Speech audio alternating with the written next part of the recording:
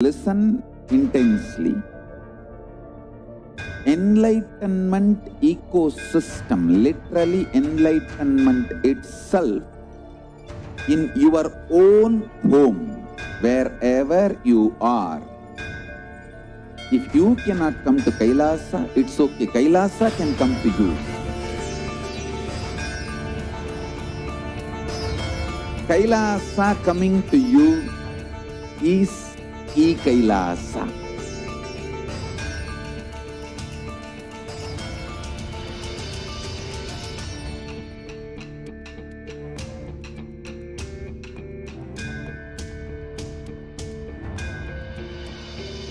I will revive Hinduism. I am a Hindu revivalist, not by any revolution, but by evolution.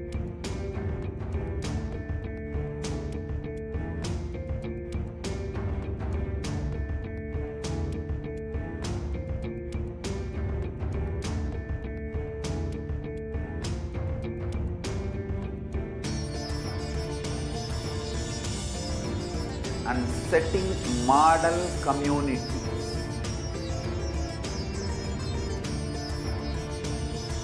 Kailasas, enlightenment ecosystems, Sarvanya Peethas all over the world.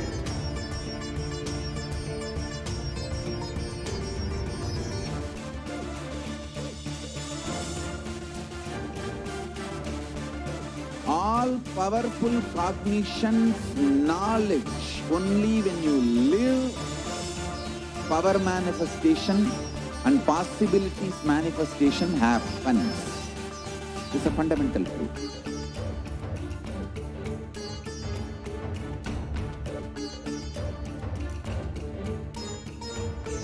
Hinduism cannot live.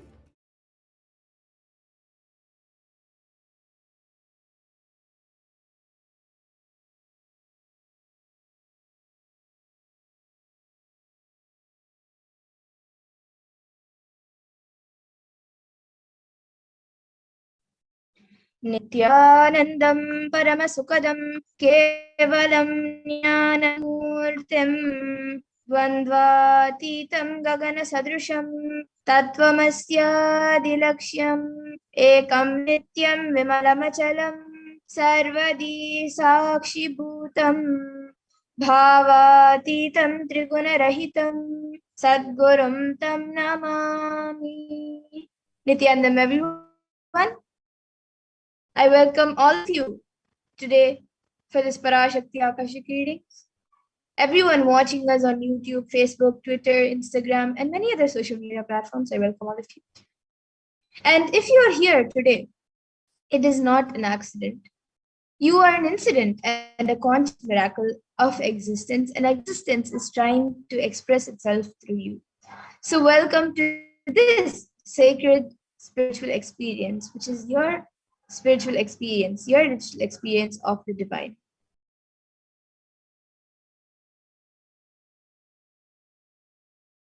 And this may be what you all think as your first time in the presence of a divine cosmic being. But this is not the first time this energy has graced planet Earth. And if you're watching this now, it is not a coincidence, but a cosmic intervention in your life to make you manifest what you want. And how has this worked? Is this possible, and how has this worked before? Many of you might be wondering. So you have come, and whoever might have these questions in mind, you have come to the right place. So you can experience these answers through powerful cognitions as referenced in the ancient texts of Hinduism, which are revived by the Supreme Pontiff of Hinduism. So now let's see, who is Devi Parashakti, the Divine Cosmic Mother? Devi is the ultimate pure feminine consciousness, the cosmic mother. She is the source, Shakti. It is her cosmic womb, the Brahmanda Yoni, from which billions and billions of universes come out and go in. It is the source where the Big Bang and black holes spawn. Parashakti is the main deity of the sacred feminine and the divine consort of Bhagavan Paramashivoham, who is the primordial divinity in Hinduism. And the first and foremost relationship is mother, the ability to learn And even the idea to relate starts with the mother. How to relate starts with the mother. So understand your idea to relate and your ability to relate starts with the mother. A mother is a too important factor or way to connect with what you think as life. In the Vedic tradition, our rishis were aware that your ability to connect with the mother should be directed to the cosmos. It should inspire and it should awaken your higher consciousness. And connecting with life through the mother is the most sweetest, most beautiful, and most easiest form to ever connect. And today, out of his extreme love and compassion, the supreme point of Hinduism is manifesting Devi Parashakti herself, gracing us, answering all of our questions, attending to our prayers, giving boons, healing us, revealing our past, present, and future, delivering profound spiritual truths, and ultimately giving us the experience of Paramashivoham itself. And now let's understand what is the science of Baba Samadhi Darshan. What exactly is the Baba Samadhi Darshan that we are going to witness today? So the word Samadhi is in this word itself, there are two words. So Sama is oneness and Adi means source. So Samadhi means one with the source. And Bhava means attitude or aspect. And Bhava Samadhi means being one with the source through this aspect. And darshan means to have a glimpse of. In the Vedic tradition, it is used to describe the moment when we behold a deity, an avatar, a saint, or an enlightened being. As just seeing such a being can cleanse the karmas of lifetimes and create a deep, lasting transformation in the receiver. Darshan is a powerful, superconscious vibration that is present around an avatar at all times, and he simply radiates darshan just as the sun continuously radiates light. And the auspicious moment when the receiver is able to catch it, when you are able to catch it, becomes the moment of darshan for you, raising you to the next level of super consciousness, and where you can have a breakthrough, and which is like hitting a reset button on your feet. And a few fundamental ideas and understandings that all of us have to have about the Bhava Samadhi Darshan. The science of Bhava Samadhi Darshan is that divine cosmic beings are real and they manifest from Kailasa, the enlightened time source zone, through deities and incarnations. And the divine cosmic beings manifest through Archavatars, deities, in temples, and through Bhava Samadhi Darshans as Nijavataras, incarnations. And the Bhava Samadhi Darshan is the science of the Nijavatara manifesting Paramashiva, the consciousness. It is where the formless, the being of Paramashiva, expresses through the Divya Sharira, the light body, and manifests as Nijavatara, the physical form, for us to experience Paramashiva. And now all of you can see how Devi Parashakti expresses through the beings of Rajareshwari and manifests as Nijavatara, the physical form of Devi Meenakshi. The Archavatar reflects the consciousness and manifestation of the superconscious energy, but unfortunately, human beings are not mature enough to receive the higher level experiences from the Archavatar directly. And so the avatar, the physical embodied form, comes down to bridge the gap between the human beings and the superconscious energy, and helps us create and get the experience of the superconscious energy. And the Bhava Samadhi awakens, the science of Bhava Samadhi awakens your Kundalini Shakti, which is the latent potential energy in every human being. And this influx of superconscious energy visibly slows down the aging process as well as immune disease and much more. And during the darshan, the full brain comes alive, turning into a superconductor for conscious energies that heal, empower, and transform all of our lives. And during the Bhava Samadhi Darshan, our neurons mirror that of the avatar. Mirroring neurons, which is a natural phenomenon in all human beings, activate the process of all the observed movements or information of the avatar just by seeing. And that is, the entire body can silently and without moving receive what is happening elsewhere through a process of direct observation and experiencing, which experiences the superconscious energy radiated by the avatar. And the Akashic readings, which we are going to witness, is not readings from the cosmos, is not a prediction, and it is not a prediction that we usually hear in normal readings, but it is readings from the cosmic archives, beyond space where creation and destruction happen simultaneously.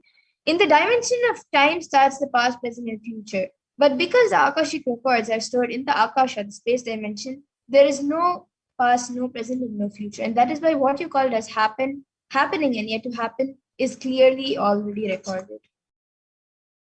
And now let's see who is the Supreme Point of Hinduism. Let's have a small introduction or glimpse of the Supreme Point of Hinduism, who he is, and what he has done. So the Supreme Point of Hinduism, Jagat Guru Mahasannidhanam, His Divine Holiness Bhagavan Nithyananda Paramashivam, is the reviver of Kailasa, a macrocosmic ancient enlightened Hindu civilization and nation. And he is also the 1000th incarnation of Paramashiva as per Hinduism, recognized by his predecessors who are enlightened masters and adepts. The Supreme Point of Hinduism has made the science of manifestation, yoga, and temple-based universities a lifestyle for humanity. The Supreme Point of Hinduism is also ordained as the 233rd Guru Mahasannidhanam of Kanchi Kailasa Sarvanipītam, which is the Tonde Mandala Adinam, the incumbent emperor of Suryavamsha Rangi Samrajyam, and the present 293rd Jagat Guru Mahasannidhanam of Kailasa Shamla Pita Sarvanipītam, and the present Mahamandaleshwar of the Mahanirvani Akhada, which is the largest of mixed monastic order. The Supreme Point of Hinduism is also the 1008th Acharya Mahamandaleshwar of the Atal Akhada, which is the ancient apex body of Hinduism, the 23rd Guru Mahasannidhanam of Dharmamati Swargapuram, and is elected as the Supreme Point of Hinduism by a congregation of over 1,000 Hindu leaders. And he is also revered as a teacher of Hinduism, the most prolific, most viewed, read, and watched. He has authored 300 books and 10,000 articles in 3 different languages, which are English, Tamil, and Sanskrit, and these are translated into 50 languages with over 1,000 titles, and over 20 million copies of these books and articles are sold, read, and downloaded, and over 10,000 hours of discourses have been given. And the Supreme Point of Hinduism has also enriched 1 billion plus lives digitally, and is respected as a commentator of all sacred scriptures such as Upanishads, Bhagavad Gita, Shiva Sutras, Brahma Sutras, Yoga Sutras, Ashtavakra Gitas, Jain Sutras, and many more. And he is also honored as a leader of Hinduism, the most awarded, internationally recognized Hindu leader, the reviver of 108 ancient Hindu sampradayas, such as the Kanyas and Rudras, Rishis and Rishikas, Bhairavas, Bhairavis, and Sanyas, and is the establisher of the largest Hindu university, the Kailasa Hindu University in the world, with satellite campuses in 150 countries, and is the establisher of 1,000 plus Kailasa enlightened ecosystems, founder and reviver of over 100 Sarvanipītams, and is also the collector of the largest Hindu library with over 1 million books, 1 million Pali scriptures, and over 20 million digital books. And now with this, we come to the conclusion of this segment, and we will be moving on to the next segment, where we will be seeing a live demonstration of the manifestation of extraordinary Shaktis by the Balasins. And these Shaktis are given to us through the science of Diksha. So we will be seeing that in the next segment.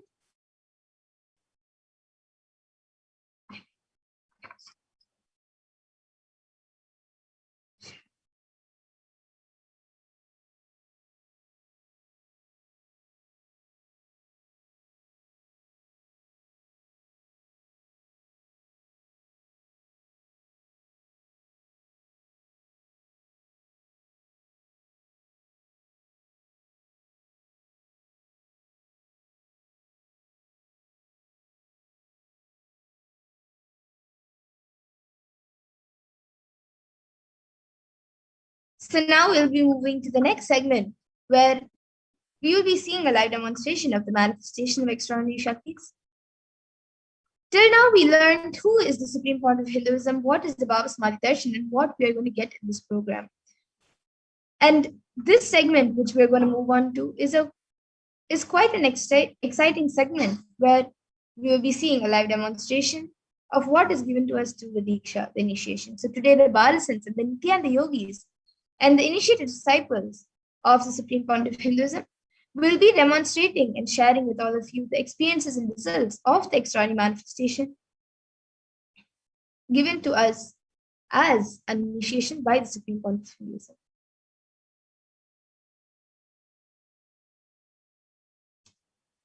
And in today's Bhava Samadhi Darshan, all of us, all of you, will also be receiving the initiation into these powers of third eye awakening and various other powers with the blessings and grace of the Supreme Point of Hinduism. We will be manifesting the following powers of third eye, which is seeing with the eyes blindfolded, and various other powers also. And some of you who might be wondering where the third eye is located and how it exactly works. The third eye is a cosmic browsing center located between the brows, which upon initiation one can effortlessly express powers and see through the third eye just as you would with your two eyes. And now let's see what are Shaktis. What exactly are these Shaktis that we are speaking about? So in the Vedagamas, the source scriptures of Hinduism, Paramashiva reveals in elaborate detail that every human being is hardwired to be able to manifest 463 plus extraordinary Shaktis, the divine powers.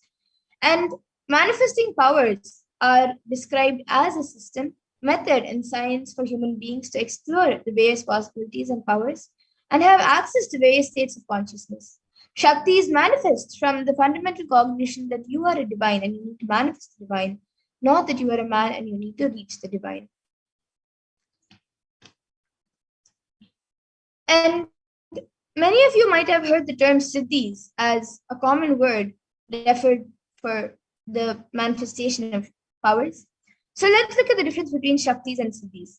Shakti is expressed from the space of enlightenment as a side effect of feeling connection with the divine and high integrity with the Guru and are a source of enlightenment. Whereas siddhis are powers that manifest from tapas or penance for enlightenment and are on the path of enlightenment.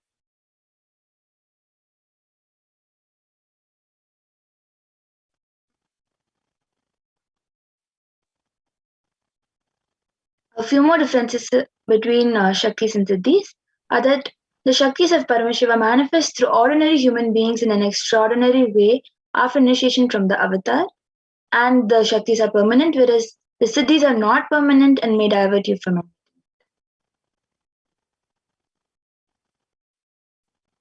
And the source of all these Shaktis, Paramashiva, is the primordial divinity in Hinduism, the ultimate reality and cause, which is self-effulgent, Swayam Prakasha, all-pervading, unchanging beyond time, space, form, and causality. And as the fundamental base of Avyakta, the unmanifest, and Vyakta, the manifest existence, he performs the Panchakritya or the five cosmic acts of Shrishti, creation, Sthiti, sovereign rulership and maintenance, Samhara, rejuvenation, Throbhava, pulling out to delusion, and Anugraha, which is liberating grace for all living entities.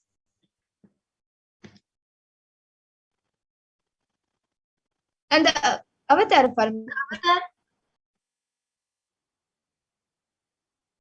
Yes, ma'am, you can go ahead. And the avatar of Paramashiva being the supreme point of Hinduism, Jagadguru Mahasannidhanam, is the one who as the 1008th living incarnation and representative of Paramashiva and the reviver of Kailasa, the ancient enlightened Hindu civilization of nation, the great cosmic worldless Hindu nation. Ever since the beginning of the civilization, the Sanatana Hindu Dharma has been the cradle of enlightened beings and highly advanced sciences. It was where the science of enlightenment and powers, the Shaktis, were lived and taught as a lifestyle for the first time in modern day. The supreme point of Hinduism is reviving these yogic sciences and transmitting it to the world at a record-breaking pace, which is never accomplished before. And the knowledge and science of the power manifestation, these Shaktis, are passed down from one generation to the next through Diksha, initiation by enlightened gurus. And this science of where sciences are passed down from one generation to the next generation, that is called the Guru Parampara, where each guru teaches the next generation the same sciences and same way of living. And the supreme point of Hinduism, being recognized as an incarnation at a very young age, was trained and taught these sciences to revive the initiations and knowledge repositories for billions to manifest the science of power manifestation from the disciplines of Vedanta, Tantra, Sri Vidya, Yoga and Yogic powers, Mantra Shastra, Siddha Vidya, science of Aushadha, Advaita, Bhakti Yoga, Paramashiva Jnana, Paramashiva Vijnana, and many more. And you all can also see all the various gurus who have trained and taught Swamiji ever since he was young.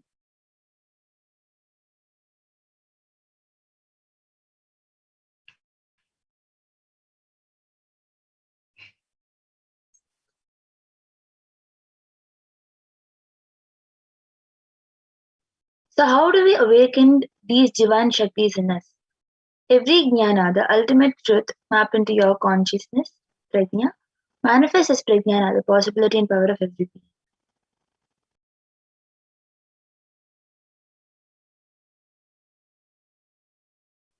And the science of power manifestation is authenticated through four aspects of evidences or pramanas. The first is the Shastra Pramana, which are the eternal unchangeable truths revealed in the source scriptures. And then the next is the Apta Pramana, which are the experiences and results of Aptas or authorities of Hinduism, where the Vedic rishis and scientists have time tested and verified these sciences.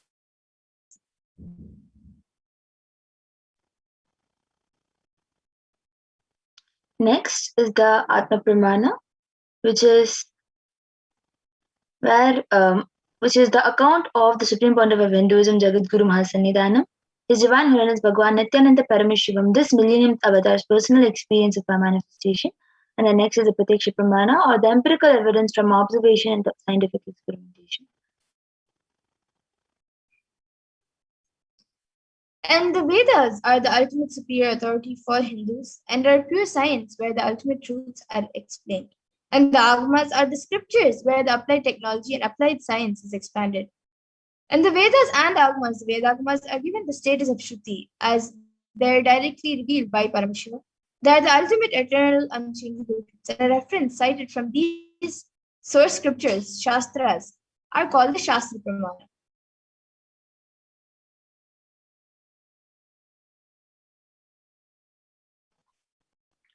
Let us get ready to witness a very unique and exciting demonstration of the power of third eye. After going through all the Shastra, all the Pramanas. So the first power which will be manifesting is the power of third eye, the power of seeing to the third eye. The Shastra Pramana to manifest this power comes from the Vijnana Bhairava Tantra. कपालान्तर्मनोऽन्यसा तिष्ठन्मीलितलोचनः क्रमेण मनसोदाध्यात् lakshye lakshamuttamam. The translation is by fixing the mind on the inner space within the crown center and sitting stably without any movement, having the eyes closed in succession. By that stability of the mind and inner space, through the power of the third eye, one directly sees the ultimate goal, lakshyam, by having the vision beyond the sight that reveals any object or place, attaining the space of oneness with the source Paramashiva. The next is the Apta Pramana, where Krishna initiates Arjuna into the power of third eye.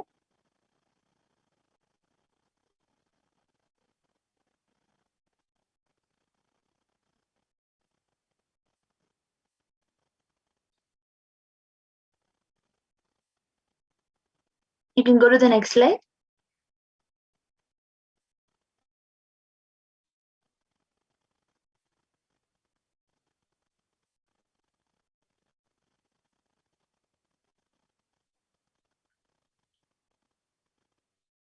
मां शक्यसे द्रष्टु मनेनैव स्वचक्षुषा दिव्यं ददामि ते चक्षुः पश्य मे योगमैश्वरम्.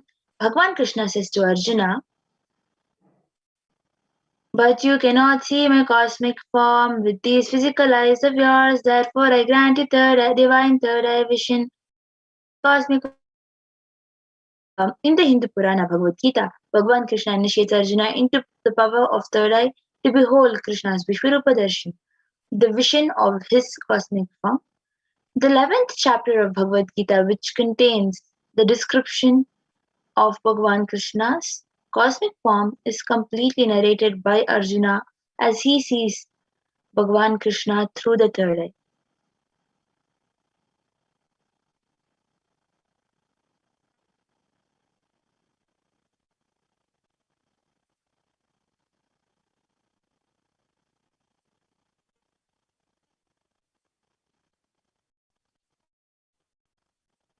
The next is the Atma revealing Swamiji, sharing in Swamiji's own words the first experience that I was able to see everything around me, above me, the whole 360-degree, 10 directions below me, everything. I realized not only I was able to see, I was able to feel, experience all of that as me.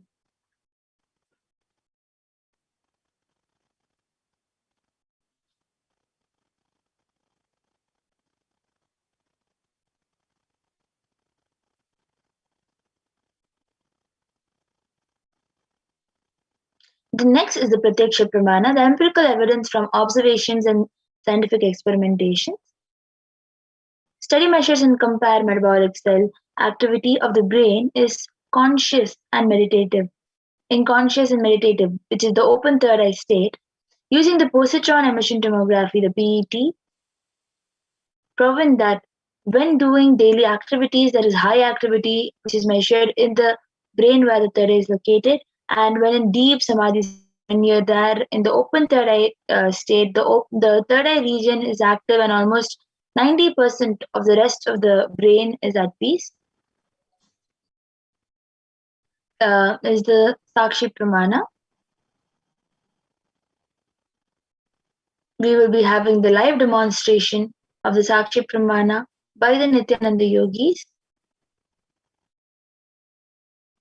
the initiated disciples, and the Balas.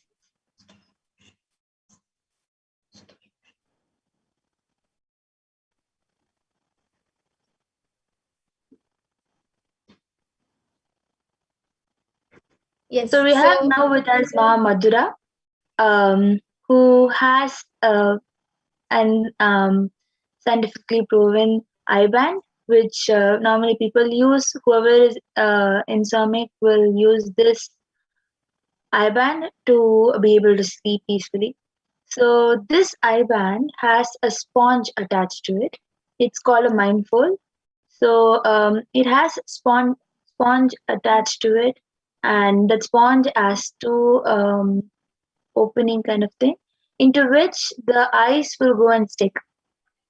So it will just be like magnet, literally like magnet. It will just go stick in between your eyes because the sponge will just stick to your skin, and there will be no such light that will be able to enter inside when this eye band is put. The nose will stick onto the cut in the between, and it will not let any light, and because there is no light, you will not be able to see anything. Yes. So now volunteer will decide that. Yes. So the has been which is there on the iPad. Now we have a volunteer Aranma Madhura who will be tying this I-band.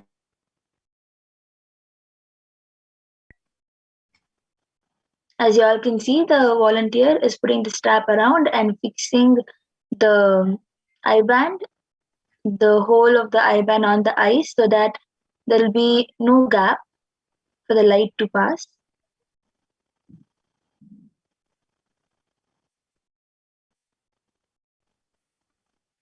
So, Mamadura, you can turn towards your right, left.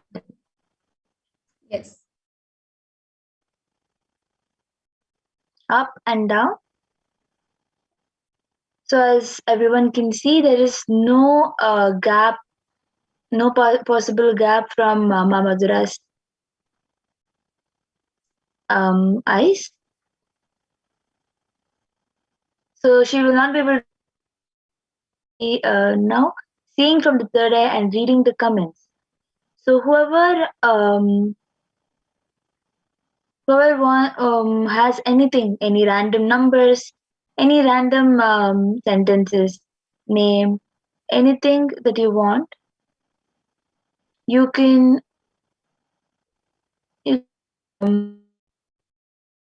Yes. So now the comments will be predicted in front of me, and even all of you can see the live comments. So I think the last comment which I have been projected in front of me is from Ma Orietta Di Ferrari. She has put one gift was the vibrating. I think vibrating Kundalini energy going up in my spine 3.5 times each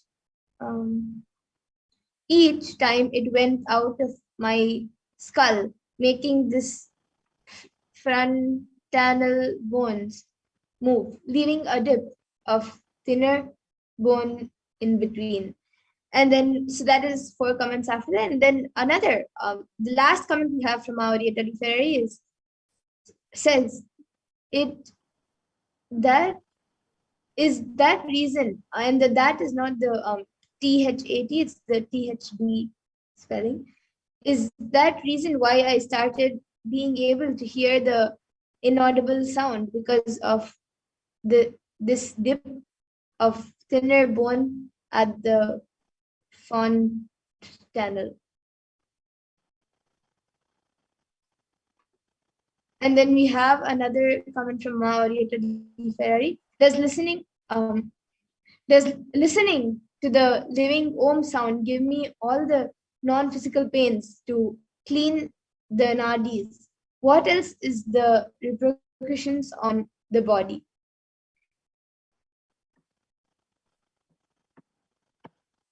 So as you all can see, Orieta has put many comments, and each comment which was read is exactly whatever Paramashiva revealed to Ma Madhura studies. So if anybody has anything, would anyone else like to put any?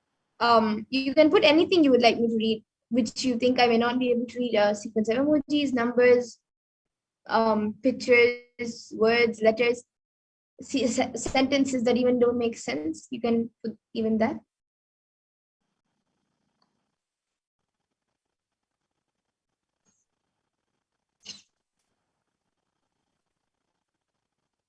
If we have more comments previously itself by Ma Orieta, yes. Until the next comments come, I think Ma Madhura, you can read the comments from this. Yes, and I think you can make it because this is a proper size. Yes, so we have I think we have one the first comment which is being projected right there is, how can I mend fences with my daughter Rafaela, and the daughter, I think the D is missing. And then we are going to have a comment from her saying, how can I stop the growing tissue over the retina of my left eye, leading to blindness? For that, Ma, we can give you healing after this power. When we're doing the power body scanning, we can give you a healing. And of course, you can go to the doctor. You can get blessings and go to the doctor. But then we have another comment from Rieta Ferry saying, I would like to understand better my Guru's 2 spiritual gifts given to me more than half a century ago. And then after that, we have one gift, the comment which I already read, the first comment which I read. And then the next after that, does this mean that it will be easier for me to leave the body or quicker through the frontal at death?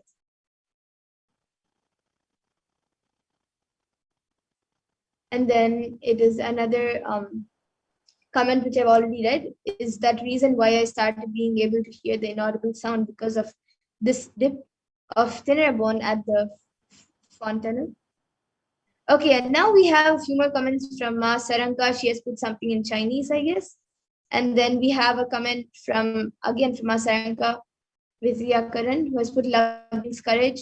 Then we have a comment from Jnanapriyan, who has put how to manifest conscious sovereignty.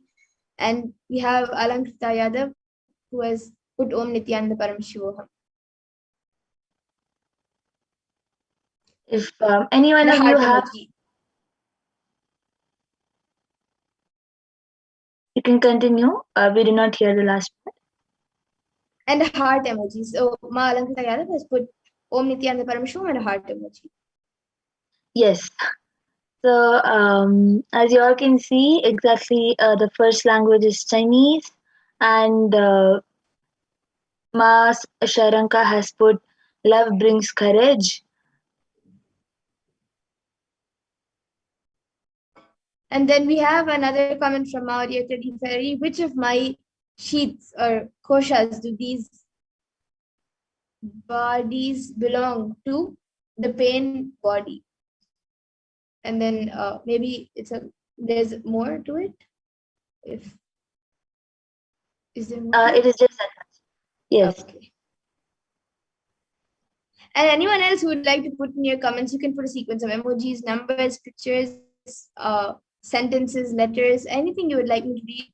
And like maybe how Masaran put, you can even put a different language.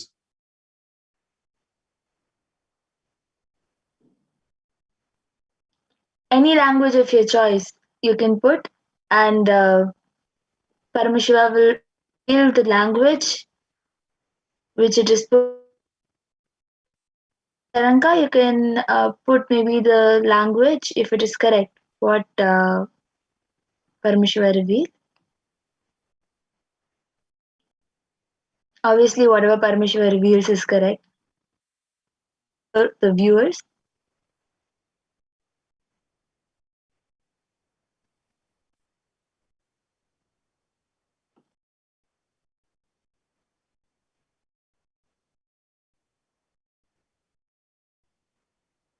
Now Jnanapriyanaya has put Swamji and then a red heart emoji, a orange heart emoji, and then a 700 emoji.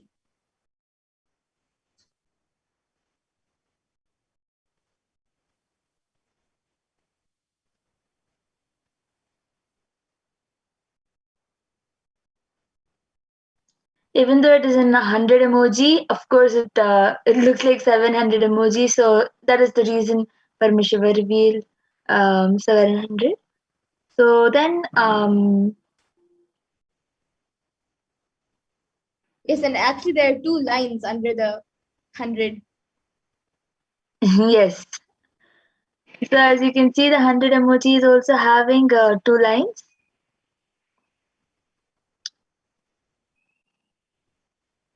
So then with this, I think the volunteer can help Madhura remove the IBAN. Yes, I request the volunteer to remove the IBAN.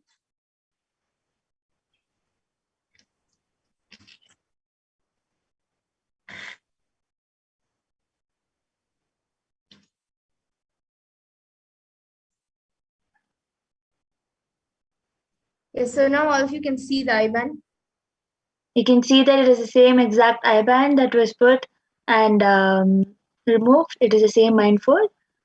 So with this, we'll be entering into the next power, which is the power of body scanning. Thank you everyone who has participated. Comment for the third reading. So we'll be entering into the next power, which is the power of body. To share the slides.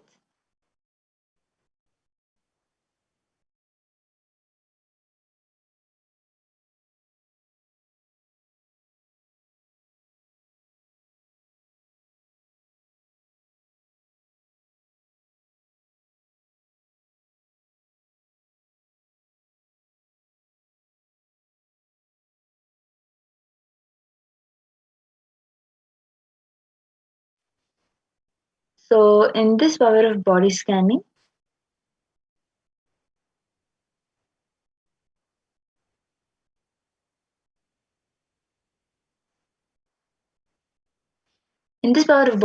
one awakens to the ability to scan illnesses, diseases, medically diagnosed issues, and provide solutions through the awakened third eye. This the Shastra Pramana to manifest this power of body scanning comes again from the Vijnana Bhairava Tantra.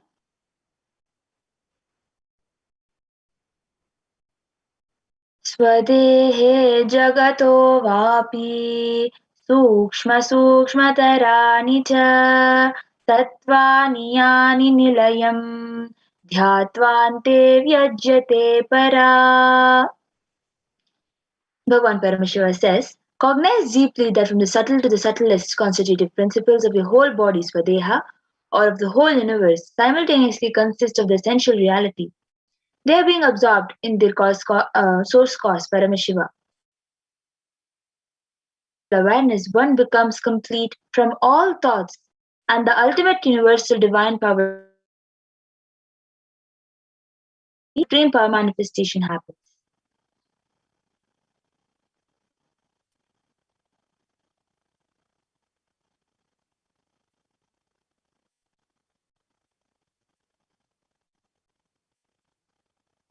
The next is the Apta Pramana for the power of body scanning from the life of a Siddha.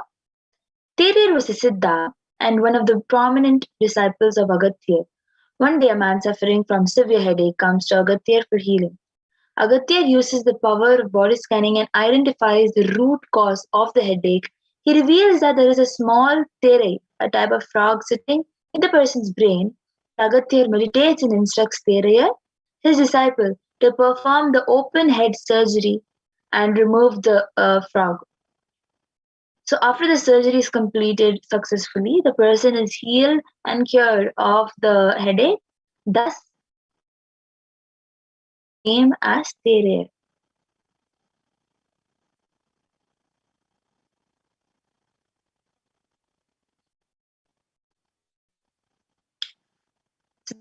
Is the Pramana, the from the incarnation's own life, Swamiji's own life, which is time tested and authenticated this time.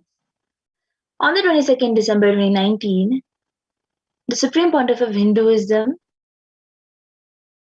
the power of body scanning. So, paraphrasing Swamiji's own words, only when I had the multiple compound hand fracture, I was forced to go to the surgery and therefore for medical checkups related to that. At that time, they detected heavy metal quantity in my. It was revealed that I had been poisoned. Immediately used diagnostic methods instead of medical facilities to study the body condition due to the poison. Through body, I found out what the problems, imbalances, and had happened, and where balances has to be done to verify my.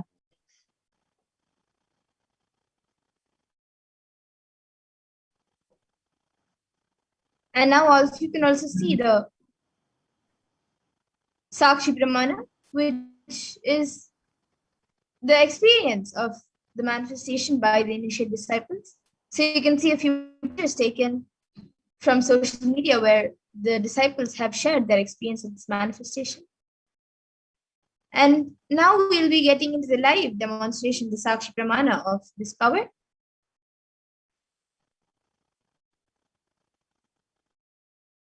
So anyone who would like a body scan can put your comments in the comment section, YouTube comment section, and we'll be doing a body scanning for you. So Jnanapriyanaya has asked for to volunteer for the body scanning, which means, Aya, you want the body scanning for yourself?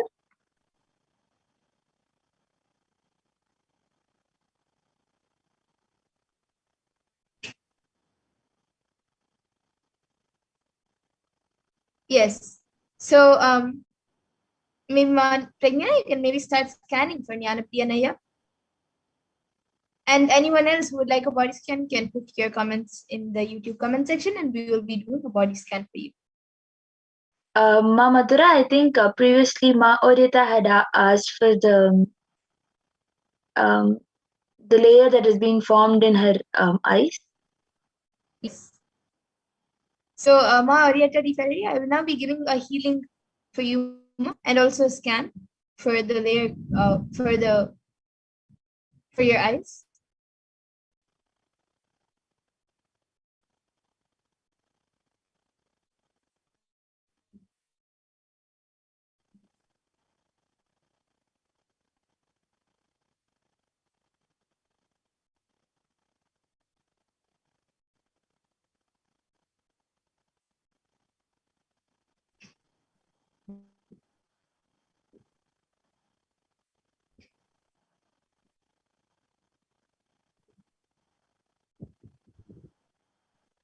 So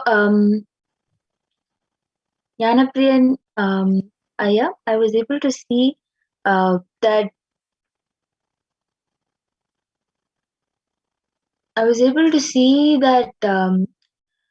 there is some subtle amount of fear and insecurity about yourself, Aya. I was able to see that there are lots of fears related to death, which means you're scared of height, you're scared of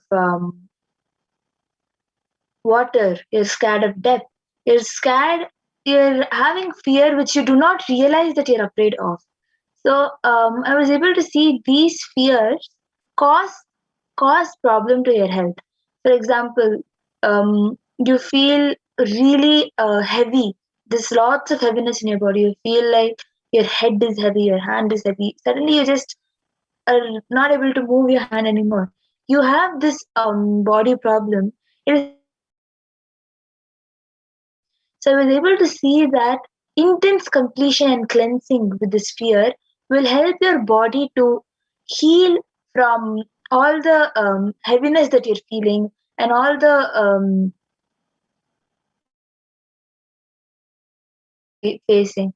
So I was able to see that when you do intense cleansing and completion with your system and with your fear of death, the problems, whatever problems you're going through in the body, will completely um, get healed. Yeah. I was able to see this, and you can get back in in the comment section of the YouTube for whatever is revealed. And Ma Alankrita Yadav has asked for a body scanning for herself, and Utpal Takaraya has also asked again for body scanning for his mother, Padmaja Takar. Could you please tell if Ma Padmaja has um, agreed with the body scanning, Aya? Yes, she do we have her consent for the body scanning? Utpal Thakre, you can get back in the comment section. And Ma Alankrita Yadav, Ma Pragyana will now be scanning. For Ma Alankrita Yadav. Yes. And Ma Orietta Di Ferri, I have given healing for your eye, Ma.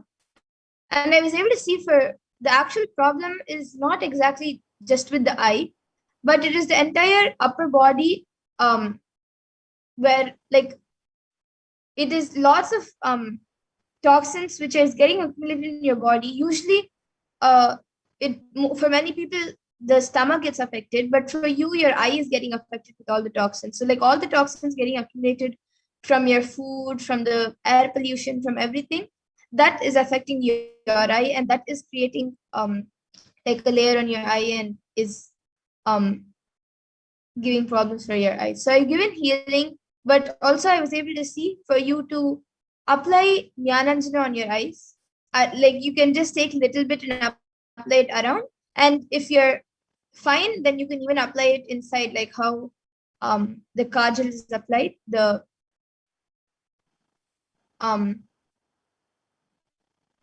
we apply it like in just this area, and you can also apply it around your eyes.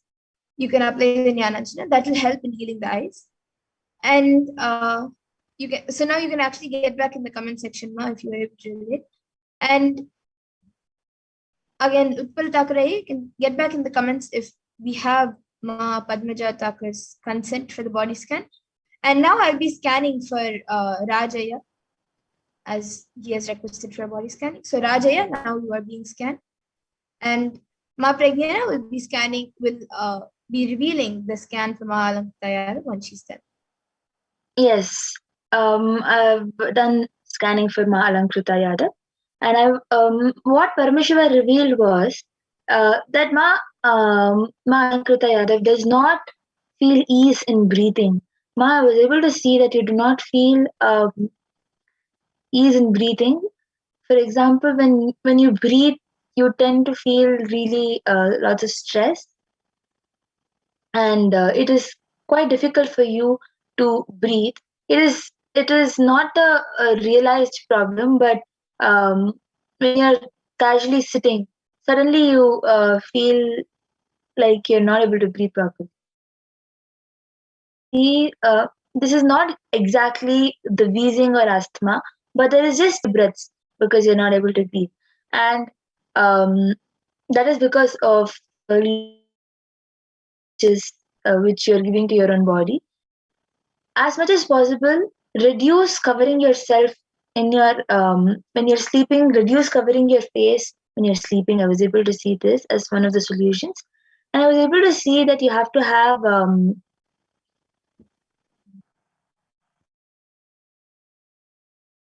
increases the oxygen flow in your body. So I was able to see that you should have more haritaki, and I was also able to see that there is lots of incompletion with your own body. You are incomplete with your own body, the way your body functions. Mostly, you're incomplete with your own health, the way your body is producing health. You are not complete with it. So I was able to see that when you do completion with health, when you do completion with health and understand and contemplate about how you can improve your own cognition about your body, become more comfortable with your own self, become more comfortable with your own body.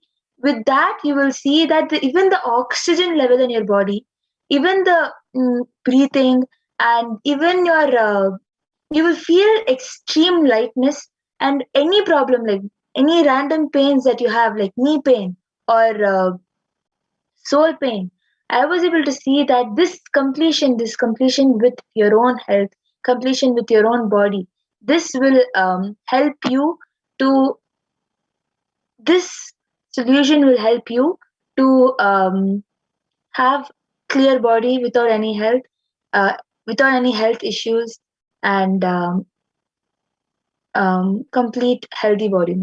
This is a solution I was able to see. And Jnanapranaya has gotten back saying, I confirm heaviness in the body, especially on the right side. The fear right now is related to job. We'll do completion with fear of death. Ma.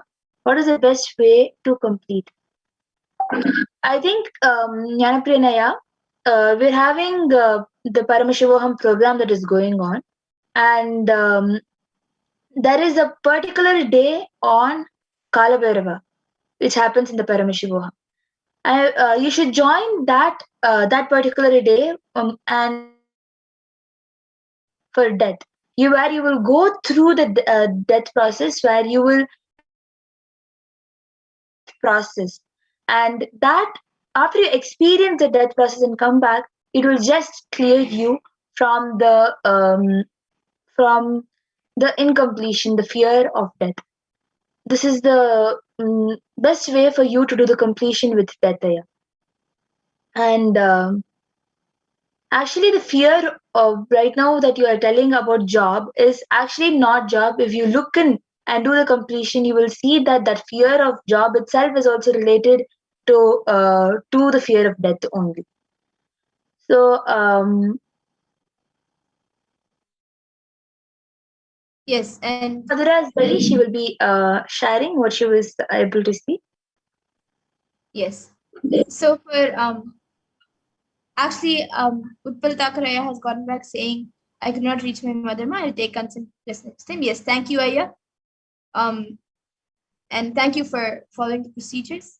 And for Rajaya, I was able to see that for you, Aya, there is a lot of stiffness in your body, which is happening for the past 1 week. And that is because you're not being active enough. And even if you're being active, you are not, even if you're physically being active, you're not fully into the activity. Like when you're doing something, your focus is not on that, but you're thinking of something else. So I was able to see that if you do more yoga, do more physical activity, but when you are doing it, keep your focus on that. And anything you're doing, not only the physical activity, but anything you're doing, keep your focus on that at that point in time. And don't get distracted. Even if you are doing like a multitasking thing, when your awareness should be on it completely. You shouldn't be like doing the action of multitasking, but then your thinking is somewhere else. So you should stay focused on the multitasking with just, and your focus should be on just the things you're doing. Your thoughts should not go somewhere else, and you should not get so much distracted. You should stop being distracted.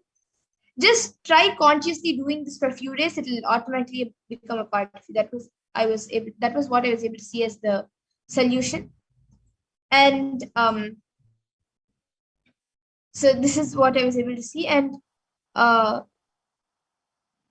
Priyanaya has body scan for his wife, Swati Jain. Suma Pegnana, would you like to do a body scan for Swati Jain? And I also see there was another comment, I think, from Aniya's Avotins, who has asked for a body scanning. So yes, now I will be scanning you, and Ma Swati Jain, Jnana Priyanaya, Ma Pragnana will be scanning Ma Swati Jain.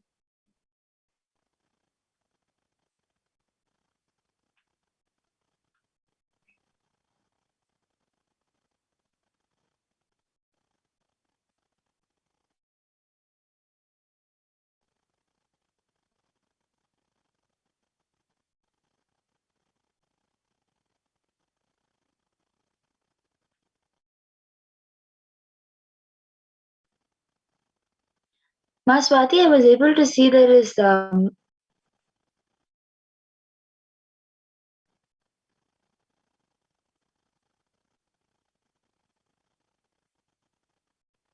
Ma Swati, I was able to see there is urinary infection that you're going through. It is because of the consumption of water that you're having. I was able to see that you should, whatever water you're having is not healthy enough. Heat the water and drink, or into the water and drink with little bit of salt is okay. But I was able to see the water consumption that you're having is not healthy for your body, and I was able to see you should have more water and more healthy water. It is polluted. The water that you're having is exposed to pollution, due to which it is not your kidney is healthy. So I was able to see that a healthy kidney, you should have the same water is okay, but heating the water and having it, and or adding lemon to the water with a little bit of salt and having it. This will help with the kidney. This is a solution I was able to see for that. And you also have the in your stomach, you feel like something is knocking from the feel something is poking you. So for this, I was able to see this having every day regularly, morning and night, Haritaki will help you with the pain that you're able to feel like someone is there inside your stomach. So that pain will be reduced when you have Haritaki regularly. And I was also able to see that the any problems that you're facing in the body, that you are insecure about, even though you're not having, there will surely be, I'm able to see there's so much of insecurities that you have about your own body. For example, any problem is causing a lot of stress in you, and that is causing headache in you. So the basic solution I was able to see is for you to apply the bhasma in your body as described in the agamas. For example, in the agamas, as it is described, to apply in the in the ears, in the forehead, and in the throat. So exactly how it is described in the agamas, you should apply bhasma. This will help yourself to be confident about your body and all the insecurities that you have about the body. I was able to see that you will not be having the insecurities anymore. Yes, and actually, Yadav has gotten back saying, Malankrita Yadav has gotten back saying, thank you, Ma. You're very right in everything you reveal. Thank you for being about my problems. Will definitely complete. Yes, Ma. Thank you, Malankita Yadav. And also, actually, it was very surprising when, as I was hearing Ma Pragyana share for Ma Swati Jain, actually, even when I scanned, even I was able to see for you that not exactly the same thing, but it was actually, I was able to see that there's lots of heat in your body. And that also, just like how Ma Pragyana said, it is because of the food and the water which you're eating and drinking. There is a lot of fluoride and chlorine in the water. And that is also creating heat in your body. And that heat is affecting you, especially mainly during your menstrual cycle. So that was what I was able to see for you. And the solution for that was I was able to see drink lots of methi water and jeera water. So that will help in healing you. And for Aina's about Zaya, for you, I was able to see that I have given healing for your eyes. And I was able to see that if you every day, morning and night, just do eye wash for your eyes. Do a read like for 2 minutes for both each eye. Do an eye wash that will help in healing your eyes. So this is what I was able to see for you, Aya. And you can get back in the comment section. And even Ma Swati Jain, Jnanaprina, you can get back in the comments. And with this, we come to the conclusion of this power manifestation session. In the interest of time, we will be concluding it. And I think, yes, Rajaya has gotten back saying absolutely correct, Ma. When I do morning yoga or doing work, my thoughts were not completely focused. Some other thoughts in mind. I can follow the solution from Paramashiva. Thanks, Lord. Yes, Aya. Thanks for getting back. And yes, now with this, we will be concluding this power manifestation session. And in the interest of time, we'll be moving on to further segments where we will be learning about who is Devi Parashakti and what she has revealed for humanity. So we will be first seeing who Devi Parashakti is and how we can receive Devi Parashakti.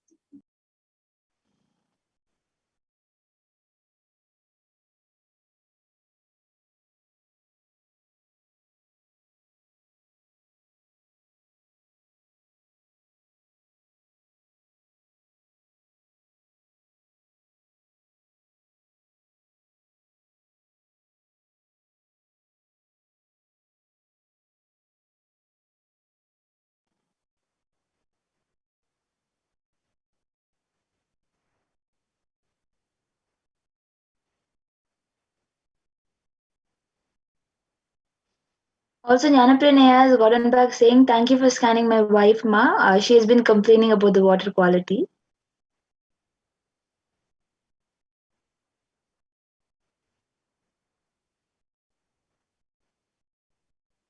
So now we will be entering into the divine feminine consciousness, understanding about the divine feminine consciousness. So the Dhyana Shloka of Devi Parashakti from Lalita Sahasranama Dhyana Shloka. सिन्दूरारुणविग्रहां त्रिनयनां माणिक्यमौलिस्फुरत् तारानायकशेखरां स्मितमुखी मापीनवक्षोरुहां पानिभ्यामरिपूर्णरत्नचषकं रक्तोत्पलं बिभ्रतीं सौम्यां रत्नगतस्थरक्तचरणां ध्यायेत् परामम्बिकाम्. The translation is, the Divine Mother is to be meditated upon as shining in a vermilion red body with a triple eyes, sporting a crown of rubies studded with the crescent moon, a face of smiles, a splendid bust, one hand holding a jewel, cup brimming with mead, and the other twirling a red lotus. And the next Dhyana Shloka, which also describes the beauty of Devi Parashakti, this also comes from the Lalita Sahasranama. Arunam karunam tarangatakshim dritapasham kushapushpabanachapam animadibirabritam ayukaihi rahamityeva vibhavaye bhavanim. And this verse means, I meditate on the great Empress. She is red in color and her eyes are full of compassion. She holds the noose, the gourd, the bow, and the flowery arrow in her hands.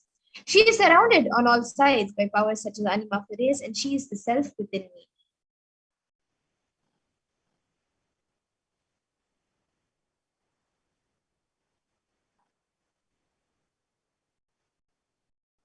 Devi, the ultimate pure feminine consciousness. Parashakti is the cosmic mother in her cosmic womb, from which billions and billions of universes comes out and goes in source, where the big on. Parashakti is the source Shakti, source energy, source power, from which come, in which all of us are even now, and which all of us are going to merge.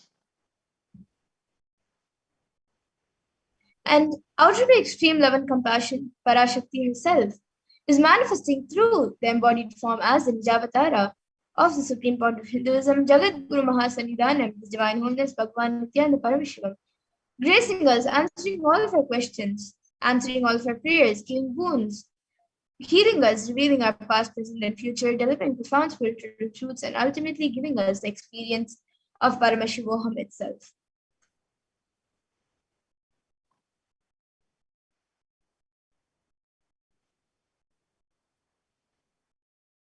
Nijavatar of in the words of Parashakti herself, raising as Omkara, expressing as Vedas and Agamas, blossomed as Shrinkara, filled as Parashodasi, living the Kailasa Swamini, who is in Kailasa Shripura Chintamani, Parashodasi, sitting as sitting as part of Paramashiva, Parameshwari, who rules the world, Parashakti, Manonmani Meenakshi.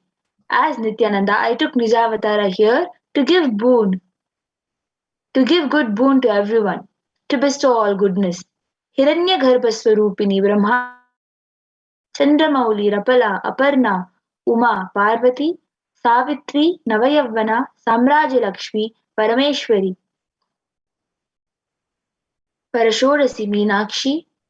Taking the form of Nityananda, I came here as Nijavatara with great compassion. I am blessing listen people. To do good, all of you, to do good form of Nityananda and came down as Nijavatara.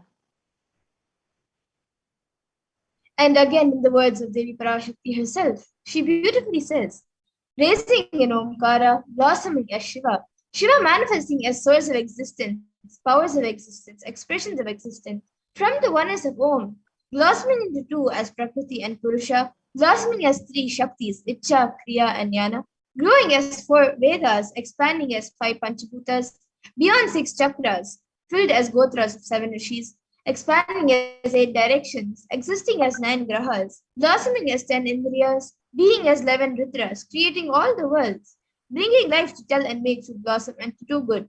Parashodasi Meenakshi, in the form Nityananda, I came to bless every one of you.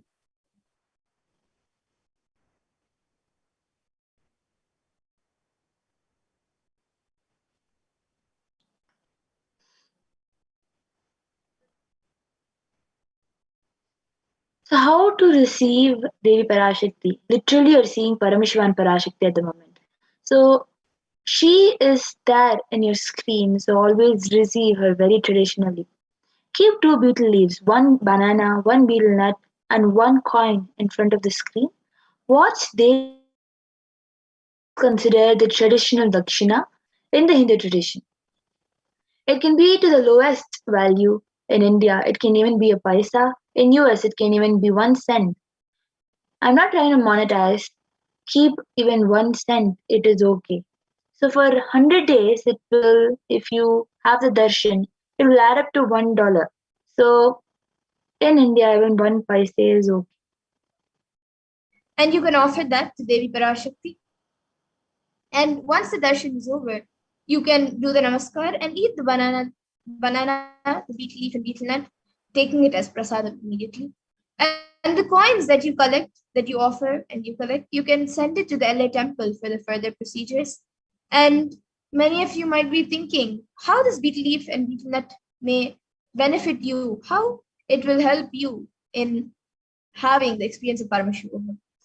So this betel leaf and betel nut may look too small, but actually in a few days you will see how much it adds to your sentiment that really Devi is there, really she is there, and you will not take the Devi darshan for granted. Rituals will break your monotonous unconscious mentality and lifestyle and remind you to raise you to powerful cognitions. It will break your unconscious behavior.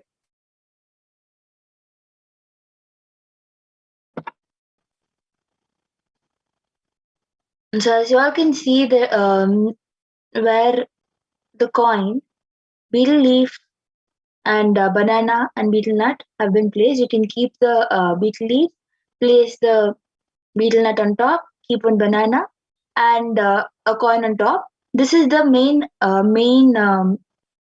ingredients needed for the tambulam.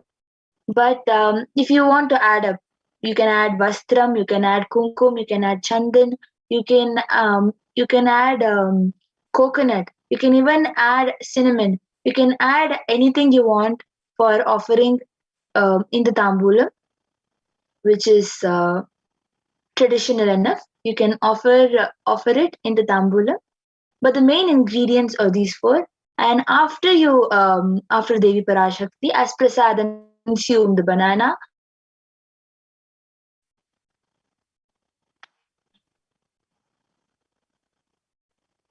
Yes, and so now all of us have learned how we can receive Devi Parashakti, who is Devi Parashakti, and how we can receive her. So now we'll be moving on to the next segments where we will be learning about what Devi Parashakti has revealed for humanity and how all of us should actually take it seriously and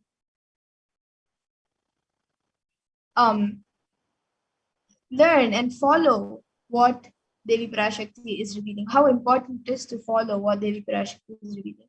So we will be back after a really short break to move on to the next segment.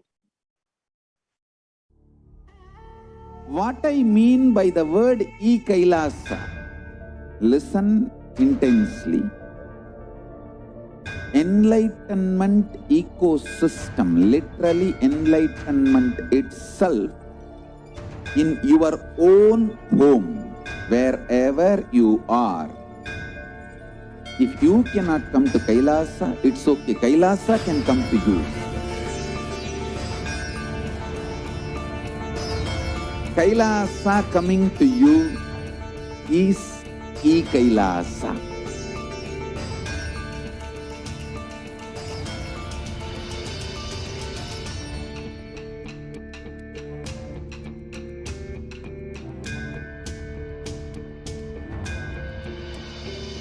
I will revive Hinduism. I am a Hindu revivalist, not by any revolution, but by evolution.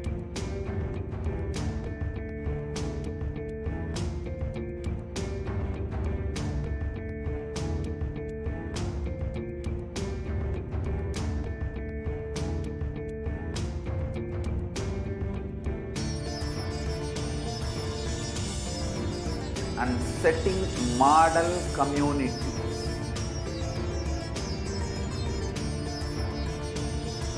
Kailasas, enlightenment ecosystems, Sarvanya Pitas all over the world.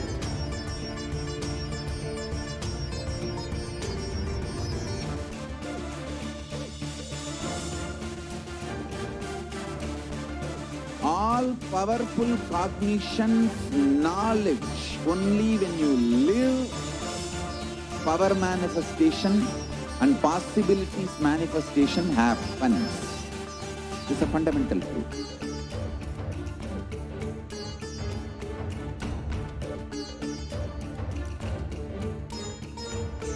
Hinduism cannot live exclusively as one sampradaya. No. All sampradayas of Hinduism is an ecosystem.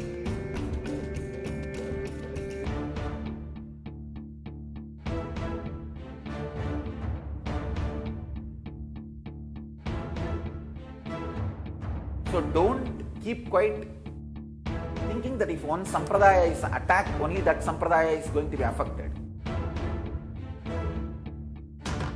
All of us are ecosystem.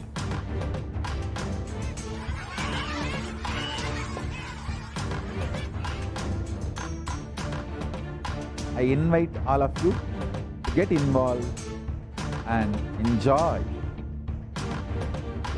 Hinduism by the principle of Dharmo Rakshati Rakshitaha. When you protect Dharma, Dharma protect you. We will make the whole planet flourish spiritually. The spiritual prosperity will happen to the whole planet. We all have to coexist together.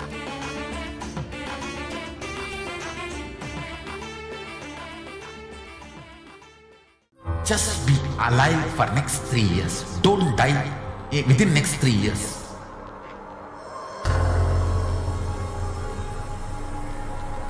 Just don't die within next 3 years. Be alive. Somehow be alive. I'm working sincerely. I will reach you somehow. Somehow I will reach you.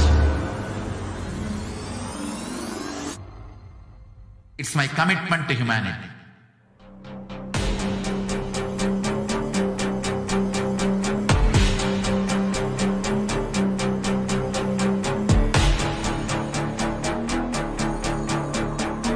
Just don't die within next 3 years. I will reach you wherever you are, whichever corner of the world you may be. I will reach you with enlightenment. You manifesting the space, state, powers, being Paramashivoham. It is possible, and it is possible for you.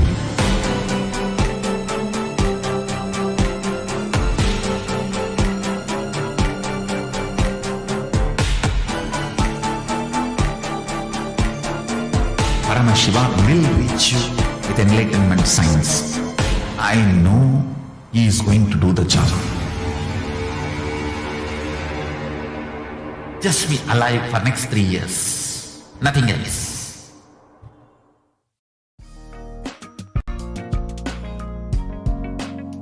We get you health. We get you ability to build beautiful relationships in your life. We get you direct spiritual support, and we make sure you become wealthy.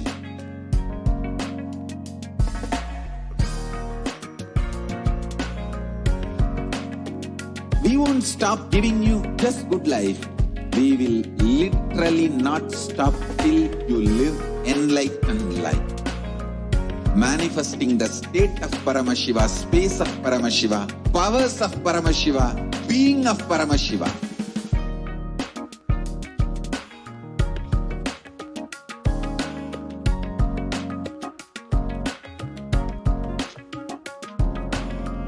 Whole world should become Kailasians. I want the whole world to know Hindus have something great to contribute to the world.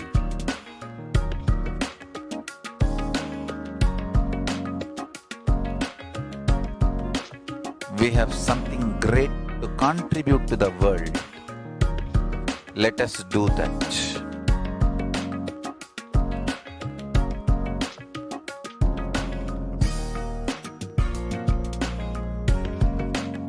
Kailasa is proper customized spiritual service helping you to identify your root patterns of suffering. We have perfected the science of helping every individual from every cultural, religious, nationality background.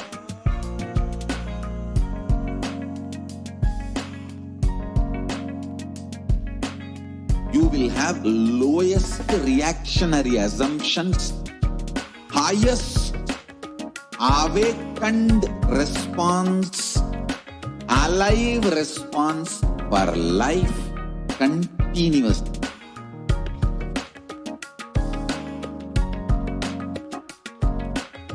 Kailasa is enlightenment ecosystem, literally enlightenment itself in your own home, wherever you are. Proper customized spiritual service helping you to complete with your life negativity. Withdrawal from life, self-hatred, self-denial, self-doubt, so much of tiredness, laziness, we can support you, aligning your diet, your attitude, your aptitude, your understanding about life. We can help you with everything.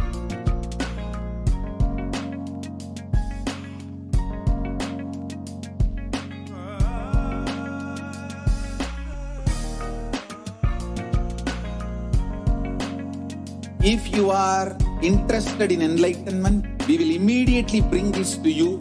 If you are not interested, we will explain the whole science, inspire you and make you interested in enlightenment science. We need to cater this enlightenment science to the whole world wherever they are, because enlightenment is the birthright of all human beings. Kailasa is responsible to provide that to all human beings.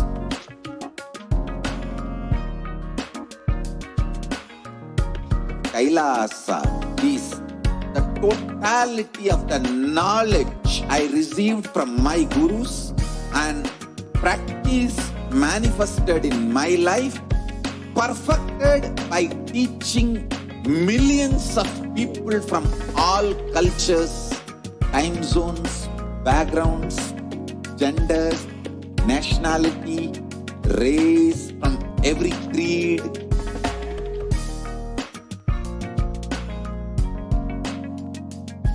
So this absolutely perfected knowledge available to you, served to you in your home, without even you moving out of your couch, free of cost.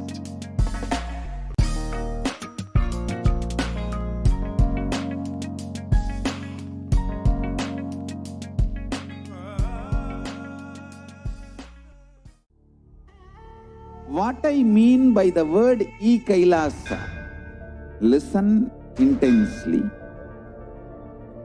Enlightenment ecosystem, literally enlightenment itself, in your own home, wherever you are. If you cannot come to Kailasa, it's okay. Kailasa can come to you. Kailasa coming to you is Kailasa.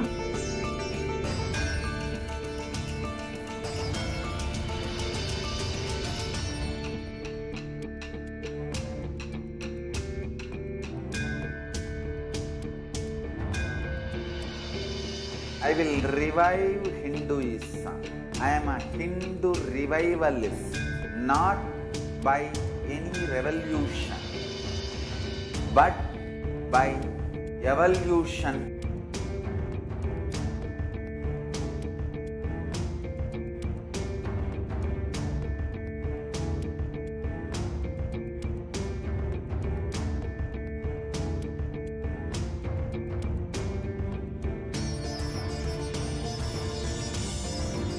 And setting model communities.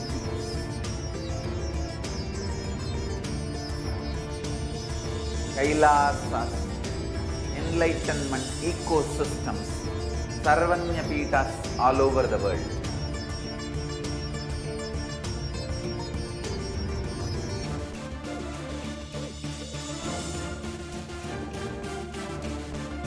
All powerful cognition, knowledge, only when you live, power manifestation and possibilities manifestation happens. This is a fundamental truth.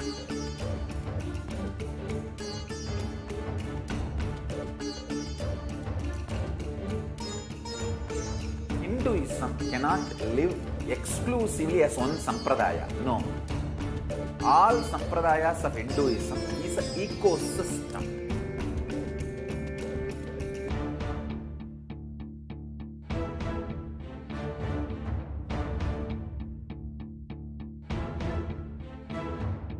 So don't keep quiet thinking that if one sampradaya is attacked, only that sampradaya is going to be affected. All of us are ecosystem.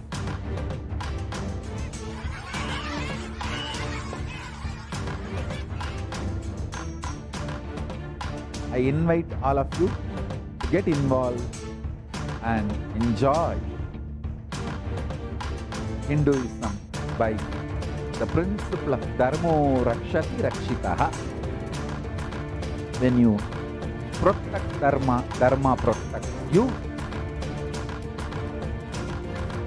We will make the whole planet flourish spiritually.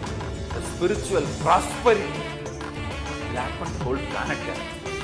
We all have to coexist together.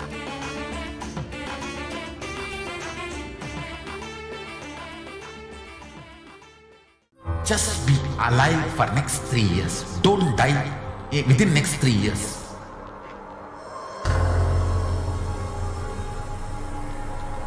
Just don't die within next 3 years.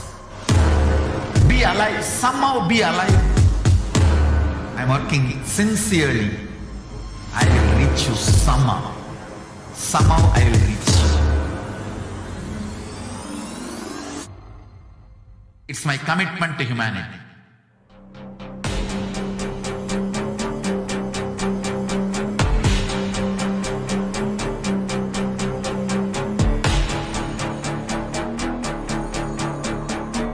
Just don't die within next 3 years.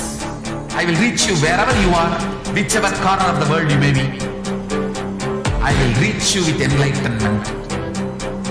You manifesting the space, state, powers, being, Paramashivoham. It is possible, and it is possible for you.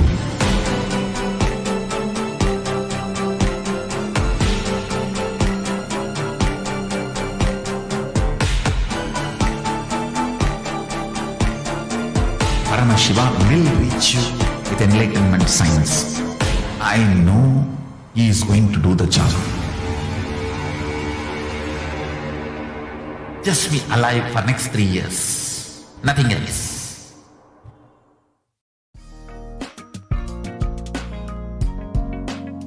We get you help.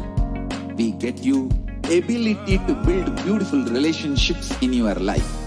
We get you direct spiritual support, and we make sure you become wealthy.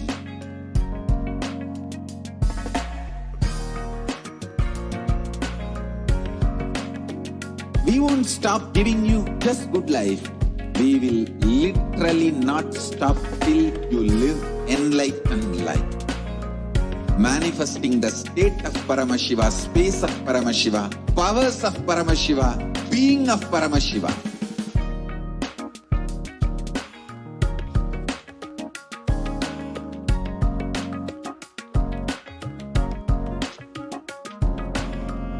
Whole world should become Kailasian. I want the whole world to know Hindus have something great to contribute to the world.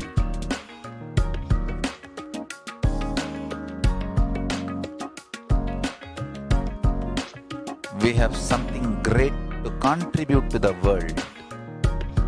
Let us do that.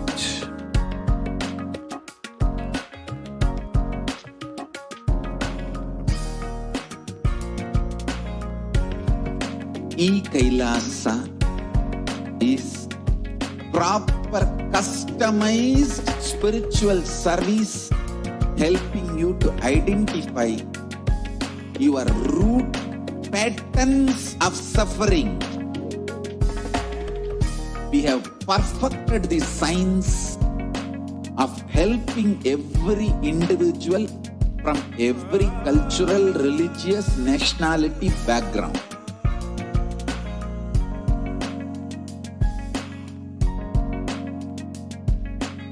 You will have lowest reactionary assumptions, highest awakened response, alive response for life continuously.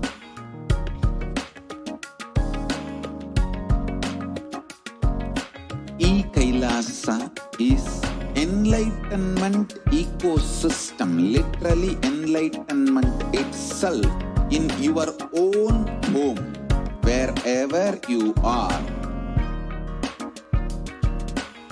proper customized spiritual service helping you to complete with your life negativity, withdrawal from life, self-hatred, self-denial, self-doubt, so much of tiredness, laziness. We can support you aligning your diet, your attitude, your aptitude, your understanding about life. We can help you with everything.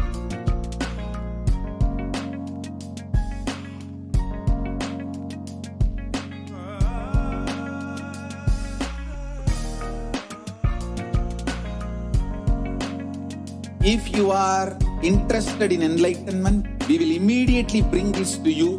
If you are not interested, we will explain the whole science, inspire you and make you interested in enlightenment science.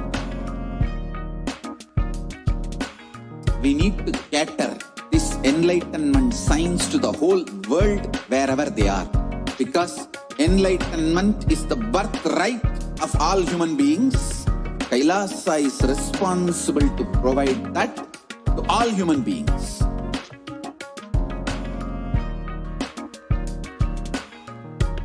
Kailasa is the totality of the knowledge I received from my gurus and practice manifested in my life, perfected by teaching millions of people from all cultures, time zones, backgrounds, genders, nationality, race, from every creed.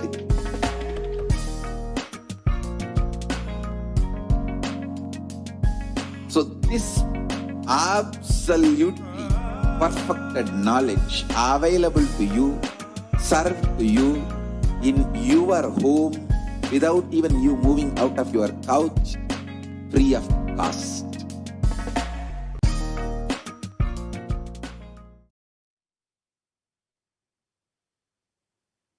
Nithyanandam, welcome back. Entering into the next of revelation. Over the last several months, these have been revealing many guidance for humanity, for every being, to ensure that they survive this pandemic, to make sure that they stay alive and protect themselves during this pandemic. And Devi has revealed many, many things for Hindus and what is the responsibility for Hindus and the secret of Hindu birth. So let us understand what Devi revealed about Hindu birth now. Let's watch this video.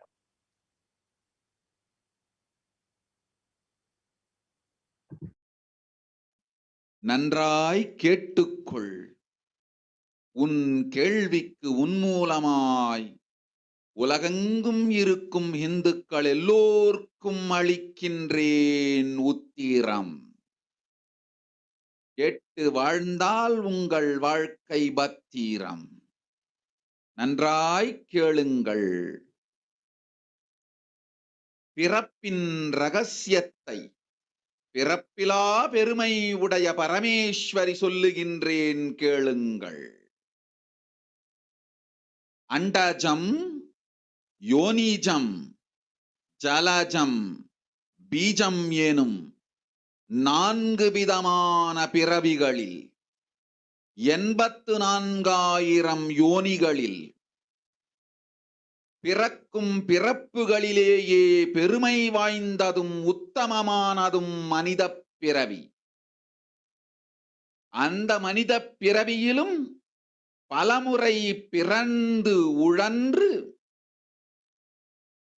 அரசியல், பொருளாதாரம், சுகபோகம், தர்மம், அர்த்தம், காமம் எனும் ஆசைகள், துக்கங்கள், அச்சங்கள் அனைத்திலும் அழன்று உழன்று இனி வேண்டாம் இப்பிறவி, வேண்டுவது மோட்சமே என்று முடிவெடுத்தோர்க்கு மட்டுமே ஹிந்து மத யோனிஜம், ஹிந்து பெற்றோர்க்கு பிறந்திடும் சனாதன ஹிந்து தர்ம யோனிஜம். மனித பிறவி உத்தமம். சனாதன ஹிந்து தர்ம மனித பிறவி உத்தமோத்தமம். இந்த உத்தமோத்தம பிறவி எடுத்த எல்லோருக்கும் ஜீவன் முக்த விஞ்ஞானத்தையும் சனாதன தர்மத்தையும் காக்கின்ற கடமையும் உண்டு. அதனால் வருகின்ற நன்மையெல்லாம் அனுபவிக்கும் உரிமையும் உண்டு. இந்த கடமையை செய்வோம் என்று சத்தியம் செய்ததனால்தான் அந்த உரிமை அளிக்கப்பட்டது.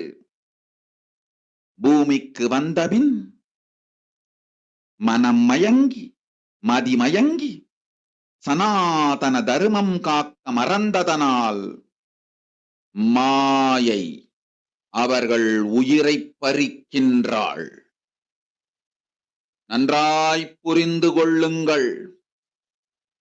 உயிரை கொடுத்தாலும் தர்மத்தை காப்போம் என்று உறுதி எடுத்தவர்க்கே சனாதன ஹிந்து தர்ம யோனிஜம் அளிக்கின்றேன் யான். உடல் பெற்ற பிறகு ஊழிப் பெருவலியால் ஆசை அச்சங்களை உதறவிடாது, உதறியும் விடாது சனாதன ஹிந்து தர்மம் காக்க மறந்தோரை உயிர் வாழத் தகுதியில்லாதவர் பட்டியலில் உடனடியாய் மாயை சேர்க்கின்றாள். அதனால் ராட்சசர்களும் அசுரர்களும் தானாகவே இவர்கள் உயிரை எடுக்கின்றார். நன்றாய் புரிந்து கொள்ளுங்கள்.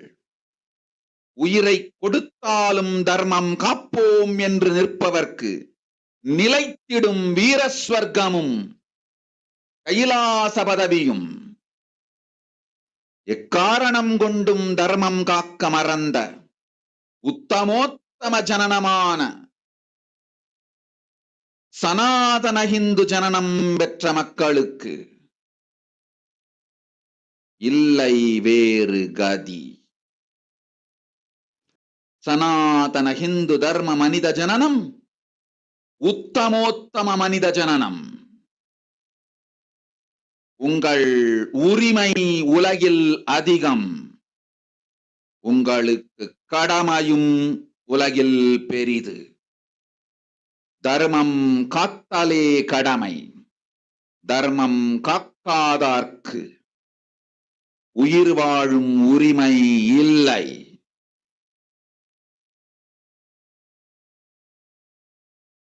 நன்றாய் புரிந்து கொள்ளுங்கள்.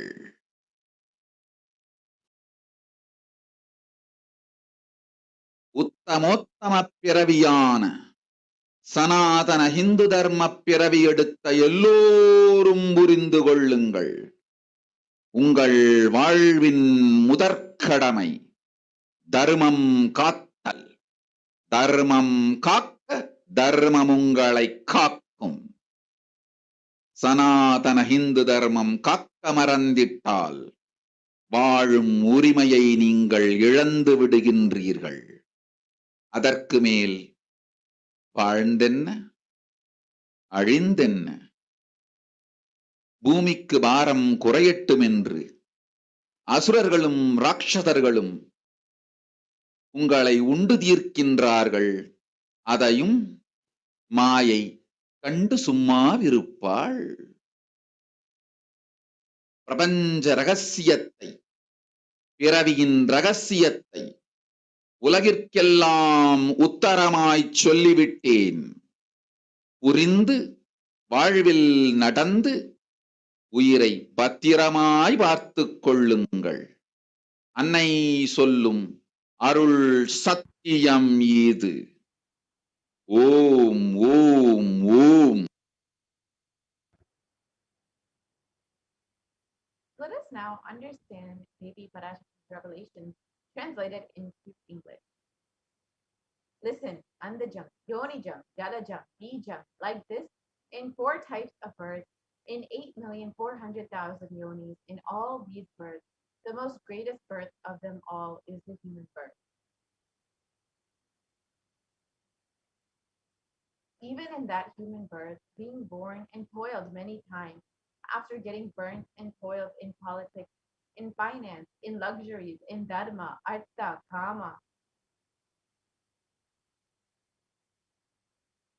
and those who decide of not wanting this birth, wanting only moksha, only those will have Hindu dharma yonijam, the Sanatana Hindu dharma yonijam of being born to Hindu parents. Human birth is Uttamam, the best.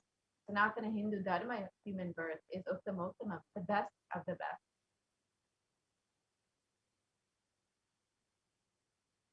Everyone who took this Uttamottama birth has the responsibility of protecting the science of living enlightenment and Sanatana Dharma.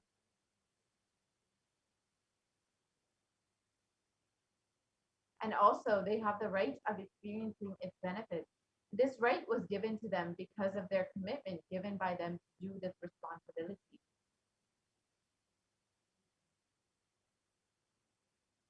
After coming to Bhuloka by getting mentally deluded and forgetting the Dharma of protecting Sanatana Dharma, Maya, she is taking away all of their souls.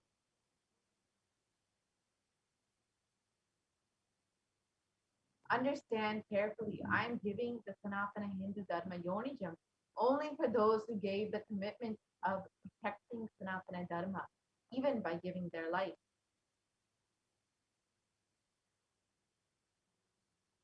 After getting the body, because of painful delusion, not dropping fear and greed, for those who forgot to protect Sanatana Hindu Dharma, Maya, she will immediately add them all to the list of those who are not worthy of living.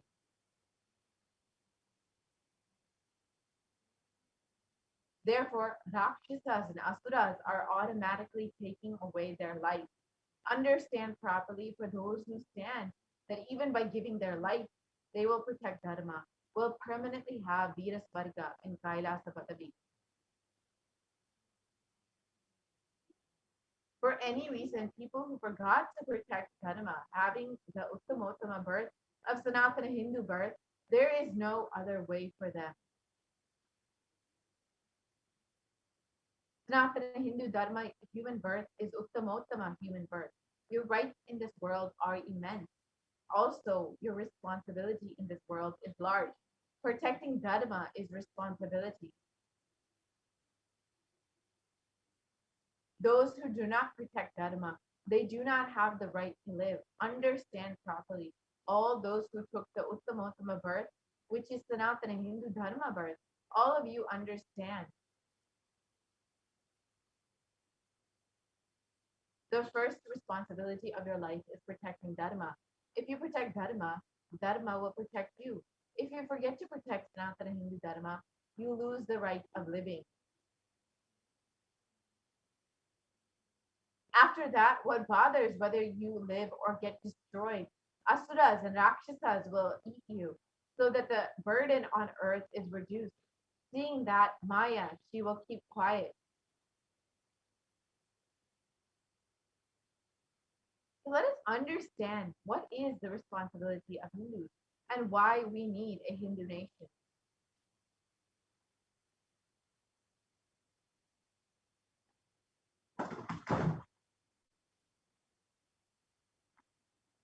So,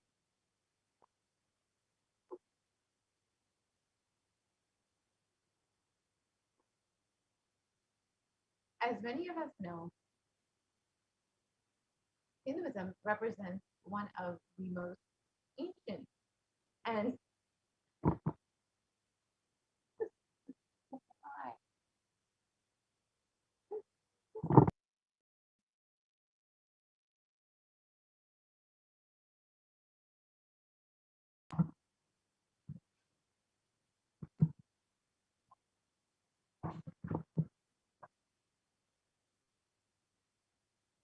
Hinduism represents one of the most ancient yet progressive indigenous spiritual traditions.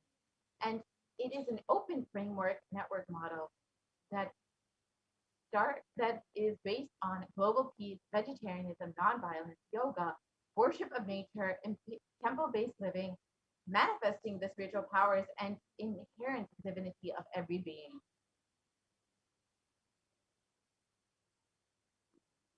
The Hindu nations were ecosystems where more and more enlightened beings could be produced so that enlightened civilization could be kept alive and its great gifts get shared with the world.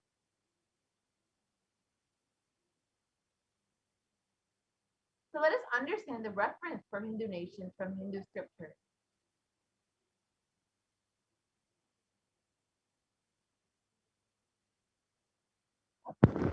The Hindu nation ruled by Bhagwan Rama, the Ramarajya, was described in the Valmiki Ramayana as there were no worries, there were no widows to lament, nor there were any danger from wild animals, nor any fear born of diseases. The world was bereft of thieves and robberies. No one felt worthless, nor did old people perform obsequies concerning youngsters. Every creature felt pleased. Everyone was intent on virtue, turning their eyes towards Rama alone. Creatures did not kill one another.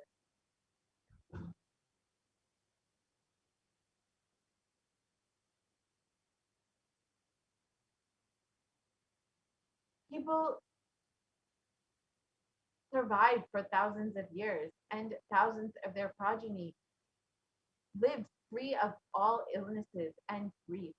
The trees there were bearing flowers and fruits regularly without any injury from pests and insects. The clouds were raining in time, and the wind was delightful to the touch. Every caste was performing their own duties, satisfied with their own work and bereft of any greed. People were intent on virtue and lived without telling lies. All the people were endowed with excellent characteristics. All were engaged in virtue. And the description of the Hastinapur kingdom ruled by Yudhishthira in the Srimad Mahabharata, Devas were granted rain to fulfill all wants. The world became free of all diseases.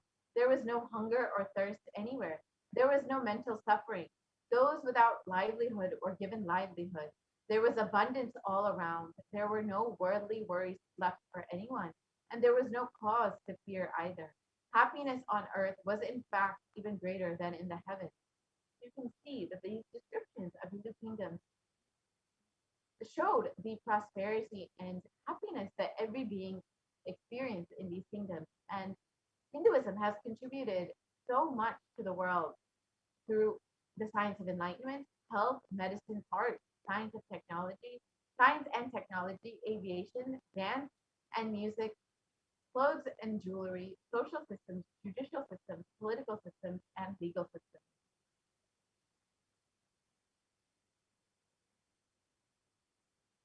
So let us understand now how Hindu nations were destroyed.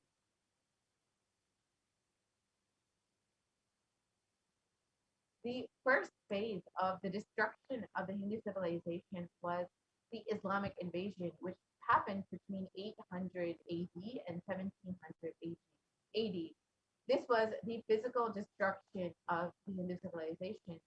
And Will Durant, a famous historian, describes that the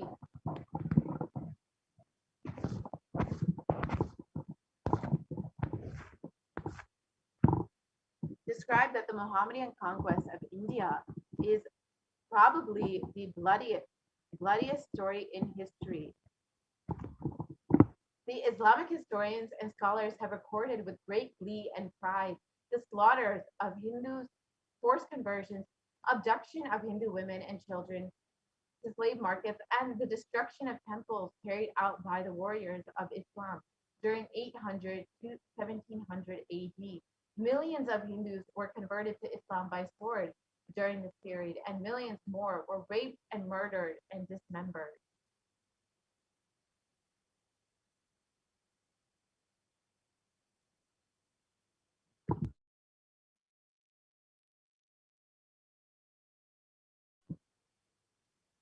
The Hindus and the description of the Islamic laws prescribed for Hindus during Khilji's administration was that Hindus are like mud. If silver is demanded from them, they must with greatest humility offer gold. If a Mohammedan desires to spit into a Hindu's mouth, the Hindu should open it wide for this purpose. God created the Hindus to be slaves for the Mohammedans. The Prophet had ordained that if the Hindus do not accept Islam, they should be imprisoned, tortured, and finally put to death, and their property confiscated. To keep the Hindus in abasement is especially a religious duty because they are the most inveterate enemies of the Prophet.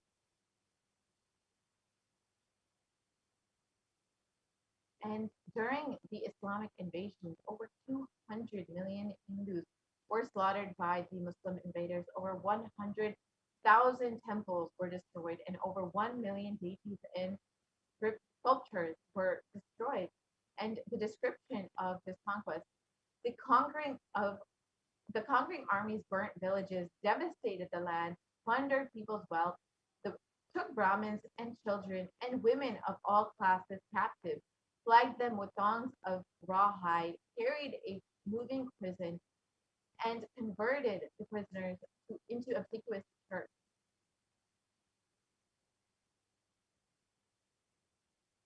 And the phase two of the was the British occupation, which was between the 1700s and 1947.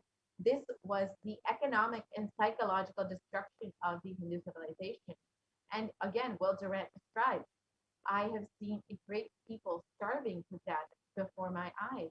And I'm convinced that the exhaustion and starvation are due not, as their beneficiaries claim, to overpopulation and superstition, but to the most sordid and criminal exploitation of one nation by another in all recorded history.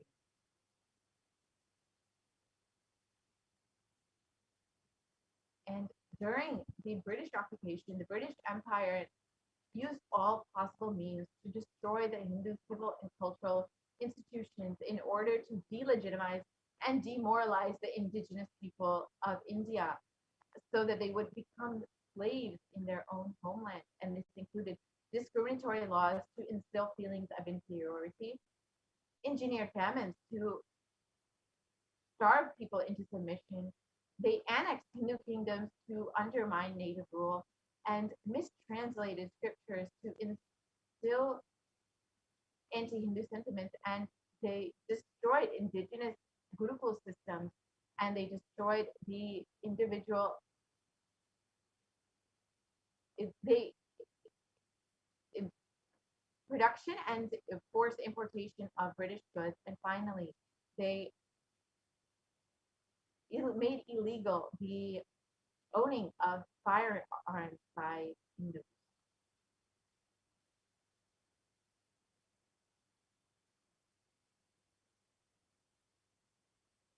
And during the British occupation, over $45 trillion was looted from India over the course of 200 years, and 45 million Hindus died due to artificial famines and poverty imposed by the British Empire, and over 680 native kingdoms were usurped during the British Raj.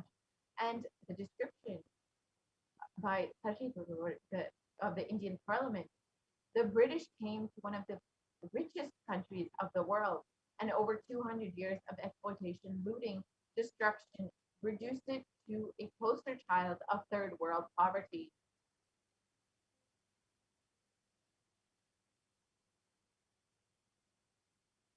And the third phase of the destruction of the Hindu civilization was the secular India. This was after independence between 1947 and present. And this was ruled by brown faces, British attitudes, and policies towards Hindus. And Nehru described that what a disgusting, savage people we are. Politics, progress, socialism, communism, science. Where are they before this black religious savagery? India can never be a Hindu republic.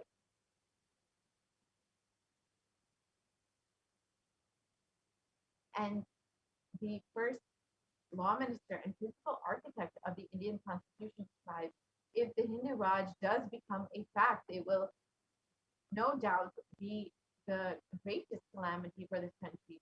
No matter what the Hindus say, Hinduism is a menace to liberty, equality, and fraternity. It is incompatible with democracy. Hindu Raj must be prevented at any cost.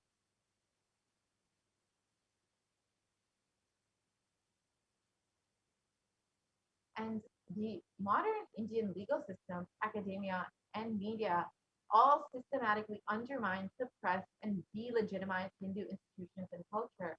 And this included India's constitution established government control and taxation of Hindu temples, schools, and many more, while other religions are free from this interference. And Articles 26 and 30 in the India Constitution discriminates against Hindus by giving social rights and benefits to non-Hindus. This includes the government benefits and scholarships. And the Hindu kingdoms and self-governance was completely abolished, and anti-superstition laws were passed to criminalize the Hindu practices, and mainstream and Indian academia describe Hindus as sexist, racist, backwards, and suppressors. So you can see the entire ecosystem in secular India was completely anti-Hindu.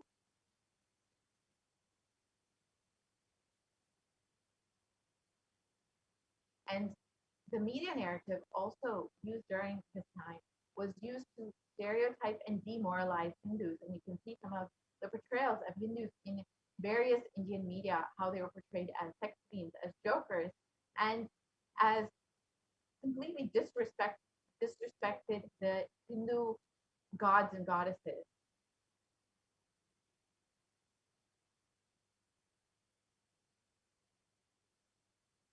So let us understand why we need the revival of Hindu nation.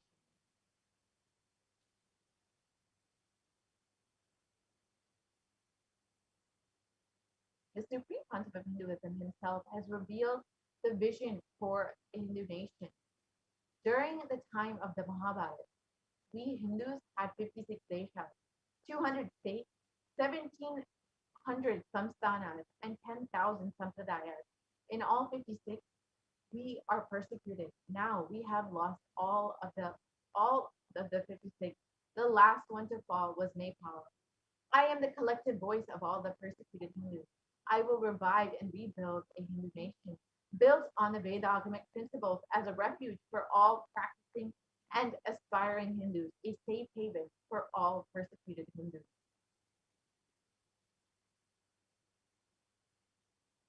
And the revival, what is Kailasa? Kailasa is this revival of Kailasa, the Hindu nation, is for reviving this whole life of enlightened civilization and all the great things it has to offer to the world. Bringing legitimacy to all the offerings Sanatana Hindu Dharma has and sharing it with the whole world is the purpose of this Kailasa, the Hindu nation.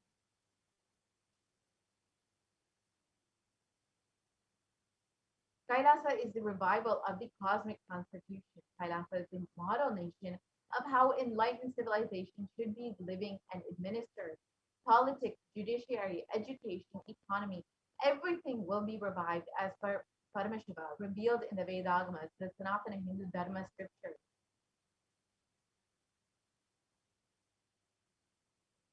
And Hinduism is the most persecuted religion and is on the brink of extinction to the point that the next generation may know about Hinduism only through our history textbooks. So what can we do to stand up for Hindu civilization and all that it has offered to the world?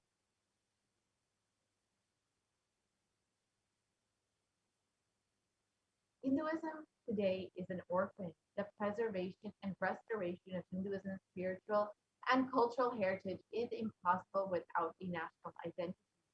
So what can we do to save Hinduism?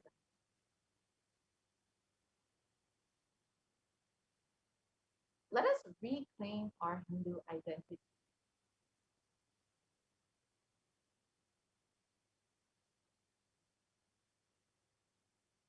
Hinduism is responsible for our successful life. If we are Hindu and enjoying health, wealth, rich, if we're successful, peaceful, happy, respectable, have a stable family life, and have the best mental health, let us understand that Hinduism is responsible. Our Hindu identity is responsible. Our Hindu scriptures are responsible. It is the Hindu scriptures which gave us the best mental setup and all the best things that we have in our lives. Hindu scriptures are responsible. And Hindus are the most successful ethnic community in the world. Hindu scriptures, Hindu lifestyle, our enlightened masters are responsible for this. Our Hindu thought currents are responsible for this. And here you can see in the Hindustan Times a report which says that Hindus are the most educated religious group in the US as per the Pew report.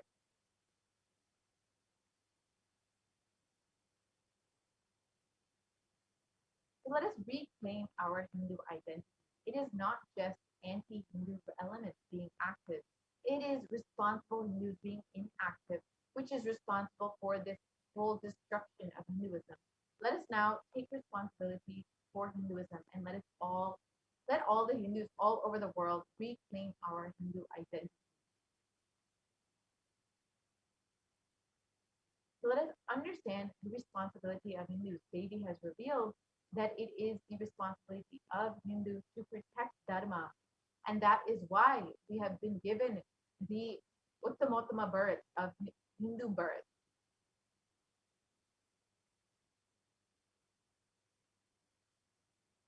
It is the responsibility of Hindus to revive this enlightened civilization again and again and give all the gifts of the enlightened civilization to humanity. The revival of the enlightened civilization, the Kailasa, the Hindu nation, is the survival of humanity.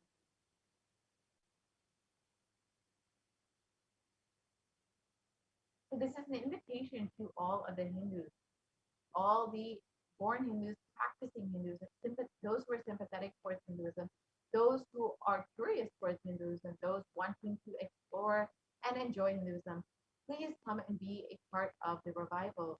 You can sign up to be an e-citizen today and visit kailasa.org for that. Now let us listen to why we need a Hindu nation in the words of the Supreme Pontiff himself and why humanity is in need of this right now.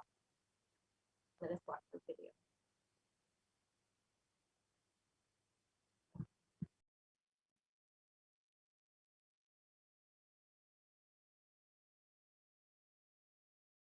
Contribution. Hinduism, Veda Agamas have great things to contribute to the world. Like the great power manifestation science, the ancient culture and arts, the ancient lifestyle truths, the ancient medical practices and medicinal knowledge, the ancient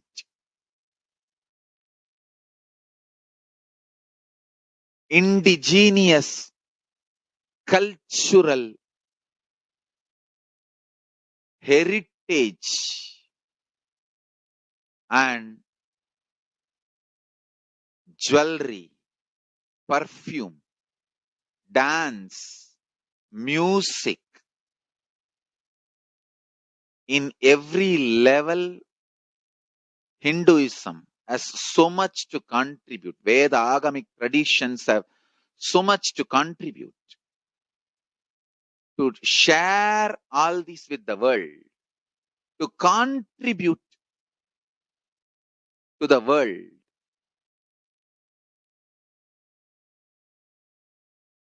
Hindus need to tell the world what they are contributing in every level. The brand of Hinduism itself is enriching and empowering and enlightening. Hinduism is all about enlightening the world, empowering, enlightening, enriching the world, contributing.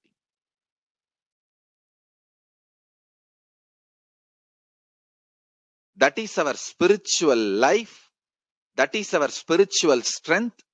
That is our spiritual core principle.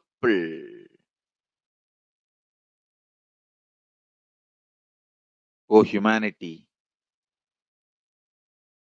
I request you with folded hands, some one corner of the world, if you just give me few hundred acres, I will keep this whole science alive.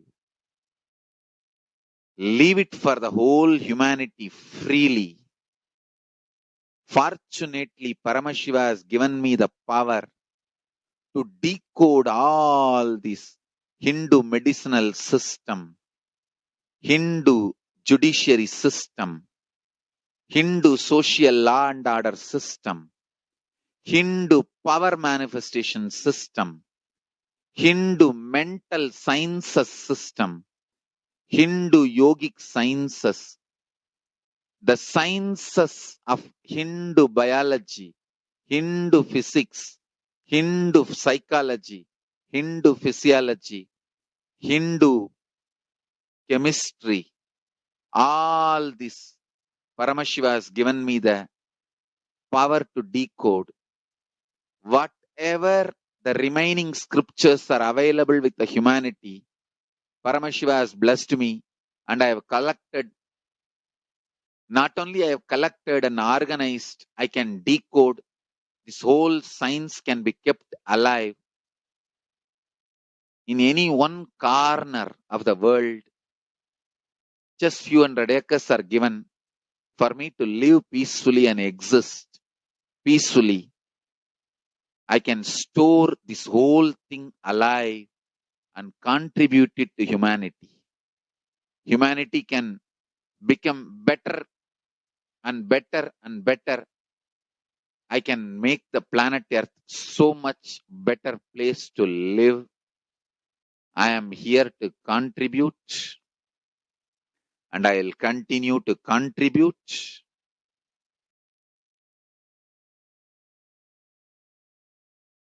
As long as I am allowed to live, I will contribute. I have collected all the remaining available scriptures, maybe 2 crore books.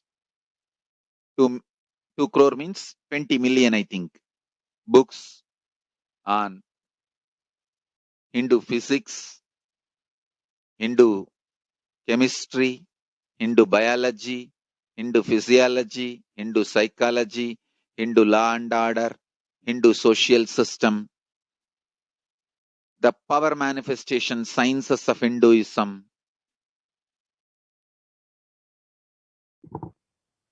Yes. So now we will be concluding this segment of the revelations made by Devi Parashakti, and we'll be moving into the next segment where we will be understanding some of the offerings that we can make to Devi Parashakti. Today we will be blessed with the live darshan of Devi Parashakti herself. So let us understand some of the ways that we can show our gratitude, our love for Devi through these various offerings. We will be right back after a very quick break.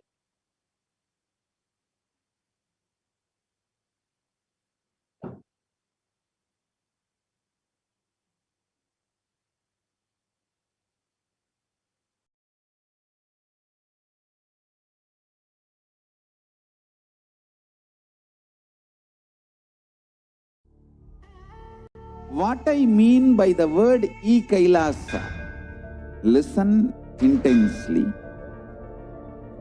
Enlightenment ecosystem, literally enlightenment itself, in your own home, wherever you are.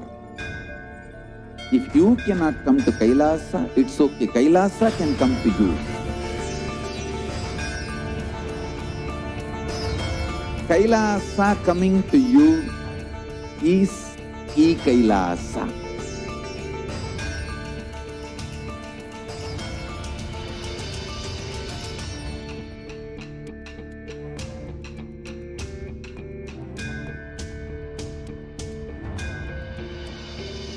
I will revive Hinduism.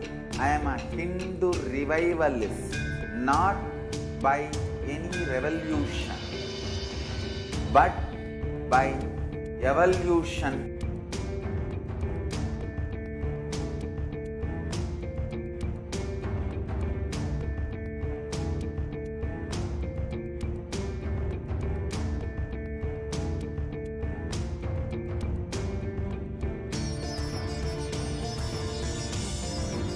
And setting model communities.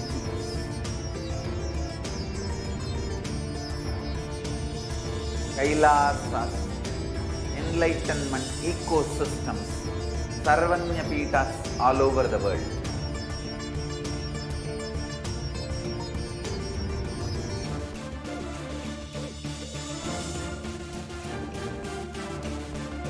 All powerful cognition, knowledge, only when you live, power manifestation and possibilities manifestation happens.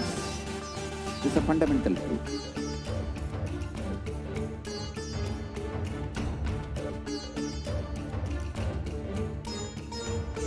Hinduism cannot live exclusively as one sampradaya. No. All sampradayas of Hinduism is an ecosystem.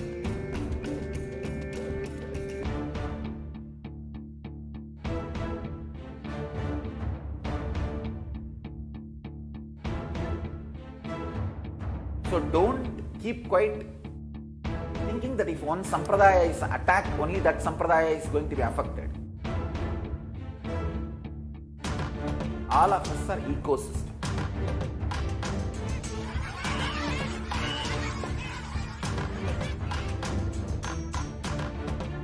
I invite all of you to get involved and enjoy Hinduism by the principle of Dharmo Rakshati Rakshitaha. When you protect Dharma, Dharma protects you. We will make the whole planet flourish spiritually.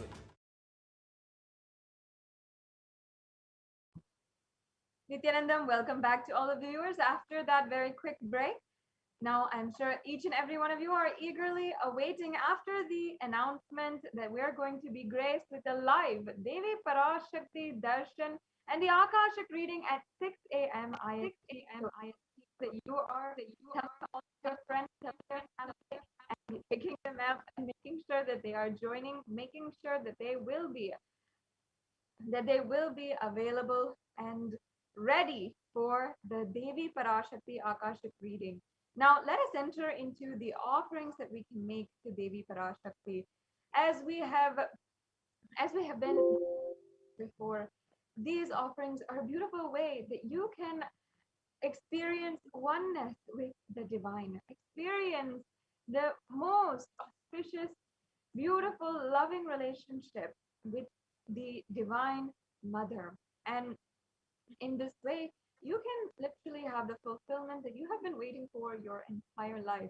And when an avatar lands, these offerings are purely a part of the grand Leela played out for the purpose of enlightenment. And it is a foolproof science that the Vedic rishis, the ancient rishis, had understood and had delivered to the planet through the science of offerings and ritual worship. And beautifully, the Supreme Conscious Hinduism says that until you manifest your reality as you want it, we will manifest it for you.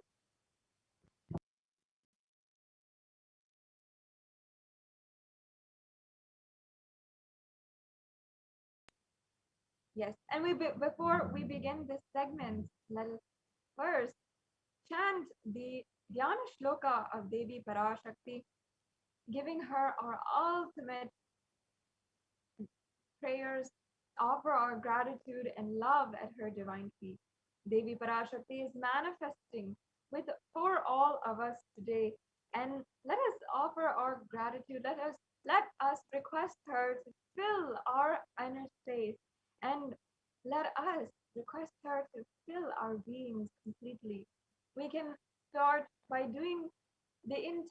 chanting, and intensely being in the space of listening throughout this whole segment. So let us now first begin with the Dhyana Shloka for Devi Parashakti. इन्दुनिवभेदकरवह्निनयनं स्यात् पङ्कवजराभयजपाक्षसरयुक्तम् अङ्गहिमभूषणविचित्रवसनं स्यात् तुङ्गमुकुटोज्ज्वलमनोन्मणिस्वरूपम्.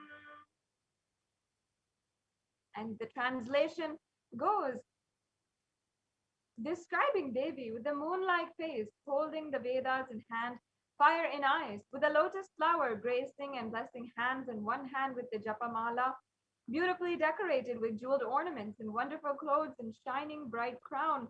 Her name is Manonmani. And the next Dhyana Shlokam I'll now be chanting. ध्याये देवीं त्रिनेत्रां शशिनिभवदनां वेदहस्तां ददानां स्तव्ये पद्मं वरदमपरे चाभयं चाक्षमालां दिव्यैराभरणैर्निभूषिततनुं ब्रह्मादिभिः पूजितां देवीमेव मनोन्मनीं प्रतिदिनं कामत्रधत्रीं शुभाम्. And once again, the English translation says, I meditate on Devi, the one with 3 eyes, with lotus flower in one hand and gracing and blessing hands in the other. The Devi who is gracing and who so many gods and goddesses are worshipping. Yes, we can go on to the next slide.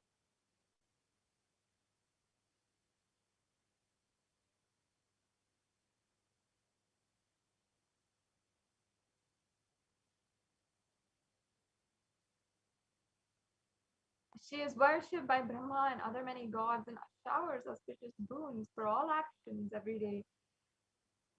Now, having invoked Devi Parashakti, now let us move on and understand the significance of the element gold. And you'll be seeing that many of these offerings that are available today are in gold, and they're basically gold jewelry which have so much of significance. The beauty of the whole thing is that in Sanatana Hindu Dharma, every single nuance has a beautiful significance.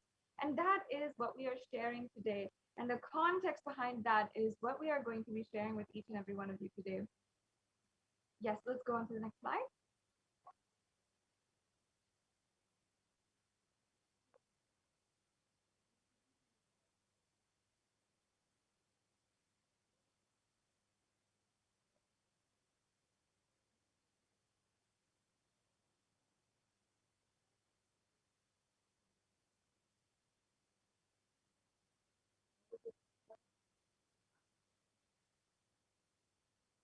Sorry, we can go to the previous slide.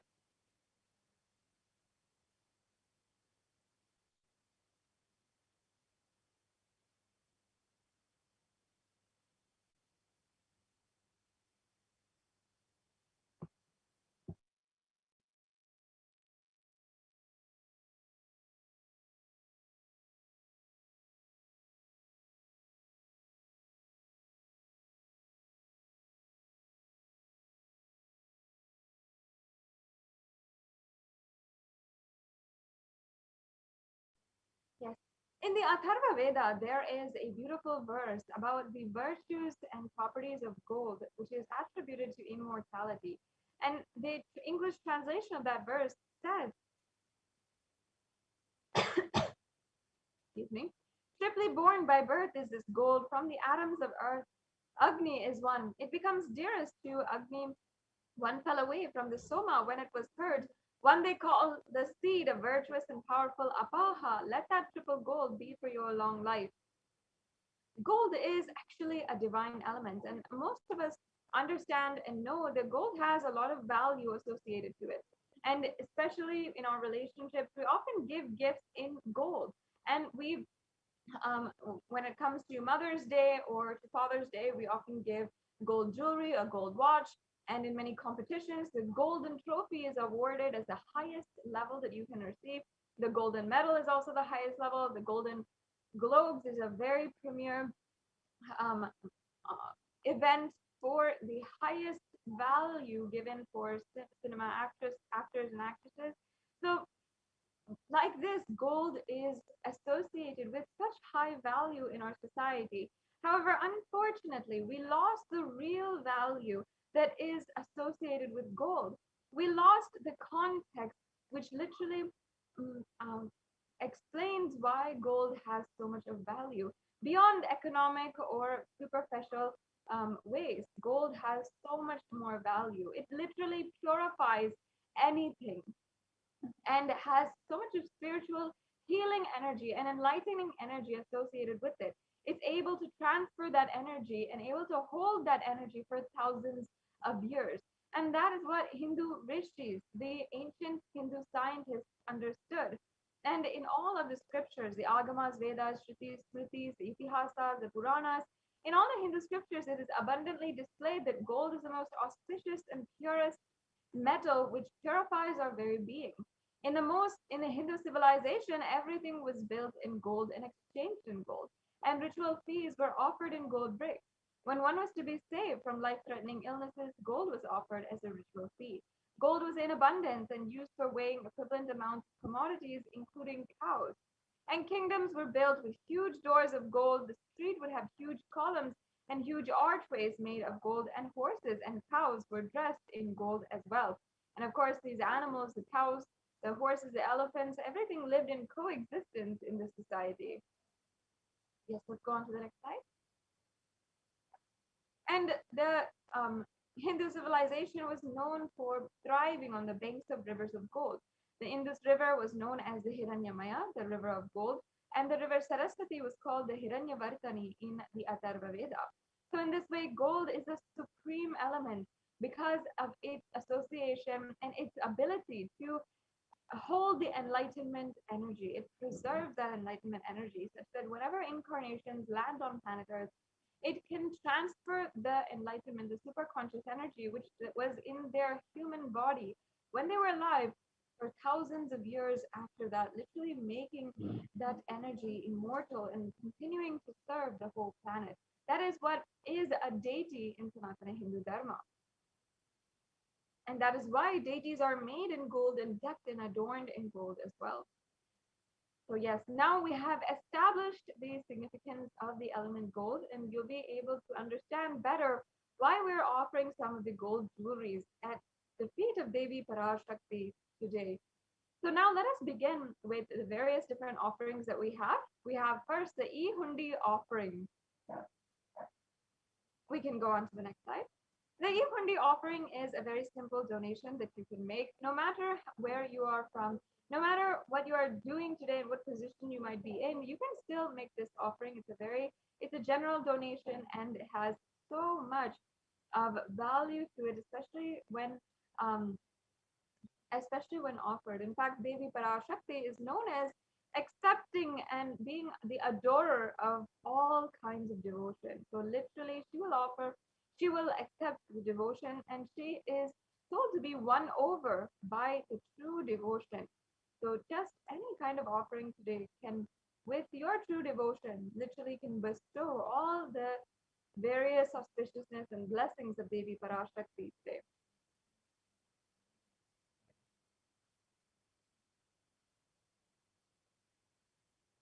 Yes, and there's a verse, in fact, from the Lalita Sahasranama where Devi Parashakti is described as Bhakti Priya. And I'll just be chanting that verse. Bhakti Priya, Bhakti Gamya, Bhakti Vashya Bhayapaha, Shambhavi Sharada Radhya Sharmani Sharvadayini.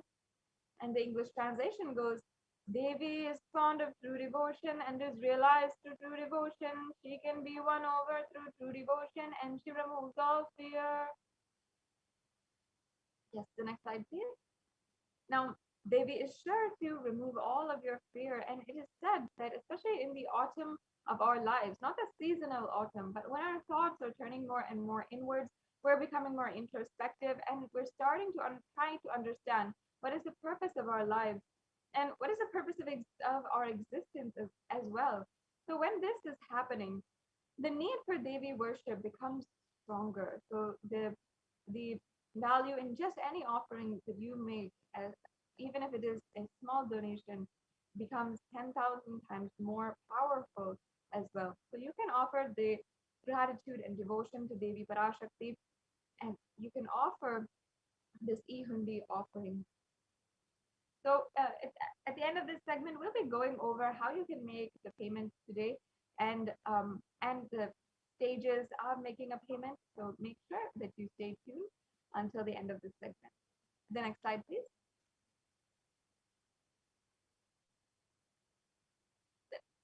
The next offering is the Sankalpa chanting. And in the Devi Mahatmyam, chapter 12, verse 34, the goddess is described to be the one who enchants this whole universe, and she herself is the one who gave birth to this universe.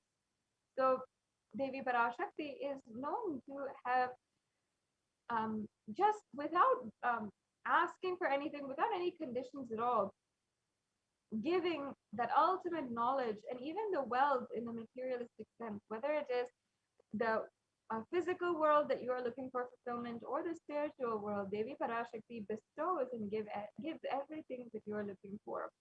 So this Sankalpa chanting is literally a very elaborate mantra that is chanted on your behalf, and your names are chanted also during the mantra, and all the blessings that are associated with this prayer will be bestowed on you once it is chanted.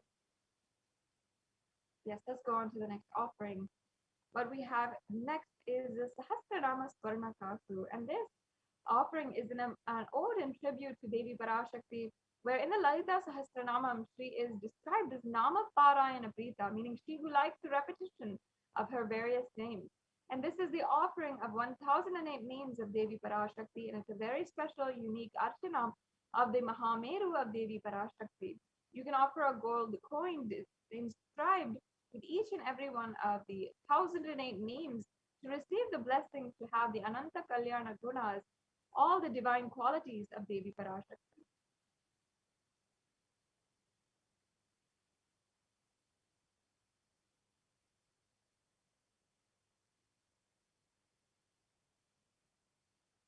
Yes, and the next offering is the Mukta Anguti, the finger ring with the pearl. And beautifully, Devi Meenakshi in the Meenakshi Pancharatnam, who is the incarnation of Paramashiva, sorry, Parashakti herself, literally is described as being adorned with pearls. And I'll just be chanting that verse. Muktaharanala Satkiritaruchiram Purnendu Vaktra Prabham Chinjannu Purikinkini Manidharam Padma Prabhavasuram Sarvabeta Palaprabham Girisutam Mani Rama Sevitam Meenakshim Pranatosmi Santatamaham Karunyavaram Nidhim. And the English translation says, I bow down to the goddess Meenakshi, whose crown has garlands of pearls and face shining like the full moon, who wears anklets that are studded with gemstones and has small bells, who is shining like the splendor of a lotus, who grants all the wishes, the daughter of the mountain, who is worshipped by goddess Vani and Rama. I remain ever bowing to that goddess, the ocean of compassion. And being the ocean of compassion, Devi Meenakshi is also described having been adorned with pearls, pearls also being a symbol of compassion. And Devi Meenakshi literally manifested on planet Earth and manifested this super conscious breakthrough, the conscious breakthrough for the whole humanity at that time, in that period of history, for the human civilization, for the whole living beings on planet Earth. At that time, by manifesting literally one civilization, by giving the next breakthrough in intelligence and the way that human beings were living at that time, and so much more. Devi Meenakshi, out of her compassion, descended on planet Earth and gave a breakthrough for the whole humanity, literally manifested Kailasa on planet Earth.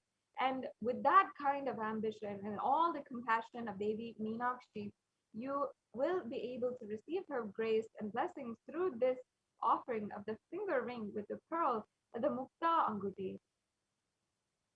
Let's go on to the next offering. The next offering here is the Swarnameti. Sorry, we have the Swarna Padma Pushpa, and that is the golden lotus. And in the Kamikagama, it describes that all the kalashas that are offered in the worship of Paramashiva should be wound around with suitable thread and covered with new cloth. They should be adorned with the lotus flowers made of gold. And in the Hindu scriptures, there are so many references for gold, literally hundreds, for the references of the lotus in the worship of Paramashiva.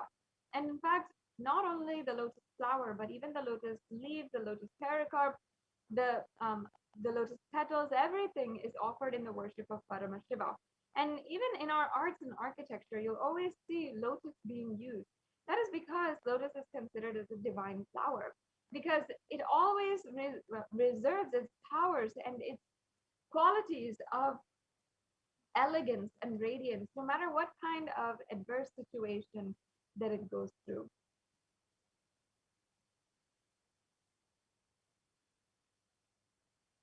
Yes, so you can offer the golden lotus in any size that you wish and be blessed to have the state, space, powers, and being of Devi in your inner space amidst any and every adverse situation in your life.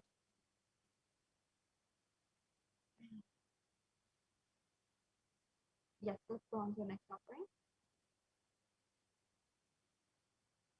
The next offering is the golden toe ring. And in popular culture today, we are all seeing the toe ring. Many girls are using it as a fashion statement. However, the toe ring is actually very customary as a Hindu tradition. And in fact, it has so much of significance because of the following verse, where Devi Parashakti and her toenails are said to have the power to remove all of the darkness of ignorance from your lives and literally bestow on you the ultimate experience. And I'll just be chanting that verse before proceeding on. Nakhadiditi samchana namajjana tamo guna padadvaya prabhajala parakrita saroruha. You whose brightness from toenails destroys the darkness of ignorance from the minds of your devotees, who's prostrating at your feet, whose brightness from your 2 feet overpowers that of the lotus flower. Yes, let's go on to the next slide. So this beautiful toe ring offering, the Swaranameti, is able to literally liberate you and keep you in the space of constant gratitude for receiving the blessings of Devi Parashakti, even in the most difficult aspects of life.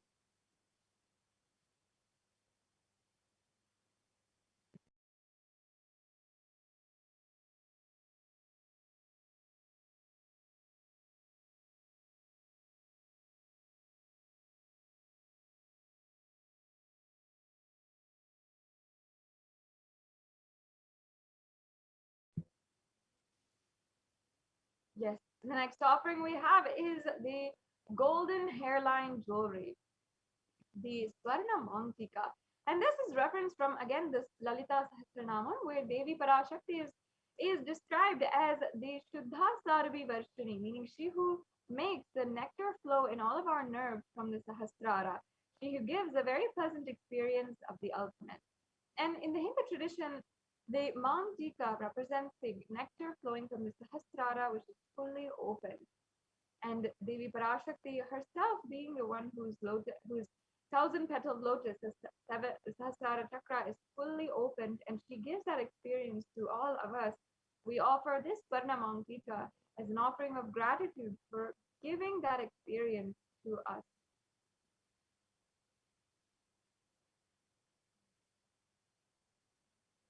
And you can offer this Mantika to Devi Parashakti and receive her blessings of achieving the blissful state of overflowing gratitude and the space of complete completion.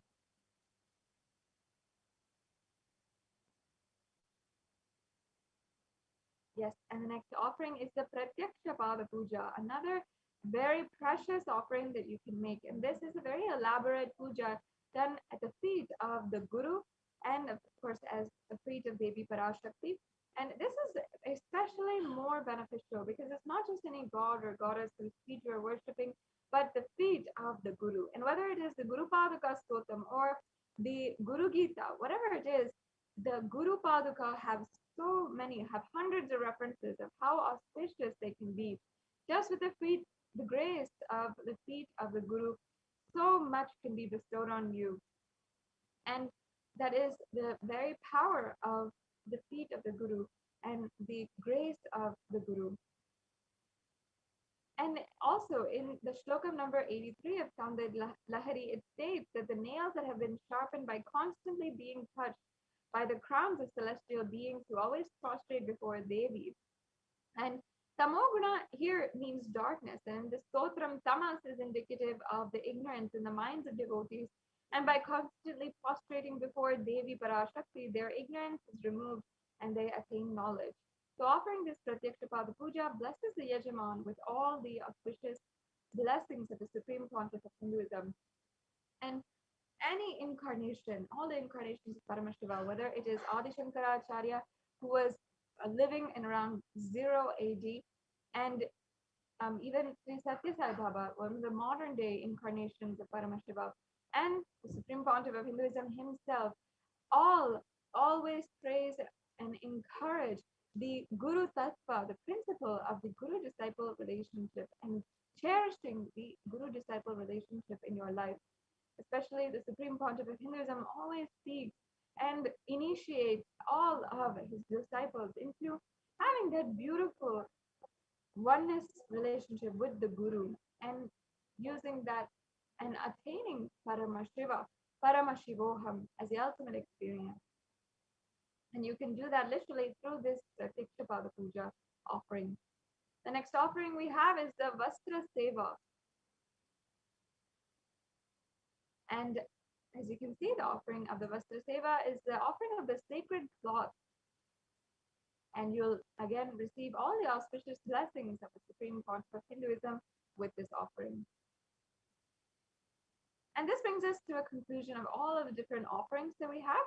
In the next slide, you'll be able to see a table of all of the various offerings, the Ihundi offering, the Sankalpa chanting, the Devi Sahasranama Kastu, the Mukta Anguti, the Swarna Padma Pushpa, the Swarna Metti, the Swarna Mankika, the Pratyakshapada Puja, and the Vastra Seva. And today, especially it being the live darshan, is the very auspicious day to offer any of these offerings, and you can ensure that you are making these offerings. And also, you can see that there are various levels of each and every one of the offerings. Several of them have different levels that you can offer, either $75 or $151 or $251. And there's several which have various levels. And there's also offerings which are very minimal, and then also offerings which might be more substantial for you. So whatever is where you feel comfortable today and you would like to make an offering for your donation, and you'd like to just simply offer your gratitude today to Devi Parashakti for gracing each and every one of us, then you have so many options. You don't need to feel insufficient or incapable in any other way. You can simply offer whatever you want today. So now let us go into this 3-stage easy process for making a donation today. And first of all, if you are any of these offerings have piqued your interest and you would like to offer, you are sure that that is the experience that you want to experience the oneness, and you are understanding the context behind these offerings is ultimately oneness with Devi Parashakti and with the Supreme Pontiff of Hinduism. But perhaps maybe right now you're not able to gather the funds, or you're not having the resources for making an offering, then you don't have to worry. You can start manifesting these offerings today in some way. And the very powerful way of doing that is making your sankalpa, making the intention for making an offering. And you can make an intention by filling out this form, tiny.cc/Baba-Samadhi. And you can fill out this form, and literally it's the first step towards manifesting the offering which you would like to do. And if you are interested in making this offering, if you need help in manifesting, or if you need more details, you can go ahead and fill this form. If you are ready to make a payment today, you want to make an offering, especially now because it's the live darshan of Devi Parashakti, this is a beautiful time to make an offering. Then you can go to tiny.cc/Devi-offerings, and you'll be able to follow a very quick process in order to make a payment. You'll be able to select in the drop-down menu the offering that you'd like to do, add that to your cart, and then review your whole cart, all the items that are in it, make sure that you're only offering what you'd like to, and then you can proceed for checkout and then fill out your billing details, your payment details, and then after that, it's a done process. So again, if you're used to online shopping, this is a very easy process. And even if you're not used to it, it is very easy. It's just 3 clicks and you can be done and ready to make your offering. The last stage that we ask all of the Yajamans today is to fill out the Sankalpa 2021 form. And this form is just submitting your details for the puja and your names and all of the names of the people you are offering on behalf of today. And those names will be chanted during the puja, and you'll be ensured to have the blessings of Devi Parashakti bestowed on you and your family, your friends, whomever you want. So once again, make sure that you are following these steps and take a step today to make an offering, whether it is the registration form, whether it is a payment, or please remember again to make sure that you are filling out the Sankalpa 2021 form also. Another option that we also have for making a donation is through YouTube Super Chat. And if you are a member of the YouTube channel, Kailasa's HDH Nithyananda YouTube channel, first of all, if you're not a member, I highly encourage that you become a member, as the benefits are amazing and you get access to 20,000 hours of discourses, special satsangs, dikshas, darshans, intimate sessions, all of the Supreme Pontiff of Hinduism since the time that he started his public mission. And you can ensure that you have access to all of those at any given time. You can also make sure that you get a notification every time that there's a live event taking place. Like, for example, today, where we have the live darshan, you will be able to get a notification as soon as that announcement has been made. And you will not miss a live darshan again. And also, you'll be able to go back in case you might not be able to attend the live darshan as well. You can go back and see all of the videos as well. So there's so many benefits to becoming a member of Kailasa's HDH Nithyananda YouTube channel. You can ensure that you are joined as a member, and you can go to the super chat and make sure that you are asking your making a donation through the YouTube super chat. So with this, we are now coming into a conclusion of this segment in today's program, and we're going to be going on now to the next segment. The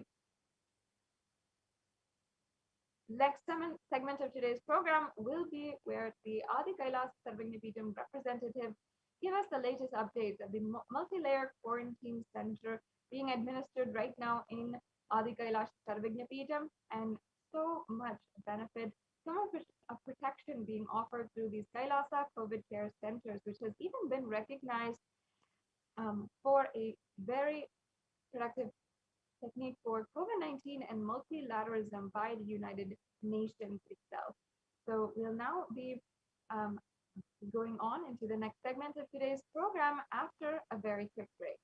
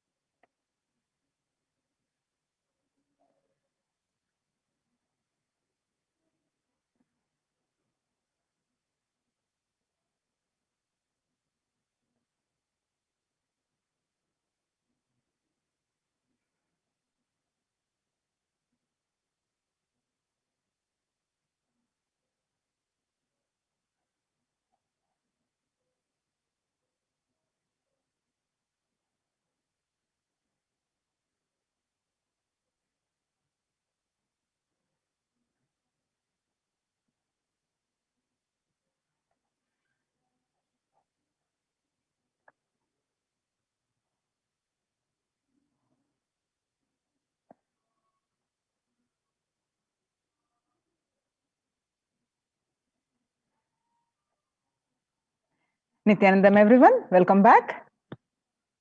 Now, in this segment, we are going to see the Kailasa's multi-layered quarantine opportunity for India during the COVID-19 as a practical solution resulting in health, joy, and bliss.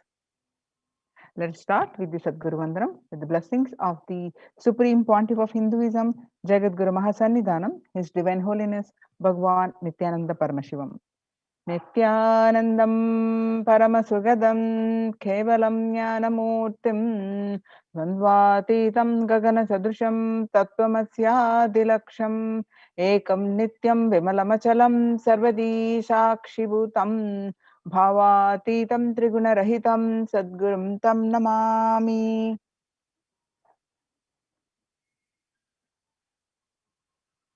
Now, on June 5th, 2021, Devi has revealed the Akashic readings about the mental health of the, especially the young adults and many across the world suffering due to the pandemic. And what needs to be done, Devi revealed: live a spiritual life, do yoga, and the state of the world across the world, how the various reports reveal the same. So let's understand more about this. Revelations to the world by the Devi Parashakti on 5th June 2021. Devi revealed that not only people dying in crores, financial and mental retardedness, you will also see minds getting collapsed. Freedom from all this suffering is the life of living enlightenment. First, prevent yourself from this deadly corona. Oh, people, do the job of saving your life as first priority. Listen properly, people. The only way to protect yourself from this overflowing cosmic pralaya and from the demonic people who search for destruction for themselves and for others because of pralaya, the go to Adi Kailasa, getting shelter at the feet of Paramashiva. Save yourself from karuna and hell and death, economic crisis and mental collapse that is formed because of corona. Save yourself and move towards living enlightenment. Move towards Paramashiva Parampurul, doing yoga and tapas, doing seva to all the devotees of Paramashiva. Live a good life. Just for that, I have opened the doors of Adi Kailasa for all those in the universe, not only human beings, as even Siddhas, Jnanis, and Yogis have come and are doing penance in Adi Kailasa for everyone who come. Goodness, prosperity, Jnanam, and Yogam will overflow. Do not have fear, and bliss is there. Do not have worry, I will protect with goodness. Just for that, I have opened the doors of Adi Kailasa for all those in the universe, not only human beings, as even Siddhas, Jnanis, and Yogis have come and are doing penance in Adi Kailasa. For everyone who come, goodness, prosperity, Jnanam, and Yogam will overflow. Do not have fear, bliss is there. Do not have worry, I will protect with goodness. Happiness is there, enlightenment is there. Do not have fear, a bliss is there. I am solving sufferings. I am the Samaya Purattu Kannattal who comes and helps at the right time. These are the revelations, glimpses of some of the revelations about mental health issues by the Devi Parashakti on 5th June 2021, and the media articles confirming the same on 6th June 2021. The psychiatric symptoms like depression, anxiety exhibited by COVID-19 patients, according to a new study, neurological symptoms like depression and anxiety are also showing to be common in those who have contracted COVID-19, even in more mild cases. The BMC study, BMC Psychology, a media article confirming the same on 8th June 2021, what they revealed on 5th June 2021. According to this article, which is published on 8th June 2021 on BMC Psychology, the impact of COVID-19 on the mental health of US college students. The results indicate that students closer to graduating faced increases in anxiety, which is 60.8%, feeling of loneliness 54%, and depression 59.8%. Many reported worries for the health of loved ones, most impacted their mental health status. Excuse me. And the need to take care of family most affected current and future plans. That is 31.8%, almost one half of students took to exercising and other remedies. Revelations about the mental health issues by the Devi Parashakti on 5th June 2021 and the research confirming the same on 10th June 2021. The rates of anxiety and depression among the college students continue to soar, the researchers say. Researchers at the Dartmouth College who have tracked the moods and behaviors of about 200 college students for over 4 years say stress levels are at their highest. By Lauren Lumpkin, the Dartmouth College researcher, um, began tracking 217 students when they entered the school as freshmen in 2017 in the hopes of understanding how they behave. They have seen students' stress levels rise and fall, usually in tandem with midterm and final exams. But since the onset of the coronavirus pandemic, rates of depression and anxiety have soared and have showed no signs of coming down, said the Andrew Campbell, a researcher and computer science professor. The Psychology Today, the psychological trauma and PTSD event, how this pandemic will result in trauma responses. Much has been said about the mental health crisis that is occurring related to the coronavirus pandemic. Much of this information has focused on the all consuming anxiety, panic, and fear that many are experiencing. While this is important and needs to be at the forefront of discussions, something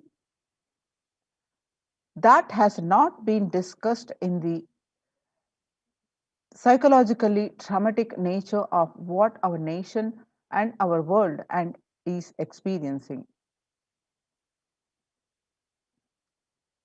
The increased prevalence of post-traumatic stress disorder is expected to emerge as a primary factor driving the growth of the global post-traumatic stress disorder therapeutics market over the period of assessment. Global post-traumatic stress disorder PTSD therapeutic market, which showed that in 6 months in 2019, from January to June, the 6 months period, what it used to be, and what in just 27, there's a raise, it's going to be a raise in 11.91%. According to the CNN, there is a high prevalence of mental distress in countries across the globe due to the coronavirus pandemic, especially among the healthcare workers and children. According to the United Nations and the World Health Organization, the impact of the pandemic on people's mental health is already extremely concerning. The WHO Director General Tedros Adhanom said in a news release recently.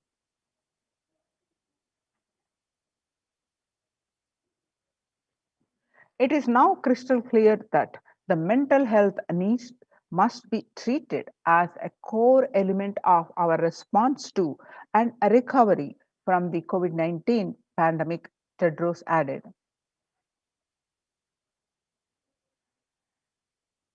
Yoga greatly improves mental, spiritual, and physical health. These are the solutions Devi also revealed, and the Supreme Pontiff of Hinduism continuously insists on doing the yoga on a daily basis and do the other spiritual practices. So, people who practice yoga experience less anxiety, less depression, and fewer symptoms of post traumatic stress disorder. Yoga also improves well being, including increased gratitude, relatedness, acceptance, centeredness, empowerment, and self esteem. the compassion, self-awareness, and hope. Yoga can help us the stress and self-refulgence, self-regulate as an important tool in the current time. We are all equipped with innate coping strategies for responding to stress. But sometimes our stress responses can become out of balance. We are living in a world that regularly activates our sympathetic response, the body's way of responding to stress, sometimes called fight or flight. This is balanced by our parasympathetic response, the way our body helps us to rest and relax. Yoga can help bring our parasympathetic response back online and allow us to find balance. Activating our parasympathetic response brings us into a more restful space and allows us to find calmness, connection, and compassion. The deep, mindful breathing of yoga and meditation stimulates the vagus nerve, which activates the parasympathetic nervous system and supports self regulation and stress management. Yoga can be a valuable tool for self care, especially in challenging times. Yoga is now being used as an empirically based treatment, often in combination with other interventions, with benefits for both physical and mental health. Many clinicians are recommending yoga as it may help support the effectiveness of the traditional treatment approaches. The psychology today revealed that when we actively choose a tool of self care, we better equip ourselves to survive and seek resilience in different circumstances. While it is but one tool, yoga offers the potential for connection and well being, even in these challenging times. Spirituality, spirituality benefits mental health. Research shows that individuals have better mental health and if they belong to a particular community or have religious beliefs. Spirituality can help people in many ways. First and foremost, spirituality or religion can help people find meaning in their life, which is instrumental in improving one's mental health. Spirituality can help, perhaps helps you connect with your divine self. In addition to endowing meaning to your life, it has the potential to improve mental, physical, and emotional well being as well. It has been a source of relief and comfort from various challenging issues for thousands of years. Paramashiva is very clear. Focus on making your body alive, life alive. Mind is obsessive compulsive reaction. It is nothing but a bunch of unconscious reactions. Do not try to sympathize with the mind. Make your body and life alive. That is the only priority for all of you. I am talking to everyone who has a little love and sympathy for me. For all of you, take this as a guru walk. Make your body and consciously strong. Gym will build muscles, make you look very nice in the outside, but only yoga and Ayurvedic lifestyle will make your body conscious. Just see all over the world, all the gym bodies are just dropping dead. Only yoga will make your internal organs strong and your ability to manifest consciousness strong. Let me give you the solution from the Paramashiva to protect yourself from this whole pralaya, not just from corona.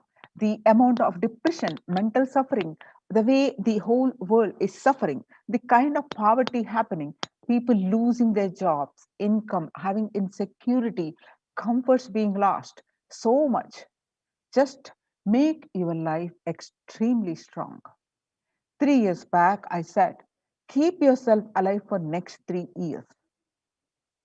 I have enough evidence that 3 years back I trained the whole Kailasa, the the first devotees in their own homes, and also the Kailasavasis inside the Sangha, physically, mentally, psychologically, or consciously for quarantine lifestyle, for being active without getting mentally broken by being in one place, doing intense yoga, making the body and internal organs strong, taking bay leaf, neem juice, tulsi, haritaki, triphala churna, Ayurvedic lifestyle of less food and more energy, more activism. I only told it is for an important reason. Please wake up. Quarantine yourself, build your body. Do not bother about your business or any other profit or anything. This year, if you are alive, that is the greatest profit.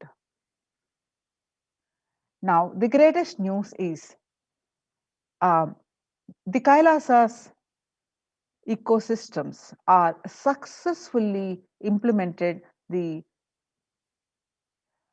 what Supreme Pontiff revived the due to the multi-level quarantine systems. The Supreme Pontiff of Hinduism successfully, without any case of corona, implemented the multi-layer quarantines to protect from corona, and it is open for one and all. And this has been submitted in the United States, and United States recognizes Kailasa's report on the COVID-19 and multilateralism. You can see the screenshot here projected on the screen, which where you can read this article. You can directly click on this article and read by yourself the report, which is the Supreme Pontiff of Hinduism page. Some more screenshot of this post on Supreme Pontiff of Hinduism's Facebook page. The report published is in the website www.ohchr.org.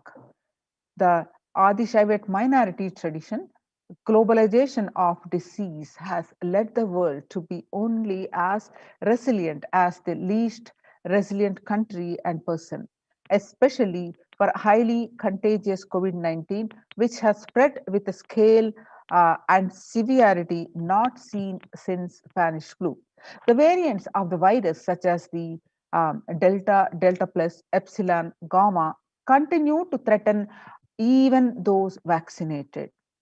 The secondary diseases such as black fungus are targeting COVID patients and killing almost 1 in 2% in such cases. Human life is more precious and important than all economic principles or systems in totality, because all these concepts are legitimate only because of their utility value, which is to fundamentally make human life better. At least until this ongoing crisis ends, all economic policies related to money, banking, fixing prices of commodities, etc., need to be revised to make sure no human being suffers from hunger or absence of required medical care. For this purpose, Kailasa has presented a detailed report on effective solution for COVID-19 through the multilateralism that was published by the United Nations on their website www.ohchr.org. The earlier reports recognized by the United Nations are the reports on the rights of indigenous and women and girls, and the second report on femicide. Now, let us see the detailed report on the United Nations published on their website on COVID-19 and multilateralism. A report by the Adi Shaivite Minority Tradition, ASMT, Hindu Community, Kailash Union, which was submitted in the month of June 2021. The introduction is the key obstacles. the globalization of disease has led the world to be only as resilient as the least resilient country and person, especially for highly contagious COVID-19, which has spread with a scale and severity not seen since Spanish flu. The variants of the various virus are Delta, Delta plus, Epsilon, Gamma, such uh, they continue to threaten even those vaccinated. Secondary diseases such as black fungus are targeting COVID-19 patients and killing almost 1 in 2% in such cases. Distorted policy and policy decisions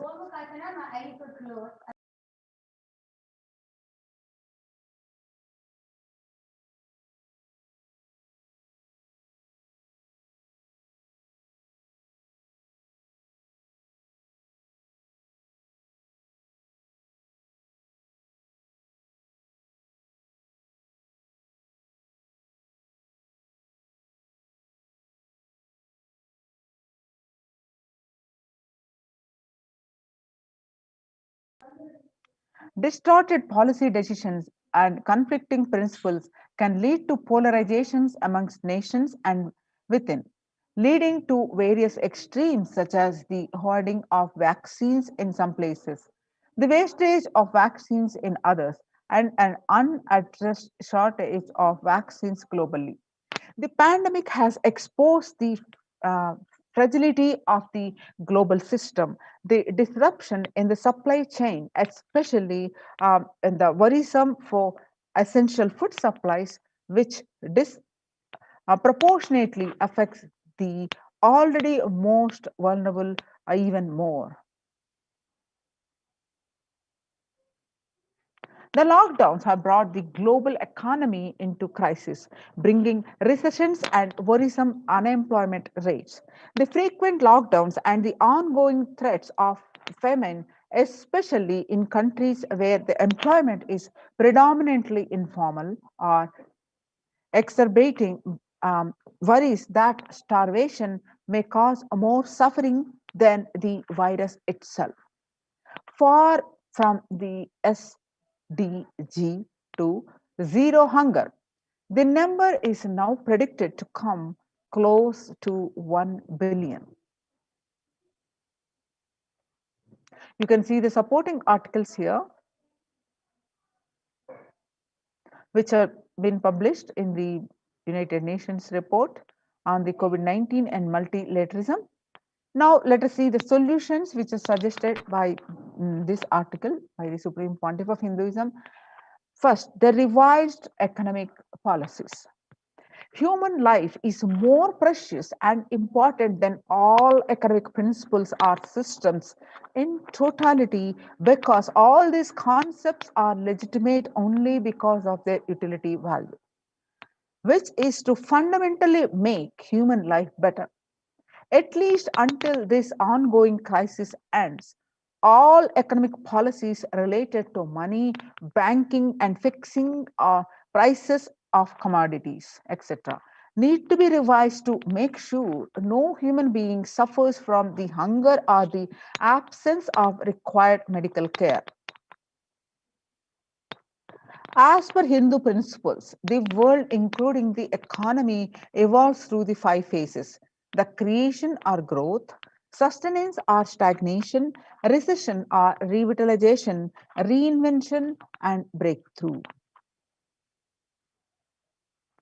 As per Hinduism's conventional economic growth is observed with when best practices are applied diligently. However, during the times of crisis led us to the 4th and 5th phases, wherein the need to reinvent and deliver a breakthrough becomes both a survival need and an opportunity to surpass any means and measures of conventional economic growth.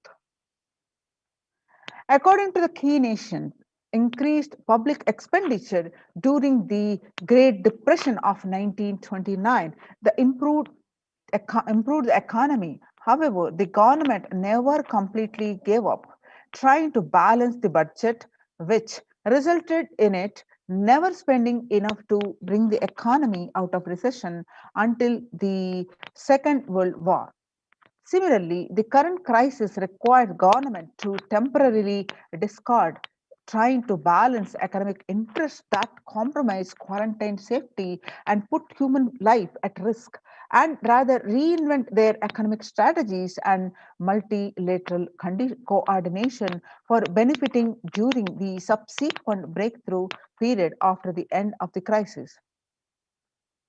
The Hindu multilateralism, there is an immense inequality in the capacities of the governments, organizations, and people on two grounds. First, health response. Second, economic recovery. Surviving the highly contagious COVID 19, where the world is only as resilient as the least resilient country and person, requires governments, organizations, and people collectively address the crisis. From 3200 BCE, the 56 nations in Asia had multilateral treaties based on the Hindu principle Vasudhaiva Kutumbakam. That means the entire world is my family. From the Maha Upanishad, chapter 6, verse 71 to 73. You can see the references here which are projected. Next is provide sustainable community livings with a multi-layer quarantine. Home or self-quarantine is not a viable solution for a vast majority of people for either health, safety, or economic reasons. In Assam, home quarantine has been reported to be a primary reason for a large number of deaths. In some places, governments have moved people out of home quarantine to COVID care centers. Other issues linked to quarantine, especially in small houses, are mental health problems, such as an increase in suicidal ideation, especially amongst the younger population. This requires friendly quarantine setups which are self-sustained and sufficient in terms of food stock and supplies, recreation, employment, education, etc. In India, the state governments have attempted to provide free and paid solutions, which face various challenges related to hygiene, exorbitant pricing. Some facilities have seen challenges related to requests for private accommodation. The experimental townships such as Araville have demonstrated a fair amount of success in creating a friendly, safe, and compliant quarantine facility. However, solutions such as Araville are not open to the public. For 2 decades, the leader of the ASMT community, Hindu community, the supreme pontiff of Hinduism, Jagadguru Mahasannidhanam, His Divine Holiness Bhagwan Nithyananda Paramashivam, had been creating townships like Araville across more than 100 cities in several countries.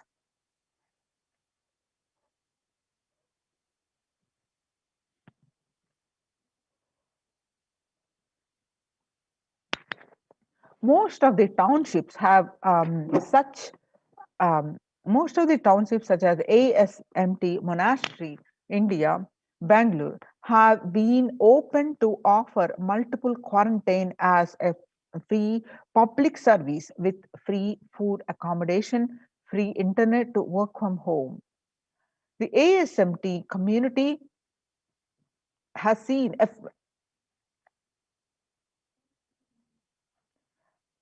a fair amount of success in these townships with zero reported cases of COVID infection in the past 2 years and has already saved many lives.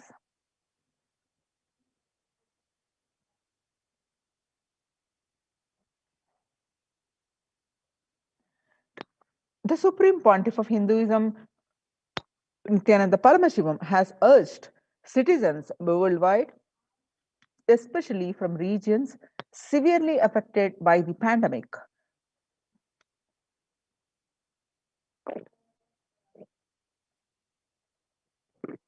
to protect themselves as the topmost priority and uh, avail these free quarantine facilities that the community has created, especially as home quarantine has failed many and is known to be um, a primary reason for a large number of deaths in many scenarios. The Supreme Pontiff of Hinduism, Nithyananda Paramashivam, has emphasized the need and urged the government worldwide to provide food, safety, medical care, shelter, and all survival needs to all human beings under their care. With absolute multi-layer quarantine until coronavirus is eliminated from the planet Earth, including all different strains of the virus.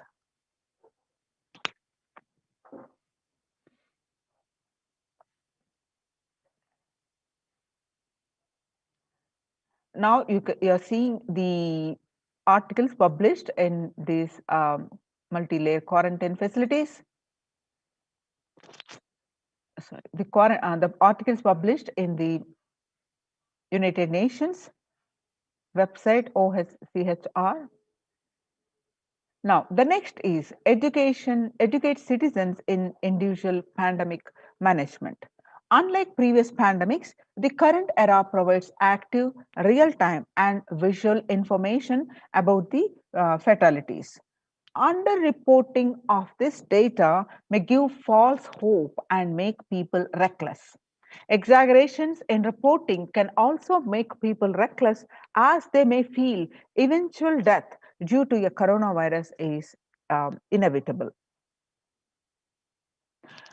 The proper education is extremely crucial as it will dramatically reduce the number of deaths and reduce the challenge on the healthcare systems.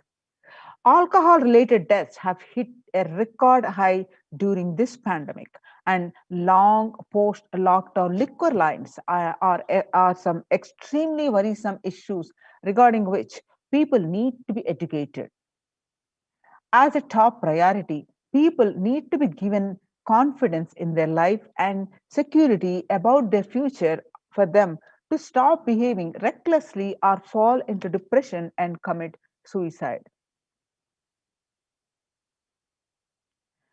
Next is leveraging the best of different economic systems based on charity, barter, and money. Ancient Hindu economic treatise by Paramashiva, the primordial Hindu divinity, describe three kinds of economic systems and their principles. First, for things that do not perish by sharing, such as education and knowledge, Paramashiva recommends that no fee be charged.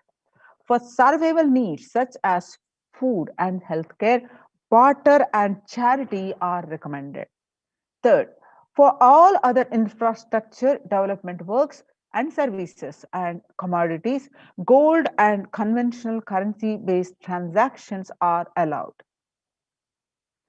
These systems are still in a practice in the modern day, but grossly overlooked and not sufficiently studied with their close relation to mainstream economics. The World Health Organization and GISAID provided early access to data regarding the virus. This is an example of an open knowledge economic policy where the critical data about the virus was not monetized. Similarly, the South Korea helped USA across access masks and testing kits. And there was a hope that this would lead to a reciprocal arrangement in terms of vaccine, which is like a barter based model allowed in food and healthcare. Hindu policies for food security.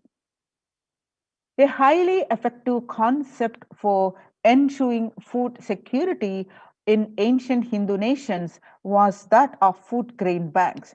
These were prevalent until 18th century. The elderly in villages would start food grain banks with a seed capital of grains collected by fundraising. If any person met with a crisis such as a crop failure, a food grains bank, the food grain banks would lend him grains in exchange for an interest. The compound interest was prohibited in grain banks, which the debtor was expected to return with the principal grain amount during the next harvest. The bank would expand its reserves of food grains basically based on interest earned and donations.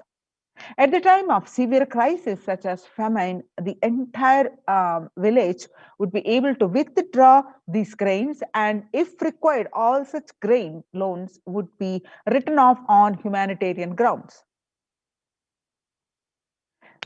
The next is Hindu temples, food is shared for free as a policy. This was the case in both ancient times and in modern times.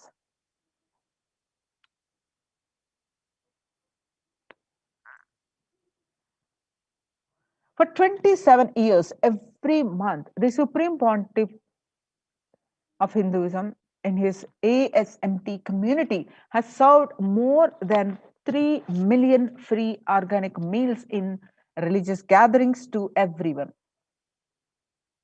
without discrimination, and has served over 1 billion free meals in total. Such private and public efforts are crucial to ace the threats of starvation, which is estimated to hit a billion people worldwide.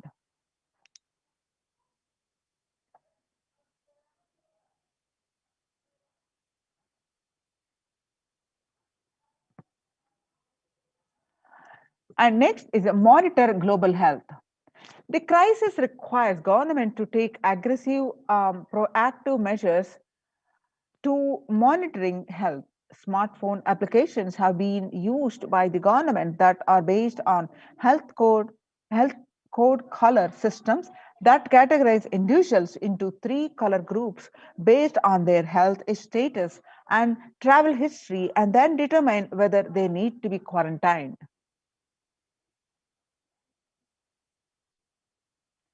You can see the supporting articles now.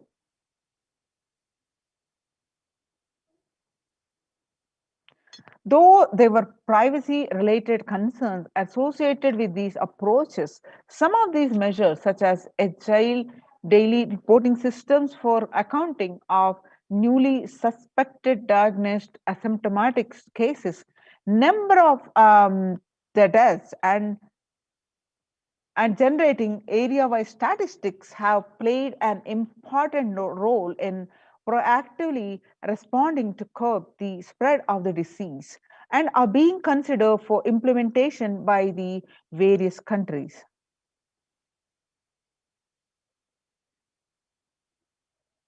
Now you're seeing the supporting documentation.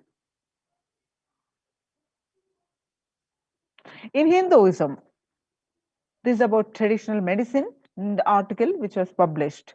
In Hinduism, nature and public planet Earth are registered, respected as living divine mother energies capable of providing us with all our survival needs, that is food, medicines, etc. Though traditional medicines such as TCM and Ayurveda are effective in addressing COVID related issues, a few years ago, a Nobel Prize was awarded for scientific work based on traditional medicine. The mainstream Western medicine has chosen to characterize Ayurveda as pseudoscience and the TCM as unscientific. Such demeaning of traditional medicine systems have led nations to consider taking defensive unilateral decisions to protect their interest. The outright rejection of traditional medicine is not wise, and such policies should be revisited, especially as these medicine systems are time tested and have kept people healthy for several generations.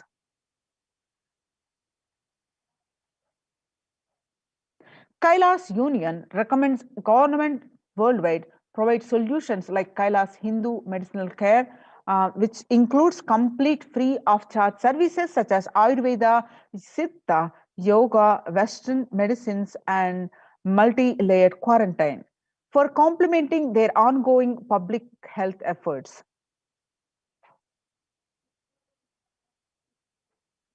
You can see the supporting document articles document submitted in this Kailasa nation submitted a report to the United Nations, which now recognizes United Nations recognizes this report on COVID-19 and multilateralism.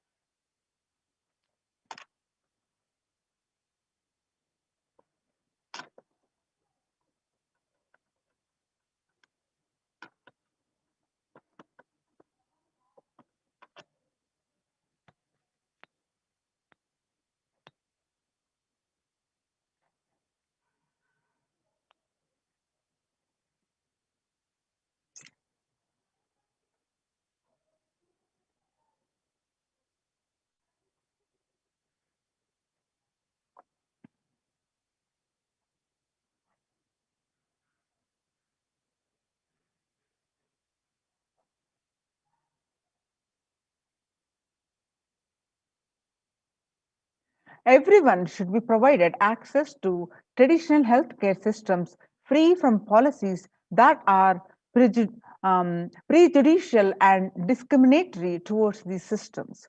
The creation of food grain bank systems and other traditional economic systems, as described in this report, would help the most vulnerable people of the world.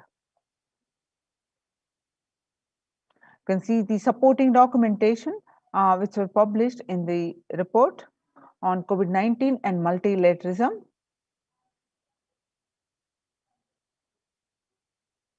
Now, you can use this opportunity and join now in these COVID care protection centers, Kailasa de facto spiritual centers, and save your life.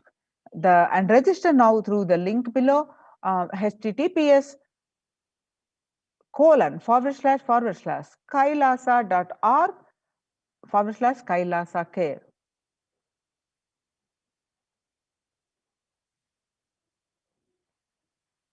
Now we have the exciting news. The live satsang is going to be at the 7 a.m. Indian Standard Time. We have they're going to be blessed with the Supreme Pontiff of Hinduism's live satsang at 7 a.m. Indian Standard Time. Let's get prepared.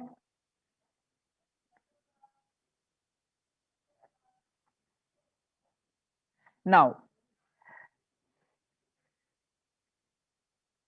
having seen the various reports and the Devi Parashakti's readings and on the mental health effects of the majority of the people are getting affected by the mental health related issues, how and they also revealed that the solution is doing the yoga and spiritual practices and related practices.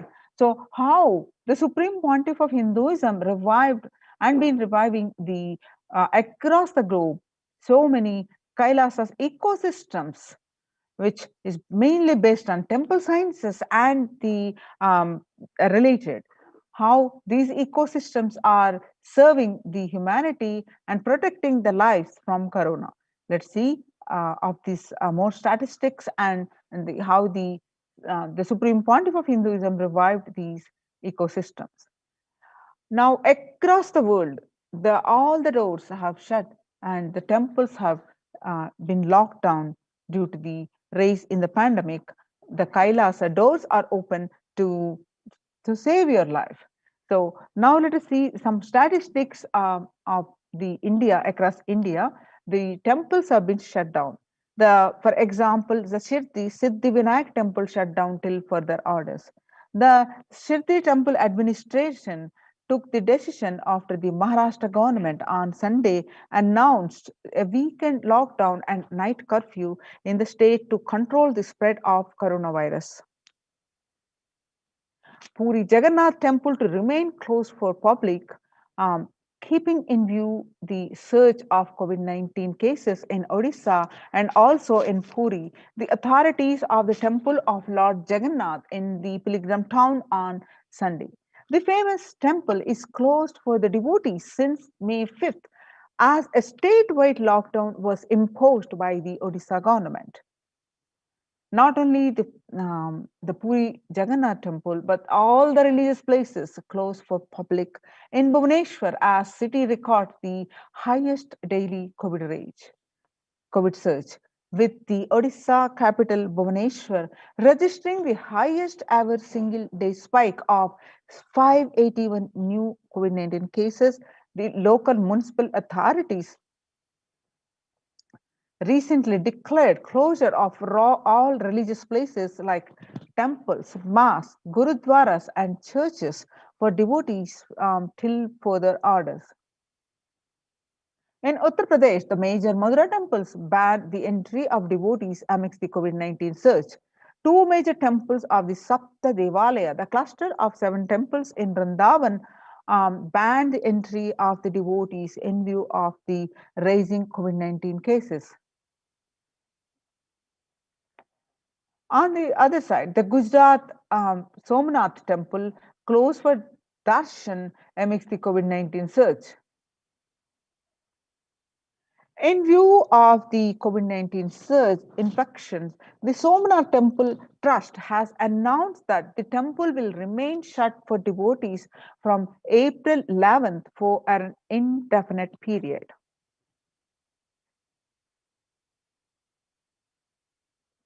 On the other hand, the Chola era temple Murtis beheaded in Tamil Nadu.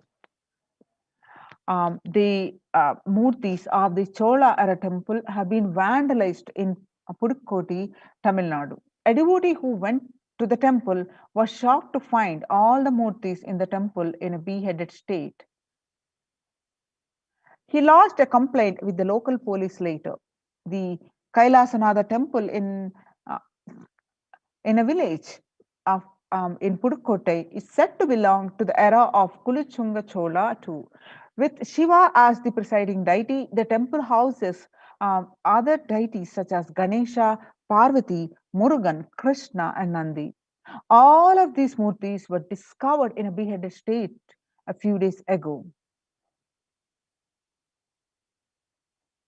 Now, let us see the in the times when COVID-19 is rampant, the ancient systems are in lockdown.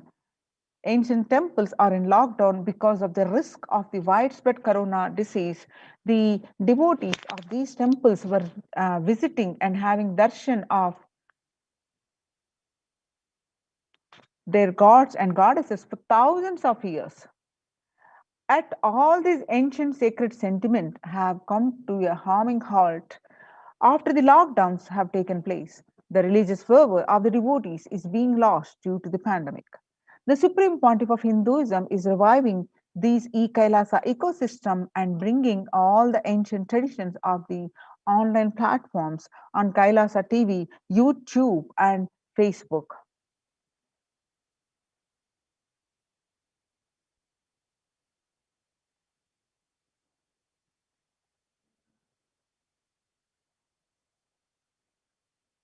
Now, let us see the fundamentals of why deity worship.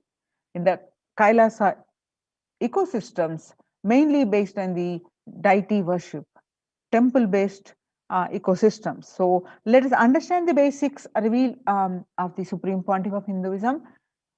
Why deity worship?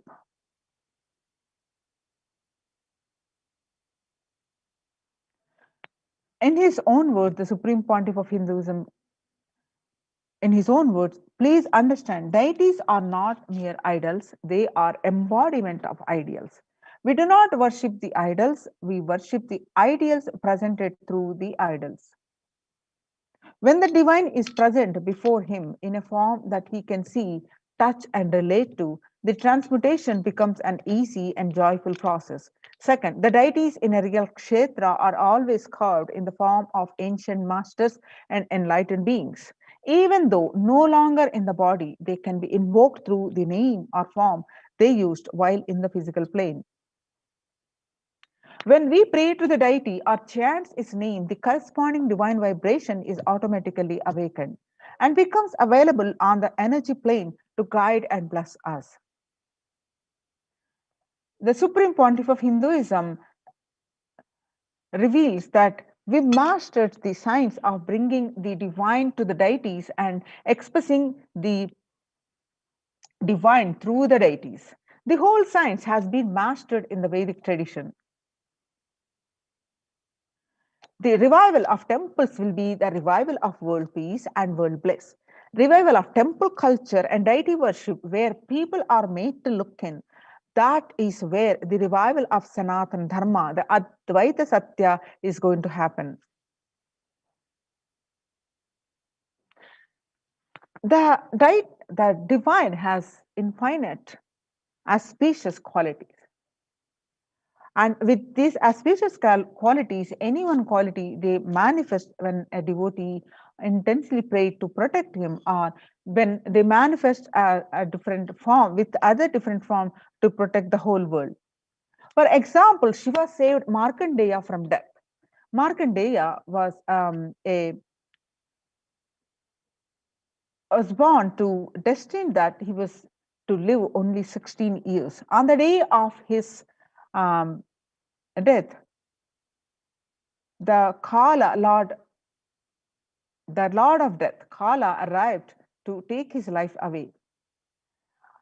And Markandeya, praying intensely since long to know this fact, and he prayed to Paramashiva intensely. And on the day when Kala came to take his life away, he hugged the Paramashiva Linga and intensely prayed to him.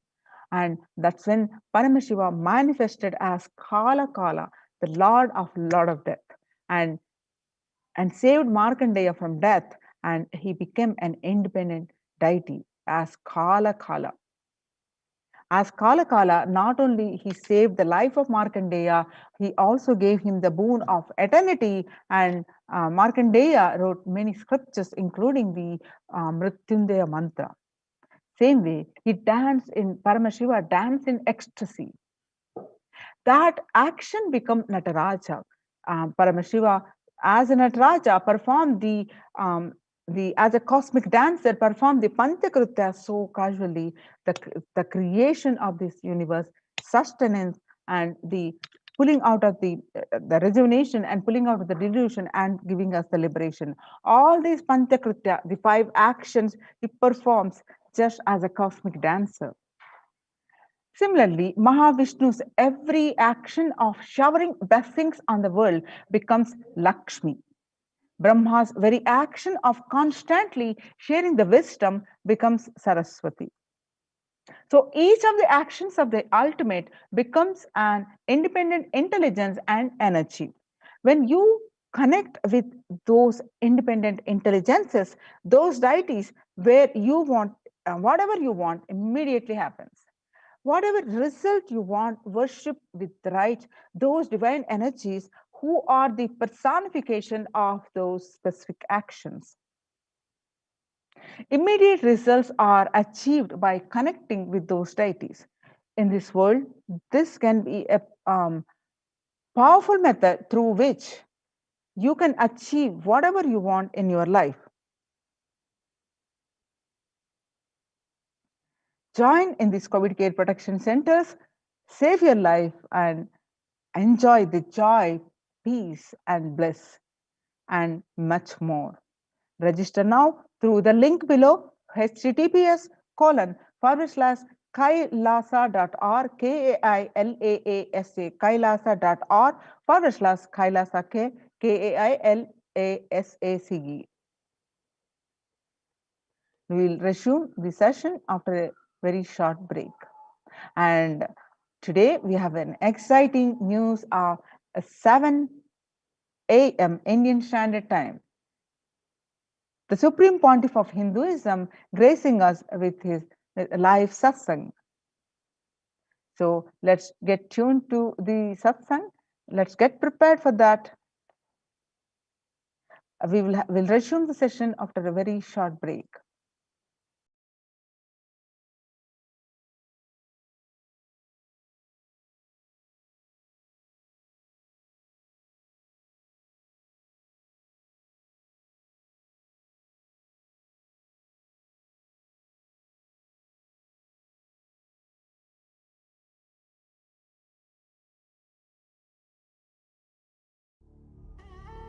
What I mean by the word Kailasa, listen intensely. Enlightenment ecosystem, literally enlightenment itself, in your own home, wherever you are. If you cannot come to Kailasa, it's okay. Kailasa can come to you.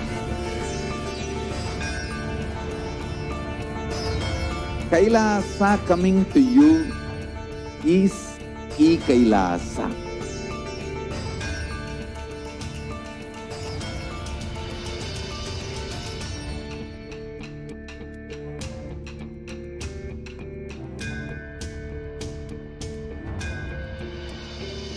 I will revive Hinduism. I am a Hindu revivalist, not by any revolution, but by evolution.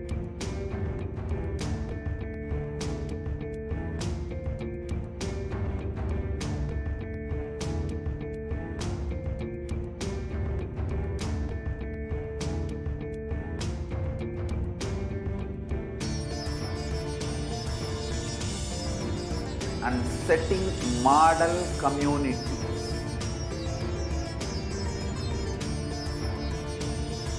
Kailasas, enlightenment ecosystems, Sarvanya Pitas all over the world.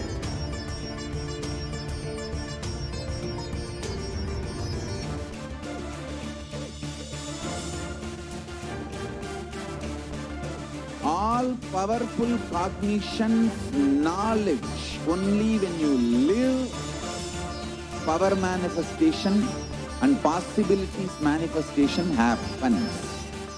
This is a fundamental truth.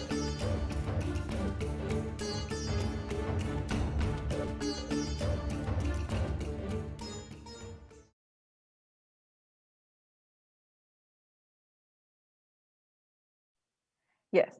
Now, welcome back. Now, let us understand the Kailasas ecosystems established by the Supreme Pontiff of Hinduism over 27 years.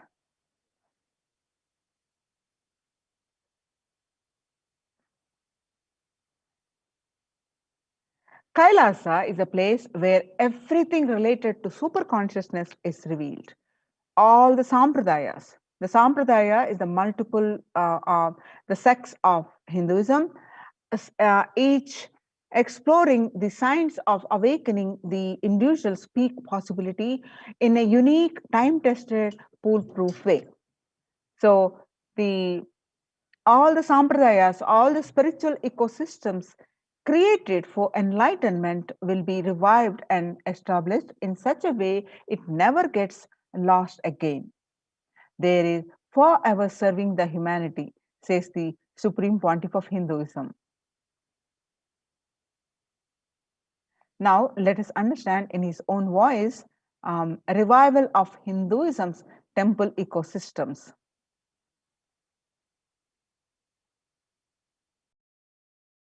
I am going to revive Hinduism by setting up a model community, enlightenment ecosystem. I am going to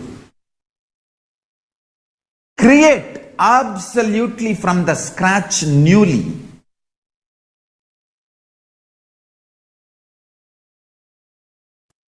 Self-sustaining, temple-based,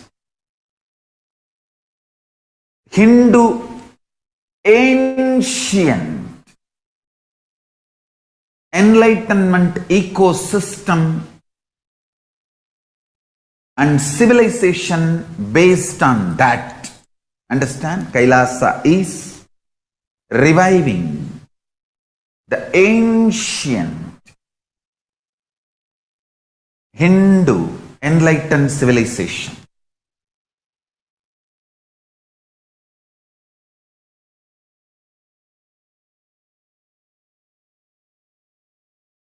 Paramashiva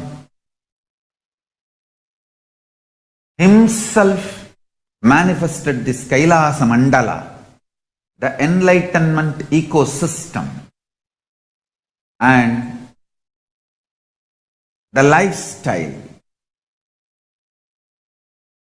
I am going to revive this whole enlightenment ecosystem, Kailasa, by creating a model Kailasas all over the world.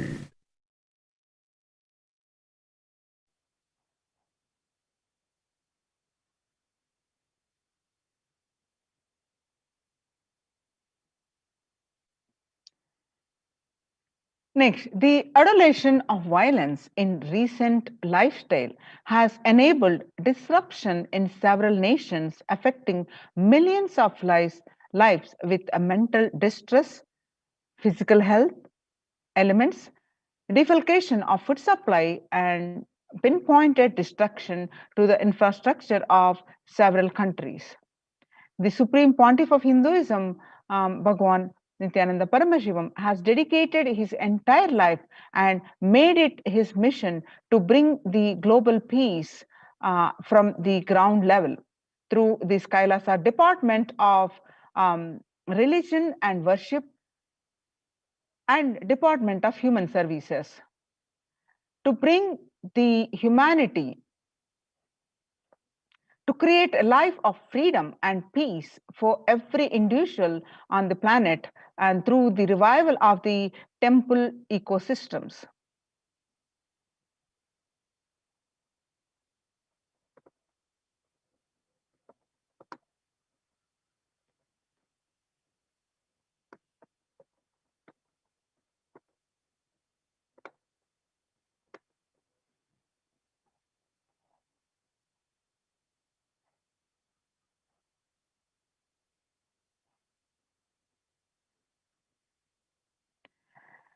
The director of the National Institute of Mental Health, Joshua Gordon, director of the National Institute of Mental Health, pointed out that environmental factors present both a risk and protective influences on mental health. He grouped such factors into three groups. Individual factors such as the microbiome, natural and built components include green spaces, housing, and highways, which may play a role in health disparities. Third, the social factors like family structure, poverty, and other social determinants of health.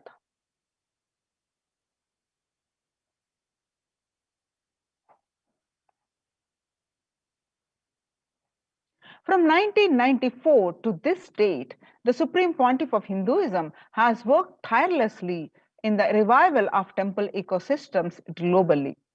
Through Kailasa Department of Religion and Worship, the Department of Human Services, led by the Supreme Pontiff of Hinduism, this lifelong commitment to the mission and vision of bringing global harmony and sustainable living and reproductive systems has been proven in building active, contributing temple ecosystems around the world.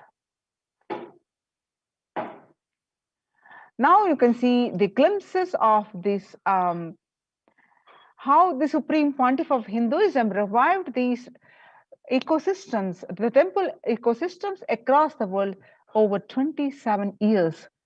Now you see the glimpses from 2006, 21st October, the following a meditation under the sacred banyan tree of Adi Kailasa, peacekeepers of Kailasa, along with the children of the Nithyananda Gurukul, celebrate the auspicious occasion of Diwali. This picture is taken in Adi Kailasa, Sarvajna Peetham.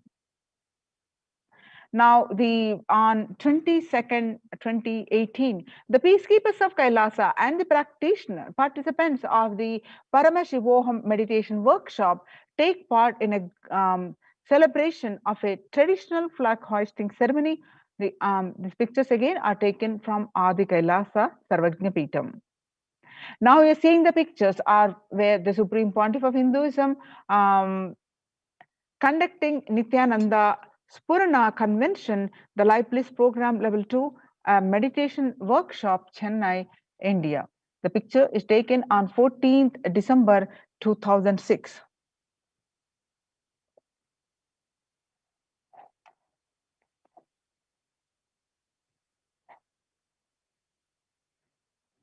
Now you're seeing the pictures are from 17th December 2006, where the Supreme Pontiff of Hinduism conducting the Nithyananda Spurana Convention, which is also called the Life Bliss Program Level 2 at St. Peter's Engineering College, Chennai.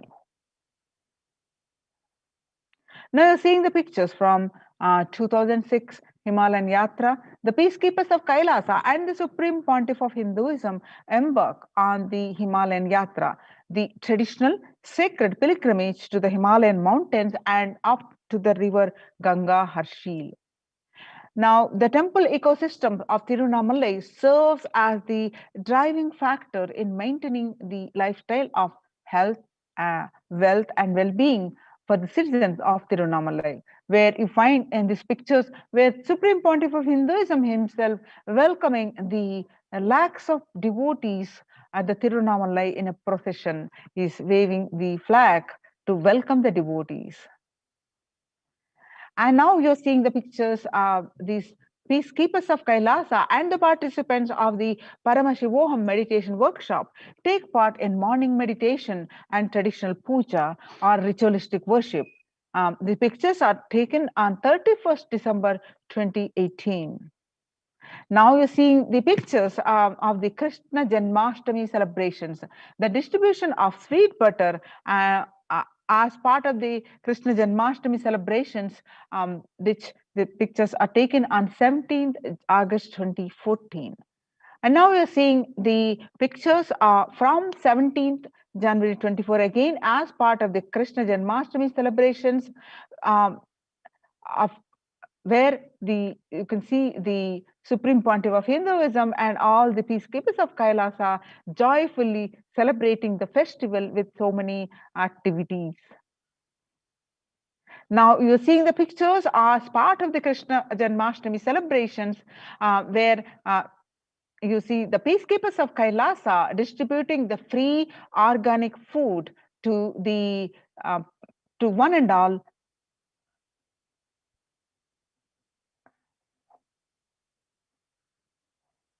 Now you're seeing the pictures of where the Supreme Pontiff of Hinduism himself demonstrating the value of the Karaseva.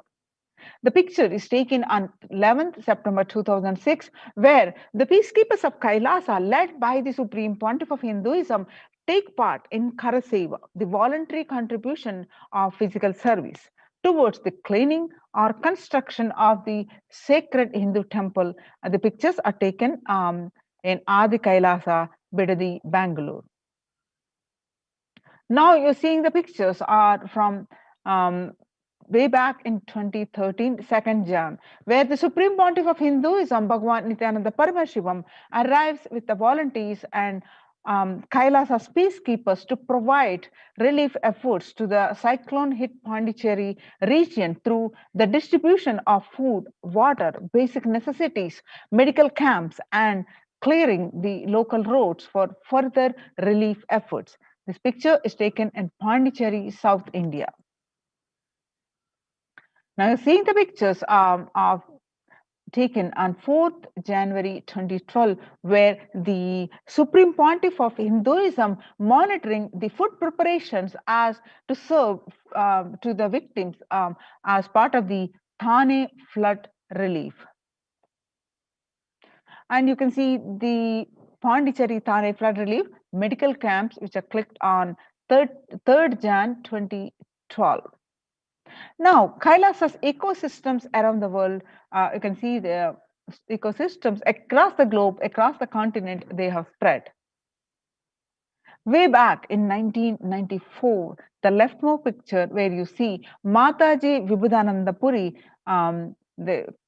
you can see the picture along with the Supreme Pontiff of Hinduism, the Kailasa in Tirunamalai, it traditionally passed on to the hands of the Supreme Pontiff of Hinduism, Jagadguru Mahasannidhanam, His Divine Holiness Bhagwan Nithyananda Paramashivam. And on this right, you see the same Tirunamalai Adhinam in 2017, where the Kailasa in Tirunamalai receiving visitors and delegates for the Kalpataru meditation workshop and Shivadiksha. Now you're seeing the pictures of Kailasa in Tirunamalai, January 2011, where the Supreme Pontiff of Hinduism himself directly serving the Annadanam. And you can also see the rightmost picture where he's and part of the traditional temple services at Tirunamalai.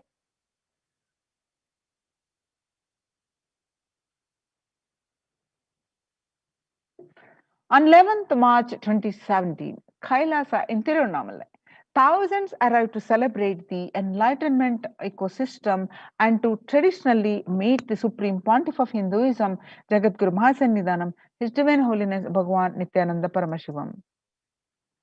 And you're seeing the pictures from Tiruchengodu Sarvajna Peetham, which is also called Adi Nithyananda Peetham, the first temple ecosystem established by the Supreme Pontiff of Hinduism, Jagadguru Mahasannidhanam, His Divine Holiness Bhagwan Nithyananda Paramashivam, at the age of 23, and on the banks of the sacred Kaveri River in 2001. This was the start of the borderless Hindu temple ecosystem, and we know today as Kailasa.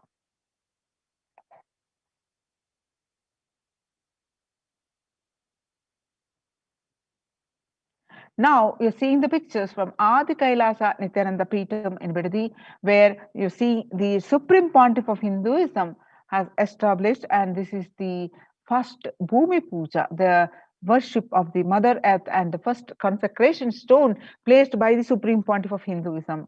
After having a vision of the sacred banyan tree, the Supreme Pontiff of Hinduism had established the Adi Kailasa temple ecosystem with this same banyan tree at its heart. The main headquarters of the Kailasa way back, it's established in 2003. Now you're seeing the pictures of the Adi Kailasa Sarvajna Peetham, the deities and the sacred banyan tree of Adi Kailasa,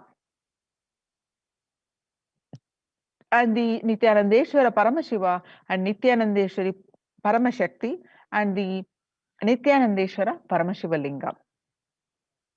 All these deities are continuously available for all of you from wherever you are via live stream.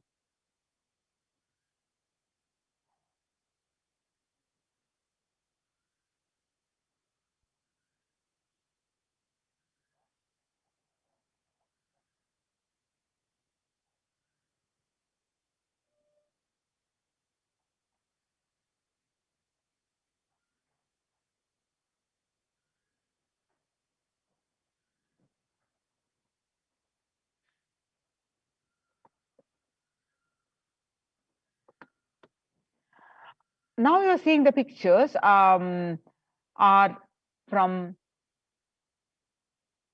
Adi Kailasa Nithyananda Peetham, where the continuous flow of worship and temple services you can see via live stream. You can see some more pictures. Now You're seeing the pictures of Kailasa in Columbus, Ohio, USA. This is the first temple established by the Supreme Pontiff of Hinduism outside of India. The temple physically came to life in just 9 months. The chief presiding deities of the temple are Nithyanandeshwara Paramashiva and Nithyanandeshwari Paramashakti. The deities are 7 feet tall granite, made with granite and weighing 6 tons.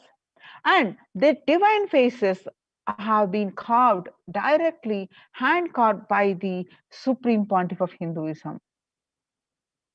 Now you're seeing the pictures are from the Los Angeles, Kailasa in Los Angeles.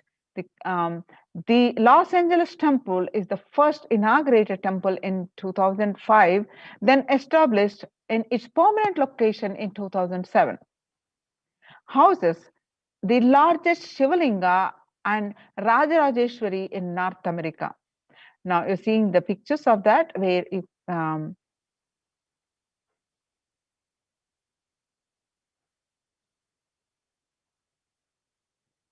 and some more pictures of this temple where the Los Angeles temple is the temple complex is about 25,000 square foot and housing over 80 plus deities. It is one of the largest Hindu temple ecosystems in the West. Now, you're seeing the pictures are from Kailasa in Seattle, Washington, housing the blissful dancing form of Ganesha, the largest living Nataraja deity outside of India. Kailasa in Seattle is also known as the Chidambaram of the West. The Chidambaram temple, the ancient Hindu temple where Paramashiva resides as Nataraja. The cosmic dancer and expression of Akasha, the space dimension. The Nataraja has also been revealed to be the center of Earth's magnetic equator. Now you're seeing the pictures are from Kailasa in San Jose, California. Inaugurated in 2009, the Kailasa in San Jose radiates the energy of the Madurai Meenakshi Amman temple.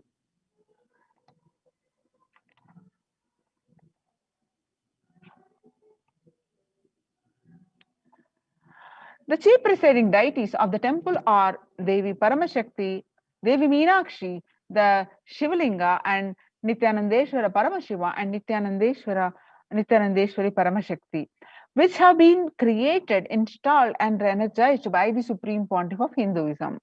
Madurai Meenakshi Amman temple, home to Devi Meenakshi, the divine cosmic mother and the consort of Lord Sundareshwara, the most beautiful and blissful form of Lord Shiva. Now we are seeing the pictures are from Kailasa in St. Louis, Missouri. Alongside the Shivalinga and Nithyananda Ganesha, the Kailasa in St. Louis carries the energy of Tirumala Tirupati of South India and houses one of the tallest Venkateshwara deities in North America, along with his consorts.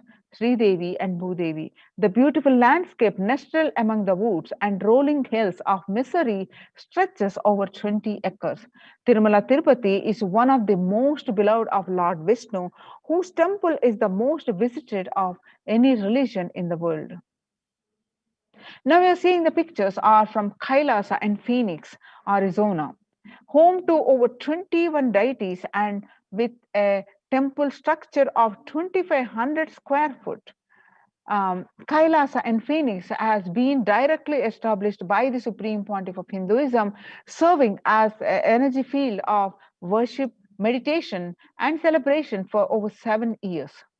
Now you're seeing the pictures are from Kailasa in Houston, Texas. Formally inaugurated in 2017, the Supreme Pontiff of Hinduism has declared Kailasa in Houston as the Parihara Sthala for all the Navagraha doshas.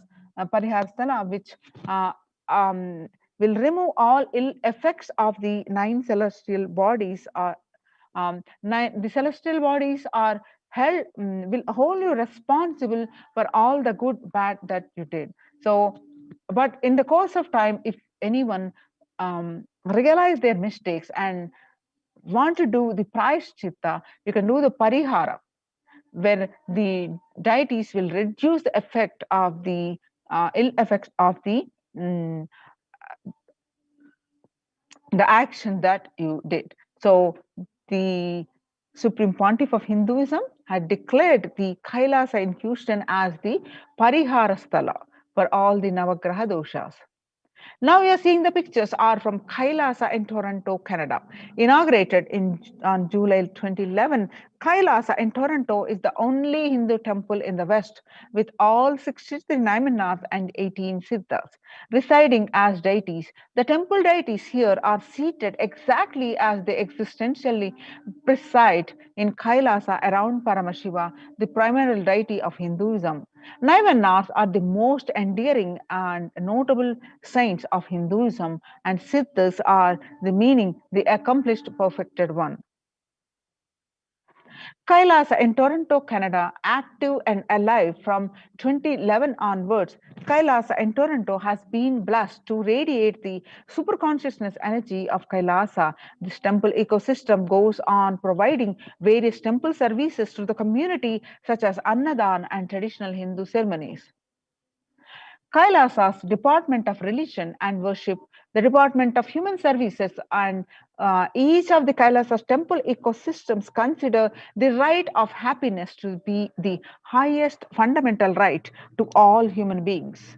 In fact, the all beings. The ultimate goal of Hinduism and Kailasa, led by the Supreme Pontiff of Hinduism, Jagat Guru Mahasannidhanam, His Divine Holiness Bhagavan Nithyananda Paramashivam, is the material and the spiritual well-being and prosperity of humanity. Join now in Kailasa's COVID care protection centers and by registering the link below https://kailasa.org/Kailasa care. Now let us see the contributions from the Kailasa's Department of Religion and Worship during the COVID-19 pandemic. The Nithyanandeswara Paramashiva Devalayam, which is live on NTV and also live stream, is available. The Kalpa Vriksha, this is the Kalpa Vriksha, where available, continuously available to all the devotees for granting whatever they wish for. Now you can see the deities are also available on the live stream. See the various abhishekams, alankaram, the temple rituals are continuously happening.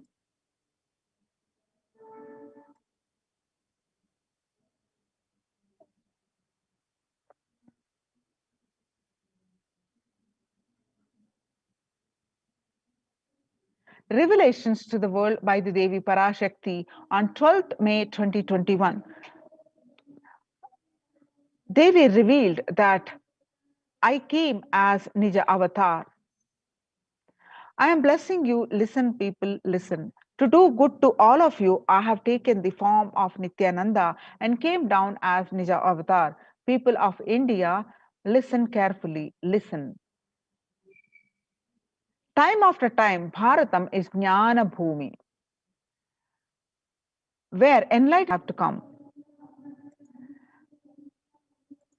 They have to live and it has to flower. Few hypocrites, because they are stuck in delusion, we cannot sacrifice the world. Cosmos cannot be destroyed. The ship I did to save the cosmos from being destroyed, that is called Adi Kailasa. The ship I did to protect beings from Pralaya in Adi Kailasa. Because of conspiracy of Drohis and enemies rule, the captain has to leave the ship. Before 12 years, knowing the great deluge that is going to happen, all Aushadas by this Guru Purnima, that Jnana Rasavadam, Navapashana is going to flower. Allow people to come and take dip in Navapashana flower. People, whoever comes and dip in Vaidya Sarovar, they will not have death, they will not have corona. Crores and crores of people will come in line. Every day they will dip in the Ananda Lingam. On 13th May, Devi continue to reveal that, listen well to my words. For India, I made ship as protection. The Nithyananda Navapashana Lingam in Vaidyasarovar. Go to Adi Kailasa, O Indians, listen. All those regretting losing Nithyananda Nija Avatara without confusion and without talking, just as a lip service, go to Adi Kailasa. Scores of people will come there looking for health, Navapashana water feast and medicine, to get health and protection and enlightenment. To protect India from the great destruction, I, Parashakti, made this huge ship, even if captain is not there, ship is there. When the first world countries closed their doors, their borders during a massive global emergency, Kailasa has opened its not only doors to all without exception. Join the COVID Care Protection Centers. Register now through the link below. https://kailasa.org/Kailasa Care. The link is projected. Make use of this opportunity. Save your life and protect from this corona. Now, Nithyananda Paramashivoham. Om Nithyananda.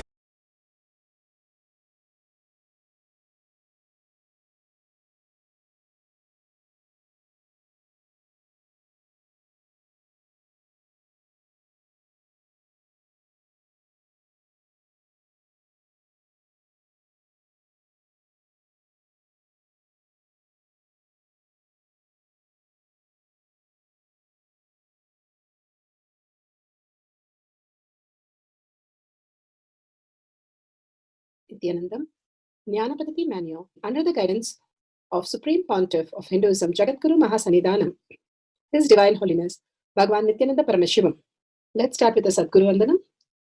Nithyanandam Paramasukhanam Kevalam Jnanamurtim Dvandvatitam Gaganasadasham Tattvamasyaadilakshya Ekam Nityam Vimalamachalam Sarvadi Sakshi Bhutam Bhavatitam Trigunarahitam Sadgurum Tam Namami.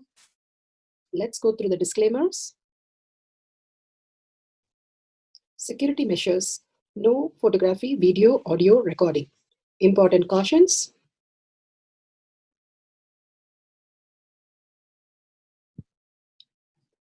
Please be aware of the important cautions.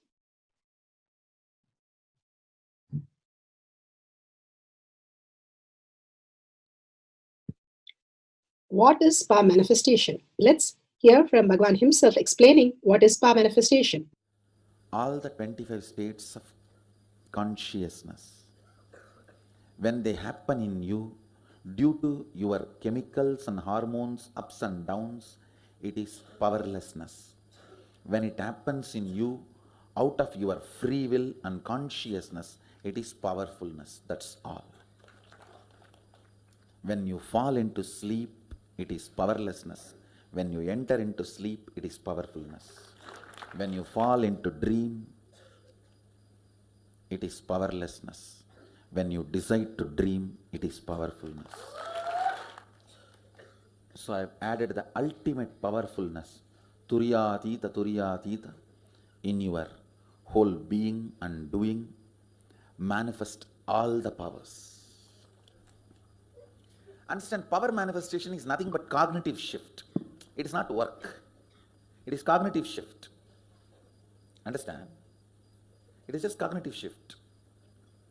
It's not work. Work is a 4-letter word. Power manifestation is cognitive shift. Playing with life. Playing with being alive. Beautifully, Bhagavan explains that it is a cognitive shift or manifestation from what you understand as body and mind and to superconscious breakthrough as consciousness, as Paramashiva, the superconscious breakthrough. It is a science of our manifestation. It is a science because it is repeatable and it is achievable by each one of us. That is why Bhagavan has given a science. And the evidences supporting the science, the Shastra Pramana, scriptural evidences, the eternal unchangeable truth revealed in the source scriptures, Vedas and Agamas. Apta Pramana, the experience and the results of Apta. Apta are the Rishis, Munis, Ganas, Nayamas, Ralvas, Siddhas, millions of them who are authority of Hinduism, who have manifested these powers, who have had the superconscious breakthrough from human to superconscious being, the conscious sovereignty as their reality. Atma Pramana, account of His Divine Holiness Bhagwan Nithyananda Paramashivam, this millennium's avatar's personal experience of our manifestation. Bhagwan plays the very own Leela to showcase how a human can have a cognitive shift and have a superconscious breakthrough as their reality. Shakshi Pramana, the millions of experience of the devotees, disciple, follower all around the world initiated by Bhagwan into the science of our manifestation. The Pratyaksha Pramana, the scientific study measuring the effect of being in the enlightened state. Again and again, Bhagwan says how beautifully we can experience the thoughtless space, and whoever comes to the Kailash courtyard, he himself is here to manifest through all of us as the reality. How the Balasans experience the Kailash courtyard, now all of us are blessed here in this session to experience the same Kailash courtyard manifesting power session and having a superconscious breakthrough. Let's go to the Shastra Pramana. The Shastra Pramana are the eternal truth, unchangeable truth revealed in the source scriptures, Vedas and the Agamas. Here, this is for the power of breath dimension. Beautifully, Bhagwan has given from the Shiva Sutra, Sutra 1.19. Shakti Sandane Shariropatihi. Bhagwan Paramashiva says, by aiming and fixing the self on Shakti, uniting in oneness with the supreme power, the embodiment of that which is cognized and willed, manifest at once, length, breadth, depth, time and space. Beautifully he says, Shakti Sandane, the aiming and fixing on self, the self on Shakti. That is the first beautiful instruction. How we are cognizing the outer world as reality. If we drop that and start experiencing the oneness with a higher space and understand, cognize and have the intelligence to understand that we are conscious beings. We are not deluded, just human beings. Bhagwan has initiated us into experience the consciousness. So holding that as the very core, conscious sovereignty as our priority, not just a purpose, but our priority in life to experience the ultimate as our intelligence, as our reality. Bhagwan beautifully gives us aiming and fixing the self on Shakti, having the stability to hold the oneness space as our reality, which is inside us, not outside us. And understanding, having the jnana, the vairagya and jnana, that intelligence, that everything that happens is a projection of what I am inside. If I hold Paramashiva, which is the very core, very existence of me, I can manifest and demand and command my life how I want. With all the intelligence, I become the intelligence and simply download, simply heal, simply manifest whatever I want. They were acquiring so much of wealth. The Bragadeshwara temple, one of the largest temple in India, it was covered with gold completely, tons of gold. Not just 1 ton or 2 ton, hundreds of tons of gold. It was covered. It is not possible to dig some mine and get the gold and manifest the gold. It was just manifested. Even now after centuries, it is clearly seen that still gold are being taken from the temples and we are seeing all the golden temple that is happening. Even Vellore temple, the Amma just rolled a coconut, rolling a coconut. That's all he performs as power manifestation. But the inner space he has matured into the ultimate oneness space, which has formed as a Vellore golden temple in South India. Now, recently, just 50 years back, he constructed the golden temple. A school teacher who was going in a cycle. How are these things possible? What happens to them? That is what Bhagwan is teaching each one of us, to give some time and effort to what is conscious sovereignty. If we understand the greater science and we are intelligent enough to grasp the higher intelligence as our reality, we can also manifest, because it's thousands and millions of them have built all these temples and still manifesting all these great signs. So why not me? And each one of us can manifest. That is what Bhagavan gives us, the ultimate reality. Now he gives the first step, aiming and fixing the self on Shakti. Tyaga Raja, somebody asked Tyaga Raja, even if I sing on all the Lord, will I become enlightened? For that he replied, 96 crore times I chanted the Rama Nama, which became myself, and from that enlightened space I sang all these great songs. And beautifully, all the Tyagaraja Kirtane was formed from that space of nothingness, thoughtlessness, and Paramashiva. The greatest achievement is only from the space of inner space, where you become the conscious sovereignty and become the reality and not have self-doubt, self-denial, self-hatred. When Buddha was born, there were dozens of people astrologer trying to see who he will become. They all predicted him to become a king or a sadhu, the greatest sadhu. But one of them said he will become the sadhu only. And all of the astrologer, they said very clearly, once he decides as sadhu, he'll be the greatest sadhu. And they went and told their kids from the birth that they will be a great sadhu that you guys can follow. And they were brought up into that context. And all these of 12 people who predicted, 6 of them went when Buddha left everything in his palace and went and sat. But 6 years, nothing happened.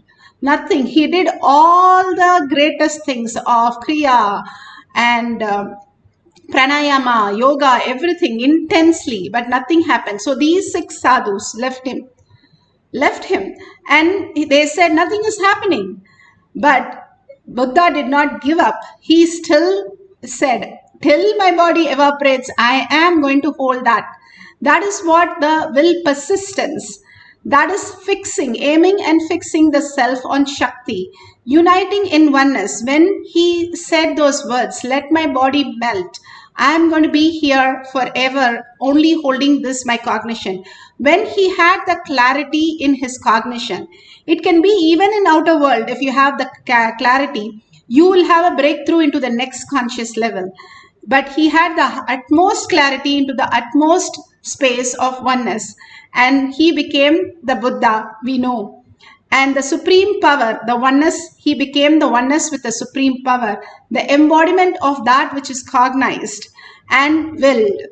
Now Buddha has cognized and willed. The Jnana Vairagya has simply become bolted. Then the Bhakti flowers into the quantum space. This is Jnana Vairagya Bhakti that Bhagavan is beautifully giving us again and again to understand conscious sovereignty.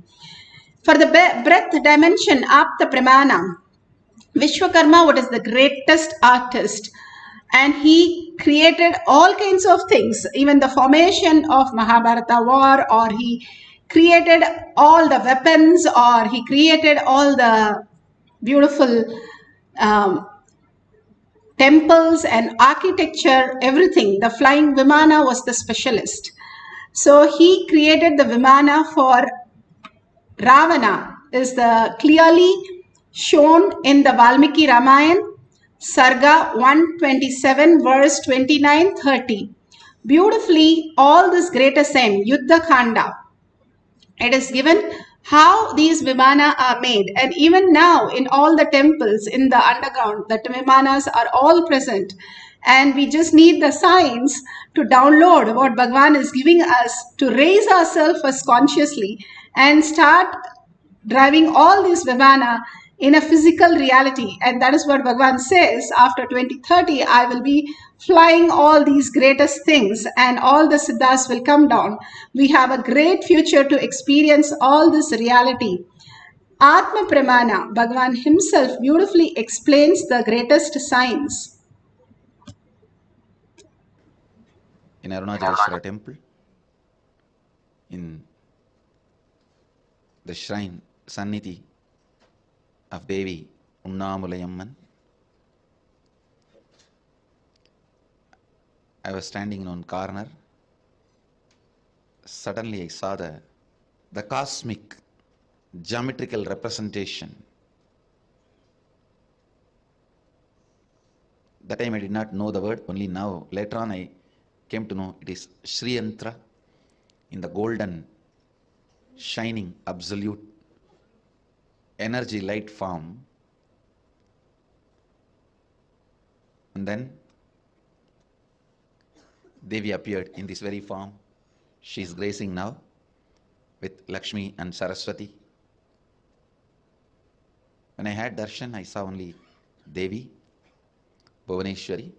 Here she is gracing with Lakshmi and Saraswati. There, when I had darshan, I saw her only this form. The Angushan, Pashan, Abhayan, Varada. It's just too much. Too much.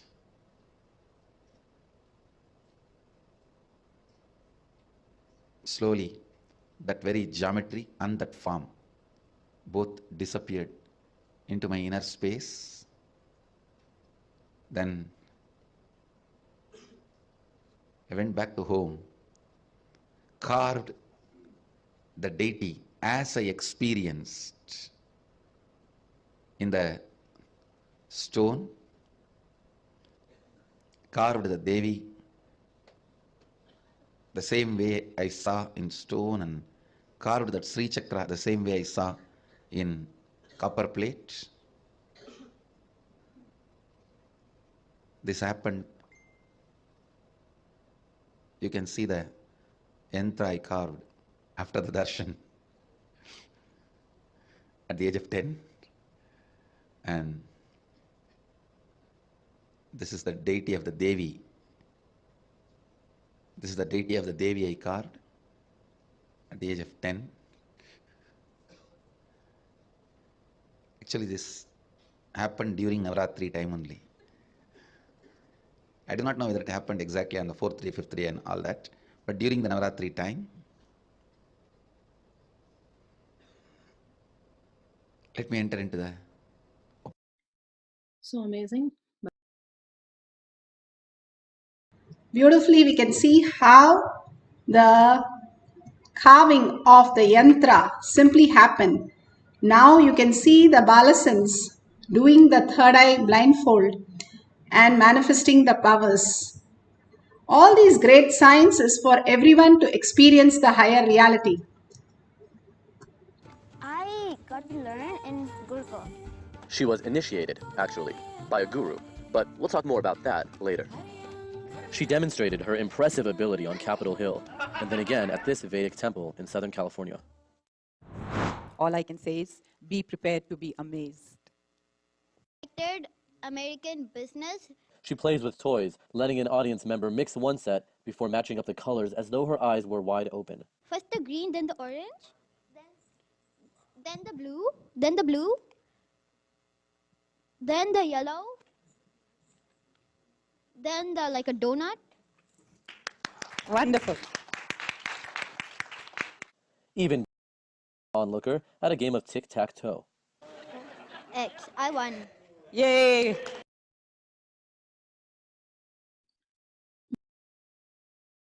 You can see how these great truth has become reality in the children. And it is possible for each one of us, simply blindfolded many-fold, and they are able to do it.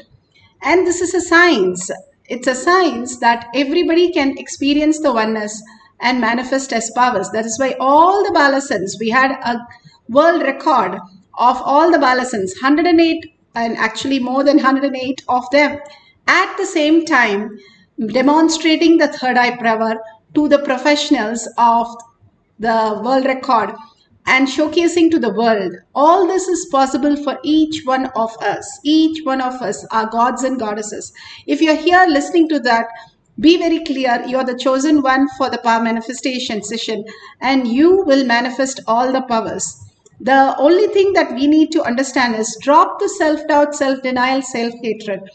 It is nothing to do with us as humans. We are born as superconscious beings. We download. The first thing we do is manifest the power of breathing. Who teaches us? Where we go to the school, we have to do that. Everything, naturally, we know how the baby starts sucking and how the baby starts looking and walking and talking. Everything is a mirror neuron which happens in our system, even science. Same way Bhagavan is vibrating in the quantum and he is initiating us to vibrate in the quantum. If we drop the incompletion in us and start looking in and follow the steps Bhagavan is giving, simply we will also vibrate in the higher frequency. When our frequency match the universal frequency, we manifest powers. And that happens when you raise your frequency without the disturbance of the outer world. Now let's apply the Jnananjan in the Kantamala, in your third eye and your temples. And switch on the video camera so you can see how you're going to experience this. So you have a partner, they can draw simple diagrams. If you don't have a partner, you can take any beautiful magazine which has lots of pictures. And you can choose a page and decide to draw what is inside the page. If somebody is there, they can draw some pictures for you, and without opening or looking at the drawing, you are going to draw the picture. And drawing and matching the diagram, exactly the colors, the pictures, whatever is there. If you don't have crayons, don't worry. Write the colors. I'm putting the shade red here, I'm putting the shade blue here. So if it matches perfectly, you have manifested the power. Simple, very simple. Just download through third eye and match it with whatever is there in the magazine. And if you got some of the colors correct or some of the pictures correct, pictures somehow everybody loves. The breath dimension is a flow of life.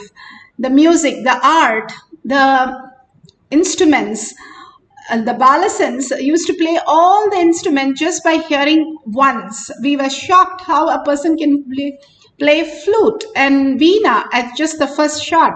But they were extraordinary playing all these instruments, and repeatedly that they demonstrated on the stage the tawal just by learning on just one day. And the person who taught him was an expert. He said, I did 25 years of tapas to learn the science. How your Balasans are downloading, whether it is Mallakamba sir or a music sir in Balasans, they just get blown away. If you're a teacher of Balasans, you'll know how you experience that truth. Now let's sit straight with the head, neck and spine in a straight line. So let us experience, each one of us sitting as gods and goddesses, Parashakti, Paramashiva, with 25 heads, so much of awareness, and with 75 eyes and 50 hands, you can draw such a beautiful in detail picture. Absolute unclutching from this mirage world, which is not the way we perceive. It is only a perception. It is not in real. The real that is there is Ganga and Himalayas, but all others are our perception, how we are perceiving in our own reality. The existential reality is not the same way. Like for the dream, you have the dream, you go through the dream, you are experiencing something with somebody, but when you wake up, the somebody is there, but the way you experienced with that person in the dream is not there. So what happens to that cognition, that relationship, that thing? It is just shallow, but you actually have such a deeper and more clearer relationship with that person. So all these dreams, what we are experiencing right now is also a dream, whatever we are experiencing in the outer world. Then how do we experience the higher reality? That is what Bhagavan gives us science. Absolute unclutching from your thought. No thoughts allowed. How in the dream or deep sleep? You don't put one foot in the thought and one foot, you don't watch your gadget and also sleep. You drop the gadget, then go to sleep. Same way, drop your gadgets, drop the thought and go into the Paramashiva space, melting in Paramashiva. As you chant, the bhakti should overflow in gratitude, in oneness. Then the bhakti becomes a reality. Understanding that Paramashiva is quantum, understanding Paramashiva is ultimate, understanding Paramashiva is a self-effulgent light. God has come as Guru for each one of us to manifest, and He is sitting more than us, waiting to see who is manifesting. So we experiencing that oneness with Paramashiva and intensely chanting the Mahavakya, entangling with Bhagavan, every gesture of Him, every movement of Him, every smile of Him, just enjoying that chanting, enjoying your own chanting and being in alive, aware. A thought comes, again drop it. If you're sitting with Bhagavan right now, how would you feel? Just hold that powerful space. And if you're called by the president of the country and you're sitting with him, how would you feel? Hold that. Become intense, become in oneness, and melt in the presence of him. And whatever he shows, let him show. You draw and you think, oh, this is some problem I had in the morning. I'm drawing that. Yes, draw that. Even that will bring a solution. These are not just a child game. These are something which manifest in you, the breath dimension, clearing all the incompletions in you and bringing so much auspiciousness, sensitivity, creativity, and discoveries and inventions happen in this dimension. When you start manifesting these dimensions, not just you're going to have some diagram drawn, but something phenomenal just occurs to you during these times. So all of us sitting and doing the Mahavakya, melting in presence of Bhagavan, simply we will manifest the higher reality, auspiciousness beyond the pain, healing so much that can happen inside us. Bhagavan beautifully says, a person who's caught in length dimension hurts himself and others. Person is in breath dimensions, heals himself and others. So let's get into the breath dimension and chant the Mahavakya, intensely chant with a deep oneness. And whatever Bhagavan shows, please note it down and we'll verify at the end of the session. Let's start chanting the Mahavakya.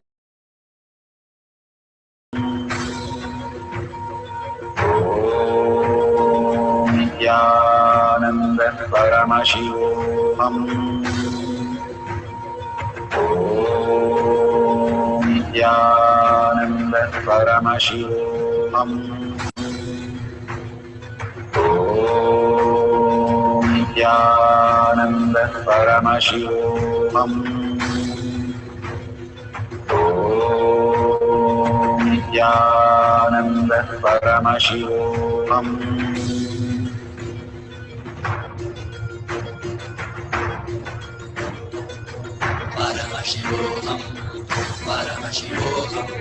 Let Paramashiva's third eye manifest in all our third eyes.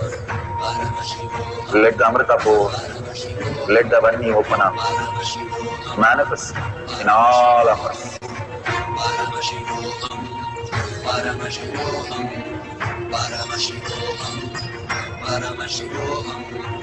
Let Paramashiva overflow, manifest the powers in all our third eyes. Om Nithyananda Paramashivoham. Om Nithyananda Paramashivoham. Om Nithyananda Paramashivoham. Om Nithyananda Paramashivoham. Om Nithyananda Paramashivoham. Om Nithyananda Paramashivoham. Om Nithyananda Paramashivoham. Om Nithyananda Paramashivoham. Om Nithyananda Paramashivoham. Om Nithyananda Paramashivoham. Om Nithyananda Paramashivoham.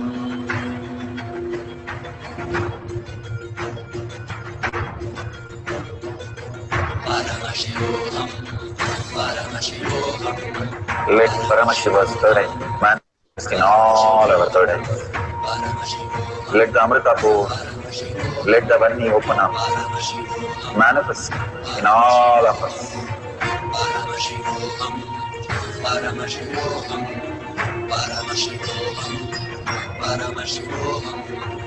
Let Paramashiva overflow, manifest the powers in all our third eyes. Om Nithyananda Paramashivoham. Om Nithyananda Paramashivoham. Om Nithyananda Paramashivoham. Om Nithyananda Paramashivoham. Om Nithyananda Paramashivoham. Om Nithyananda Paramashivoham.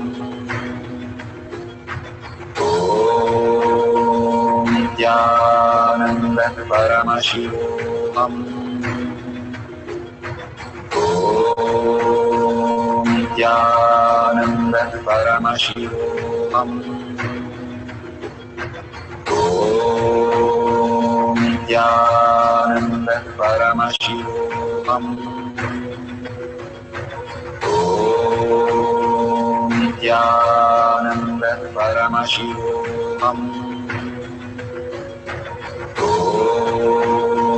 Nithyananda Paramashivoham. Om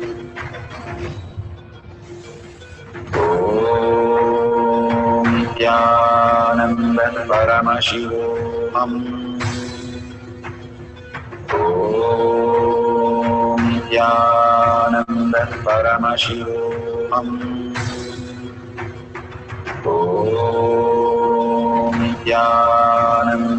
Paramashivoham. Om Nithyananda Paramashivoham. Om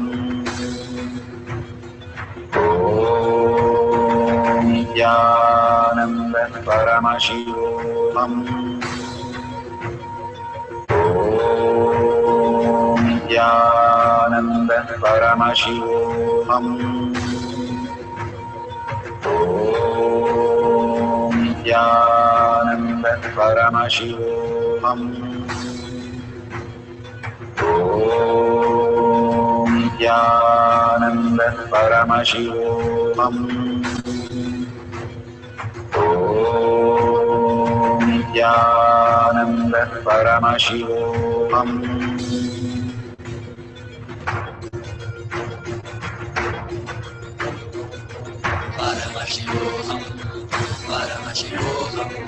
Let Paramashiva's third eye manifest in all our third eyes. Let the Amrita pour, let the Varni open up.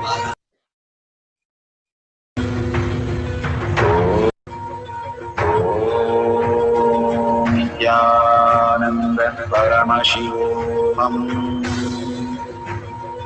Om Nithyananda Paramashivoham. Om Nithyananda Paramashivoham. Om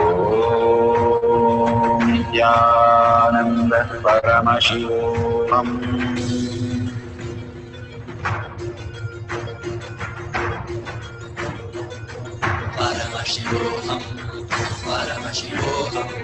Let Paramashiva's third eye manifest in all our third eyes. Let the Amrita pour, let the Varni open up, manifest in all of us.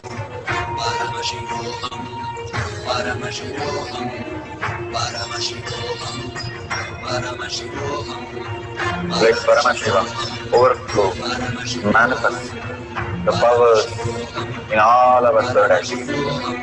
Om Nithyananda Paramashivoham. Om Nithyananda Paramashivoham. Om Nithyananda Paramashivoham. Om Nithyananda Paramashivoham. Om Nithyananda Paramashivoham. Om Nithyananda Paramashivoham. Om Nithyananda Paramashivoham. Om Nithyananda Paramashivoham. Om Nithyananda Paramashivoham. Om Nithyananda Paramashivoham. Om Nithyananda Paramashivoham.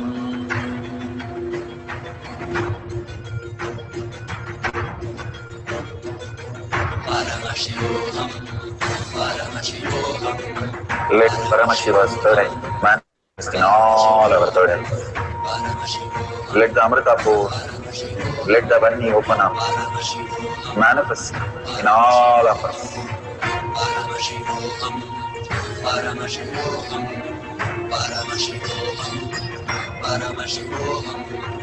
Let Paramashiva overflow, manifest the powers in all our third eyes. Om Nithyananda Paramashivoham.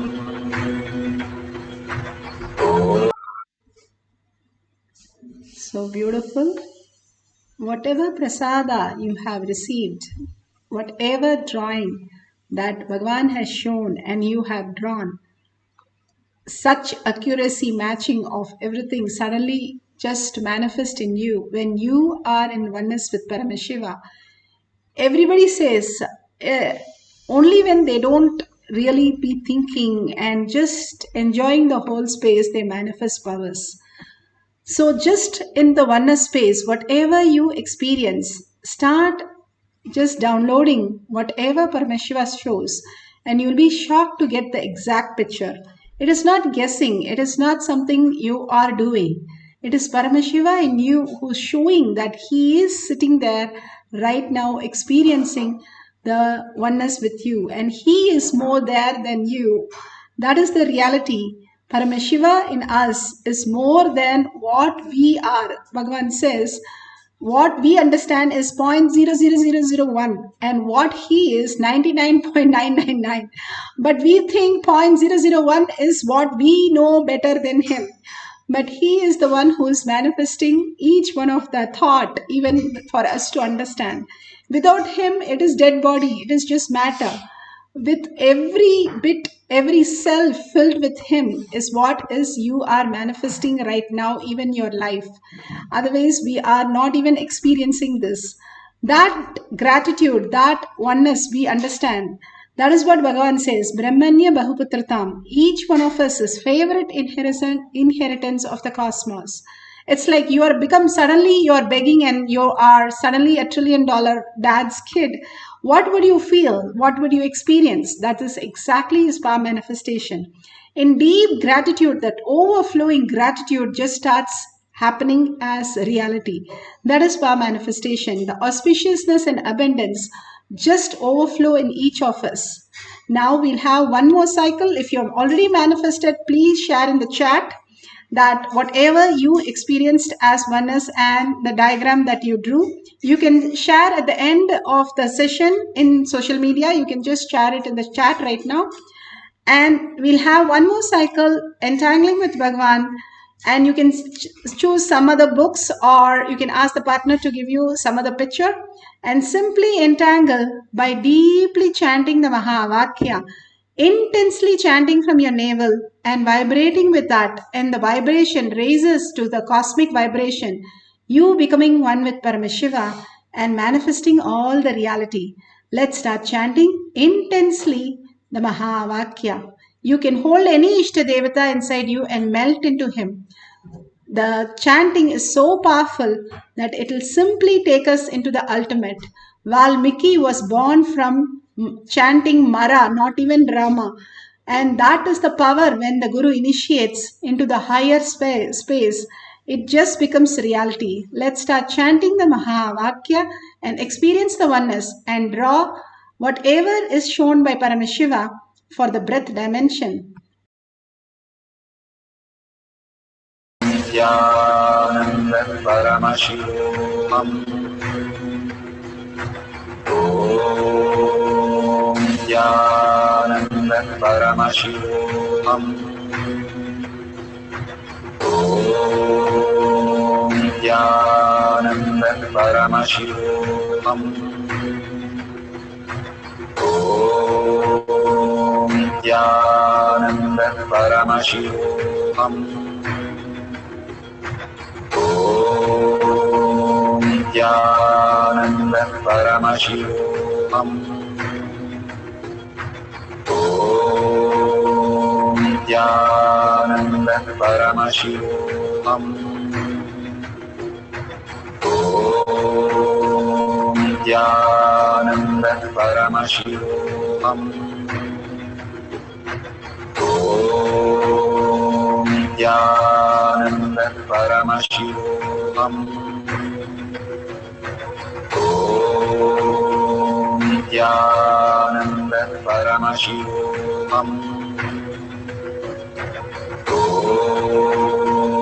Nithyananda Paramashivoham. Om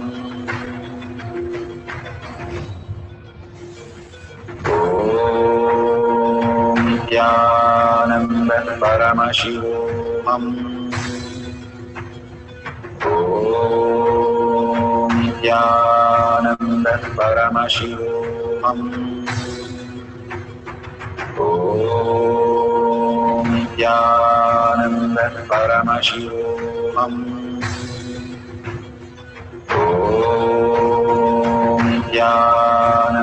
Paramashivoham. Om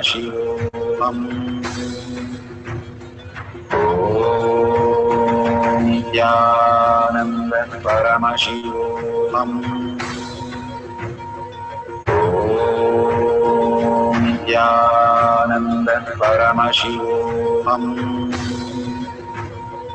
Om Nithyananda Paramashivoham. Om Nithyananda Paramashivoham.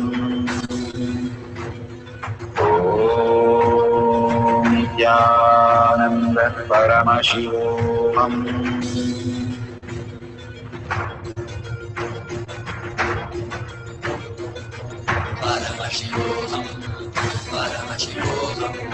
Let Paramashiva's third eye manifest in all our third eyes.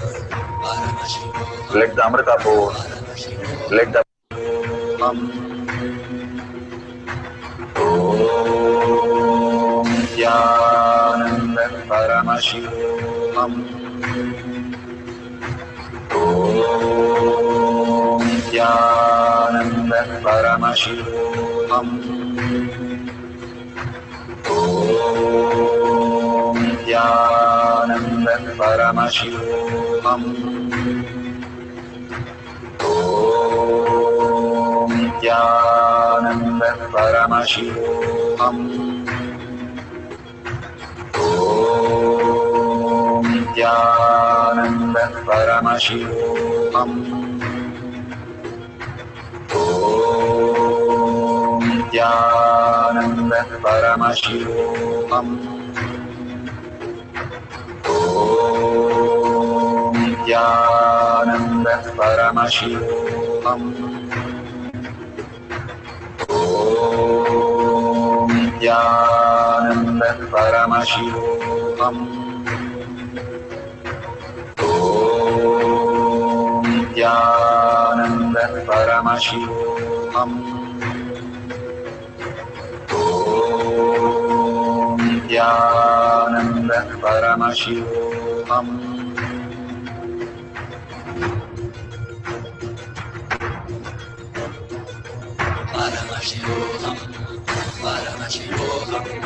Let Paramashiva's third eye manifest in all our third eyes. Let the Amrita pour, let the Varni open up, manifest in all of us. Paramashivoham, Paramashivoham, Paramashivoham,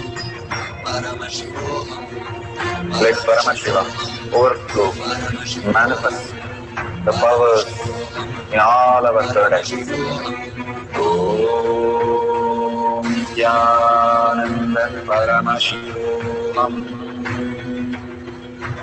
Om Nithyananda Paramashivoham. Om Nithyananda Paramashivoham. Om Nithyananda Paramashivoham. Om Nithyananda Paramashivoham. Om Nithyananda Paramashivoham.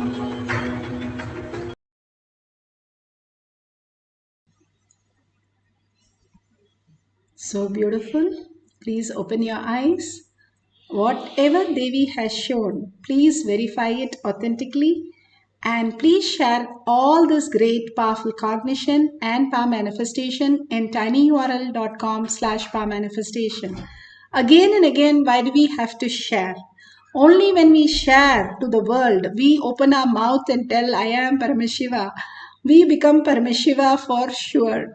Otherwise, we are still shy about it and incomplete about it, or we are not true what we are just a hypocrite of ourselves.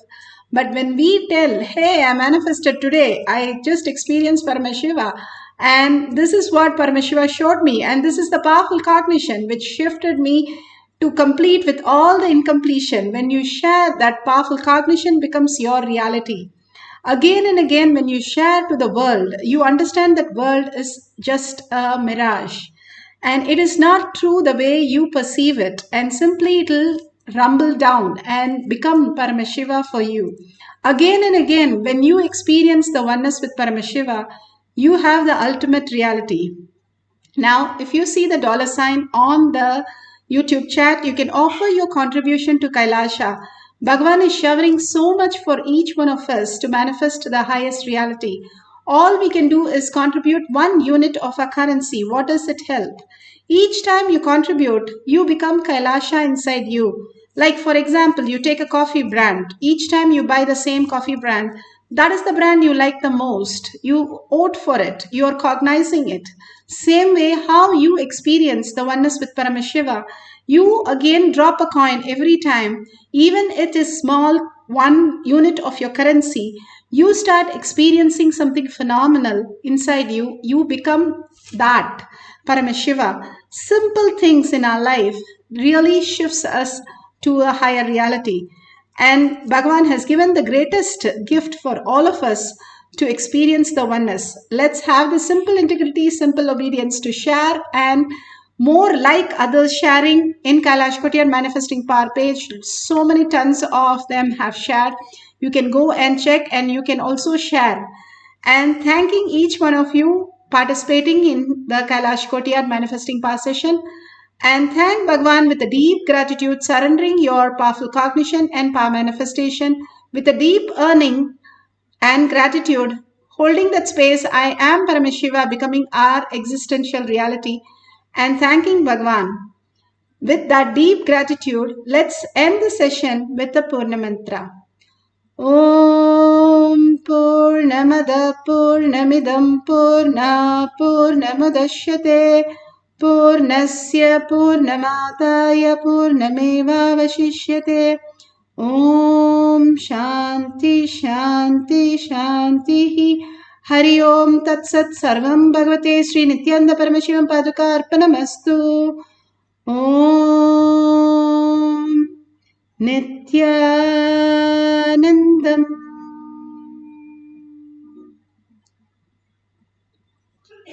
Thank you so much. See you after the next satsang and next darshan in the Kailash Kotiyan Manifesting Power session. 6 p.m. you have in Kailasa, you can log in the Zoom. We have the Kailash Kotiyan. You can participate in that. Thank you, Nithyanandam.